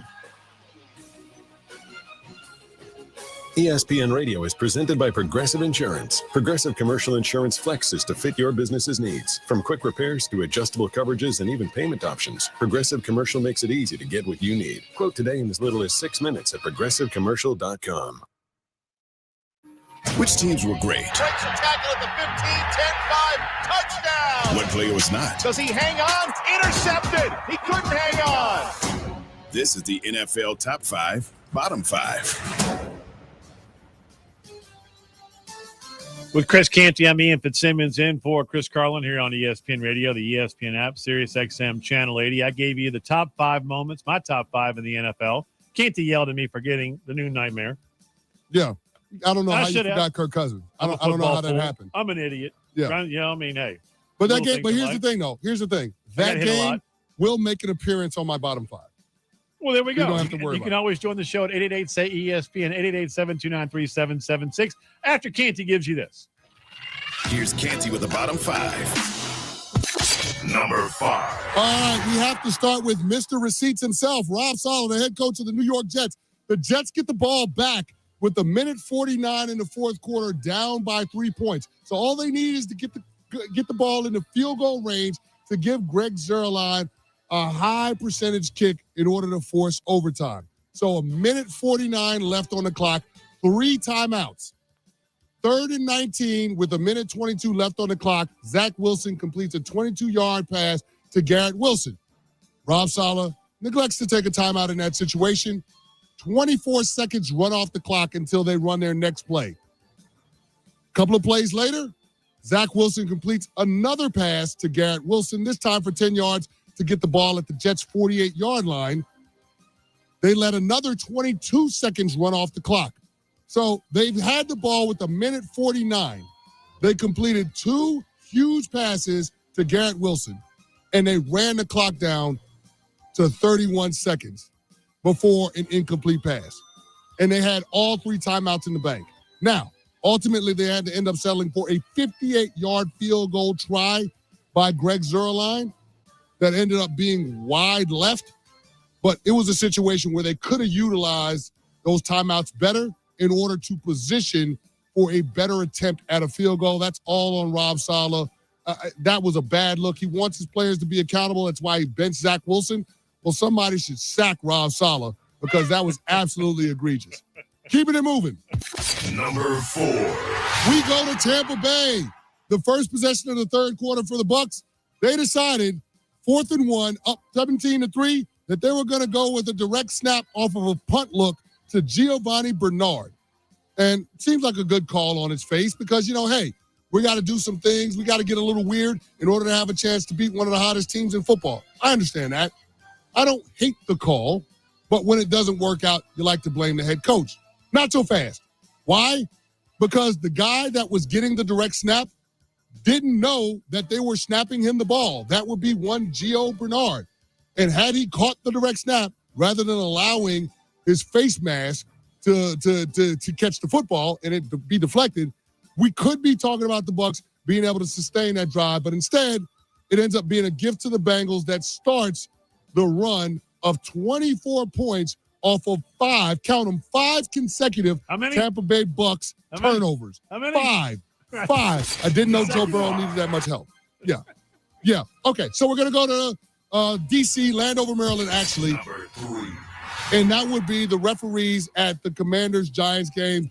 I don't know who Brian Daboll gave the game ball to, but he should give the game ball to the officiating crew in last night's game, because what happened at the goal line was absolutely egregious. First, you had the illegal procedure with Terry McLaurin not being on the line of scrimmage. They called an illegal formation, 5-yard penalty on third down. Terry McCauley, the officiating expert for NBC, said you can't make that call in that situation. And then the fact that they didn't call pass interference on Darnay Holmes, cornerback for the Giants, when they were trying to target Curtis Samuels on fourth down, absolutely ridiculous. Go back and look at the plays for yourself.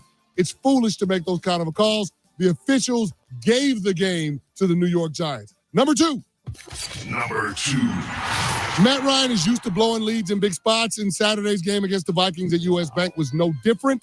It wasn't 28-3 against the New England Patriots in Super Bowl 51, but this was the biggest comeback in NFL history because the Colts blew a 33-point lead against the Vikings. I don't know how you're up by 33 and you end up losing the game, but that's exactly what happened. Kirk Cousins, 21 of 33 for 330 yards, 4 touchdowns to 1 pick in the second half.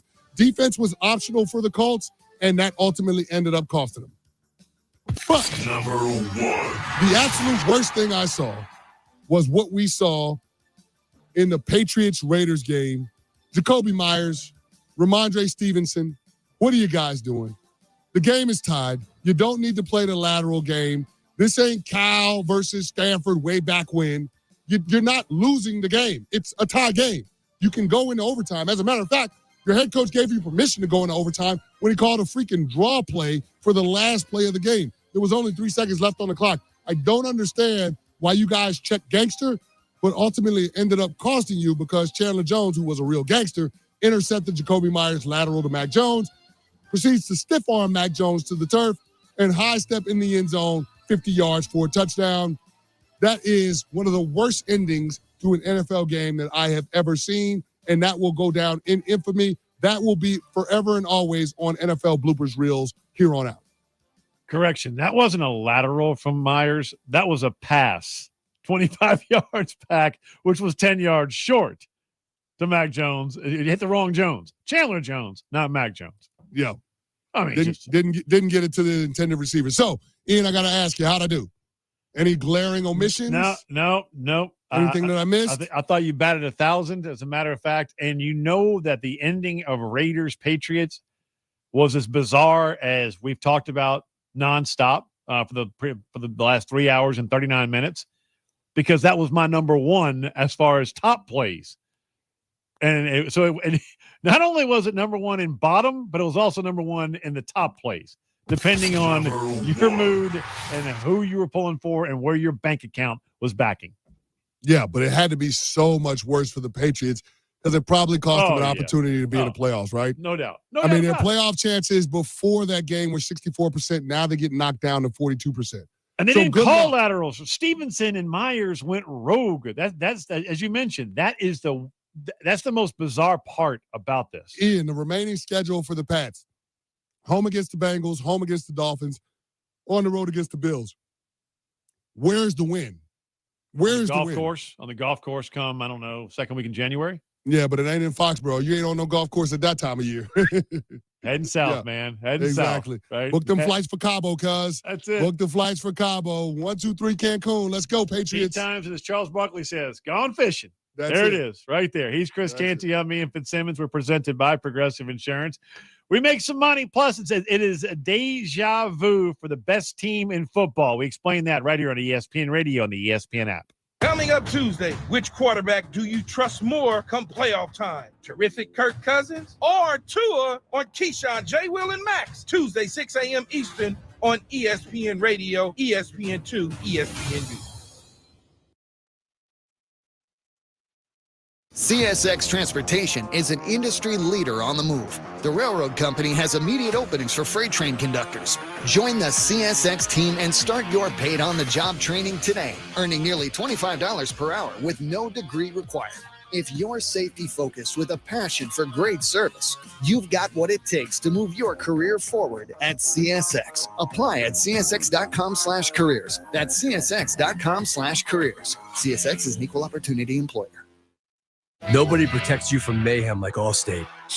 I'm your friend's lucky jersey that's never been washed, and I'm stanking up the back seat, overpowering all of your senses, so you don't see the brake lights up ahead.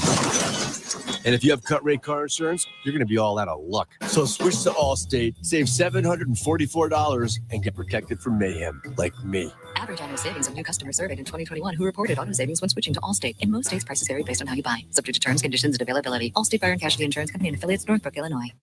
I wanted to know why some people who get COVID-19 get it so bad. I found out it may be because they have a high risk factor, such as heart disease, diabetes, being overweight, smoking, and asthma. Even if symptoms feel mild, these factors can increase your risk of COVID-19 turning severe. So if you're at high risk and test positive, there are things you can do, like asking your healthcare provider if an authorized oral treatment is right for you. Learn about an option at treatcovid19.com. This message is sponsored by Pfizer. The holidays are here. Achieve gifting greatness when you give perfectly aged, tender, delicious Omaha steaks. Go to omahasteaks.com for 50% off site-wide. Plus, when you use code SIZZLE at checkout, you get an extra $40 off your order. Omaha Steaks is ready to ship curated special take the guesswork out of gifting packages right away. So beat the rush and be a holiday hero. Shop omahasteaks.com. Use promo code SIZZLE at checkout for that extra $40 off your order. Minimum order may be required. Have you heard? $5,000 sign-on bonus. That's right. My friends at Cordell Transportation are now hiring Class A CDL drivers for home daily dedicated lanes, no-touch freights with brand new equipment, and offering a $5,000 sign-on bonus paid over 18 months, paid orientation, company 401k. Plus, they're now hiring recent truck driving school graduates. Apply today. Online at CordellTransportation.com. Driven to succeed. Make the big game sound even bigger with your new TV and sound system from Audio Etc. There is nothing better than a home theater or high-fidelity music system from Audio Etc. 4K is amazing, but just imagine the 8K experience. Come to Audio Etc's crazy cool showroom today and experience 8K TVs and projectors, short throw projectors from 100-inch to 130-inch, all the way to your high-end dream system. Audio Etc has tons of new inventory in stock, while everybody else is back-ordered or out of stock. Get special deals on a TV and your dream system today. Audio Etc can bring any big game home. It's better than being there. You have to see it to believe the incredible quality of the picture and sound. If you can't afford your dream system, check out our huge selection of vintage and pre-owned components. Audio Etc, powered by Klipsch, Bowers & Wilkins, SVS, Marantz, Denon, Sony, and a whole list of high-performance brands that you've probably never heard of. 551 Congress Park Drive in Centerville. Audio Etc's crazy cool showroom. It's a beautiful time for basketball. It's the NBA on Christmas Day. I'ma take my shot and make it fade away. Stacking up these wins like I'm LBJ. Splashing with my brothers like I'm Stephen Clay. Hey, it's the NBA on Christmas Day. Sitting courtside, I feel like I might call it play. It's NBA Christmas Day. 5-star studded matchups beginning at noon Eastern on ESPN and ABC. Presented by State Farm. It's the NBA on Christmas Day. I'ma take my shot and make it fade away. A Christmas Day NBA doubleheader. Poked away by Giannis. Could be fun. To the rack.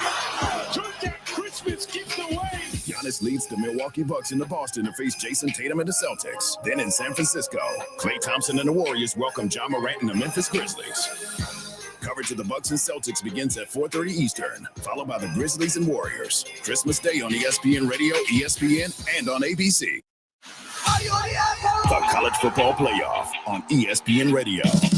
The undefeated and second-ranked Michigan Wolverines go head-to-head with the 12-1 third-ranked TCU Horned Frogs at the Verbo Fiesta Bowl. Could easily get back and forth. That's going to be a fun matchup just because of the offenses. Number 2 Michigan versus number 3 TCU. Presented by Dr. Pepper. Coverage begins New Year's Eve at 3 Eastern on ESPN Radio and on ESPN. You can also listen on the ESPN app and on your smart speaker.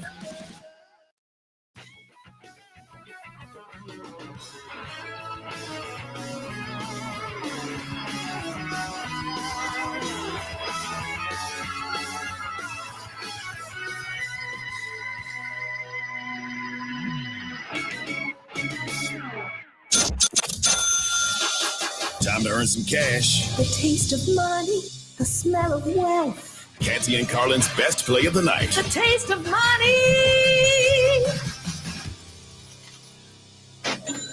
It's a prime time parlay, baby. So, Ian, you know how we get down on Canty and Carlin on ESPN Radio? Favorite segment you guys do every Monday, right here. Yeah, I mean, we have to try to make our listeners some money. You're hanging around for 4 hours listening to our show. You got the Christmas shopping going on. We know buying all those gifts, buying all those presents is going to set you back. We're trying to offset your costs and make you some extra holiday cash. So that's why we got the Canty and Carlin play of the night. And since it's on Monday, you know we always turn to Monday Night Football. So it doesn't necessarily look like it's going to be a barn burner between the Green Bay Packers and the Los Angeles Rams. The frozen tundra, they are expecting some snow flurries in the forecast, so that is baked in to our parlay. 18 degrees. 18. But there we go. And it's 18 degrees, although Baker Mayfield was quarterbacking in Cleveland for the first 4.5 years of his NFL career. But that's neither here nor there. So with our same game parlay tonight, Rams-Packers, we're going to go under on total points. The over-under is at 39.5. We're going under the 39.5. We're also going to look to Baker Mayfield. Total completions over 17.5. The over-under for completions for Baker Mayfield is 17.5. We're taking the over on Baker Mayfield completions. And we're actually going to rope in Baker Mayfield's new favorite target, Ben Skoranek. For those of you that don't know, he's assumed the Cooper Kupp role in Sean McVay's offense. 7 catches on 8 targets against the Raiders a week ago for 89 yards. Total receiving yards for Ben Skoranek is at 31.5. We're going to take the over on total receiving yards for Ben Skoranek. It's at 31.5. So under on total points at 39.5, over Baker Mayfield completion 17.5, and over on Ben Skoranek receiving yards at 31.5. That pays out plus 590 on Caesars Sportsbook. So, Ian, got a little bit of juice with this play. Little bit of juice. I'm all about it, man. And I am fully invested. Hello. Following you, Coach. Let's get the green out. Let's hit it. Sometimes it's the worst. Sometimes it's the best. Either way, we'll get you straight with everything you need to know. This is 3 and Out. It's Chris Canty. I'm Ian Fitzsimmons in for Chris Carlin. Lionel Messi and Argentina win the World Cup in penalty kicks after going to stoppage time. Unbelievable. This was the best soccer match I have ever witnessed, start to finish. Entire family on the couch. You want a reality TV show? I give you sports, y'all. That's it. Bottom line, man. If you got a great sporting event on, it doesn't get any better. And on the world stage, you had stars going at it. I mean, on both sides, both teammates, and Messi comes out on top and finally hoists that World Cup. It was remarkable to watch. Yeah, and Ian, that was the one thing that was missing from Messi's resume, right?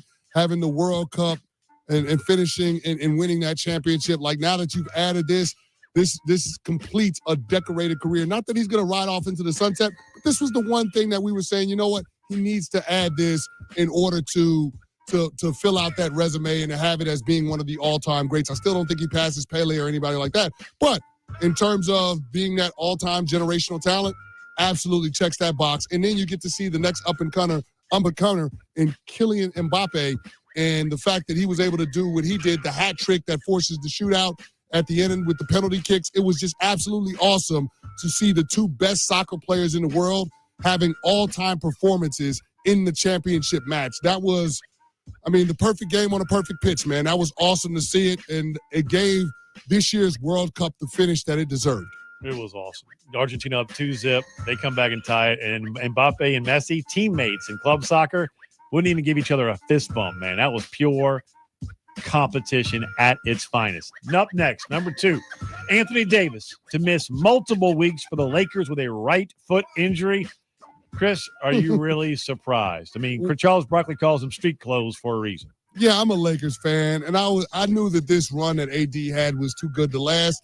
You brought up the nickname Street Clothes. It's appropriately titled. I was just hoping that he could hold it together until the trade deadline, which is February 9th, and he would put together a season where there was another title contender out there that would be interested in trading for AD and taking him off our hands, because with Anthony Davis, the Lakers aren't contending for a championship, not with this team as constituted. Oh, it's a Gerald Chall game. Yeah, you ship him off and you see what you can get from him. He's still 29 years old, and maybe there's a title contender that thinks they're a stretch big away, a guy that could be a rim protector, from winning a championship. But, that's out of the window now because we're talking about another injury. So we're stuck with Anthony Davis. It's not a great place to be. I remember when they made the trade, they were hoping that it yielded championships, not just one championship. But unfortunately, I think we're going to have to settle for that summer camp title that we had in 2020. Yeah, he was playing great ball, man, averaging over 27 points, shooting nearly 60% from the floor, 12 rebounds, 2 blocks a game, and now back in street clothes. Number 3, on 3 and out, Eagles quarterback Jalen Hurts suffered a sprain to his right throwing shoulder. If you are just tuning in, happened against the Bears in the third quarter. Sources telling ESPN and Adam Schefter, putting his availability for Saturday's game at the Cowboys in question. It is not considered a long-term injury. If Hurts can't play on Christmas Eve, which we don't expect him to, Gardner Minshew, who's a very good backup quarterback in the NFL, he gets the start, can't he? Yeah, and here's the thing. Gardner Minshew played in 30 NFL games in his 4-year career. He's got 22 starts. So the guy knows his way around the huddle and being able to operate the offense. He has some movement skills, so it's not going to be a complete deviation from what the scheme has been for the Eagles. While Jalen Hurts is out of the lineup, it's just interesting to see now what happens in this matchup against the Cowboys, because this is a Dallas team that notoriously plays down to the level of competition. Will they play up to Philadelphia's standard and what we've seen from them, or will they go into this game with the mindset of competing against a backup quarterback? Because if it's going to be the latter, Ian, this could be another spot where the Dallas Cowboys can get got. And how fitting would it be for the Philadelphia Eagles to wrap up the number 1 seed in the NFC with their backup quarterback in Gardner Minshew, similar to what we saw in 2017 when they did it with Nick Foles on their way to winning a Super Bowl. The first time I saw Gardner Minshew play, USC, Washington State. I'm talking to Mike Leach, the great Mike Leach, God rest his soul. He's got his cup of coffee out in the field, and this guy comes running by us in spandex and no shirt on, Fu Manchu stash, right, the do-rag. And I went, who the heck is that guy? And he's doing these funky arm motions. Mike Leach looks over and goes, oh, Fitz, that's my quarterback. That's Minshew. I'm like, what? Spandex, no shirt, right? Do-rag, Fu Manchu, doing all these funky arm movements, and he played his tail off out there. They almost beat SC that night. Yeah, listen, Gardner Minshew plays fearlessly, and that's the thing that the Cowboys should be worried about. Fear the jorts. I'm going to leave it at that. Canty, I enjoyed the hell out of it, man. Have a great night, and if I don't see you, happy holidays, Merry Christmas to you and yours. Spain and Fitz is coming up next on most ESPN radio stations. Have a great night. Anyone who has ever needed self-storage knows what a hassle it can be. You have to rent or borrow a truck and then find someone to help you move your stuff. And let's face it, moving furniture and heavy items without damaging them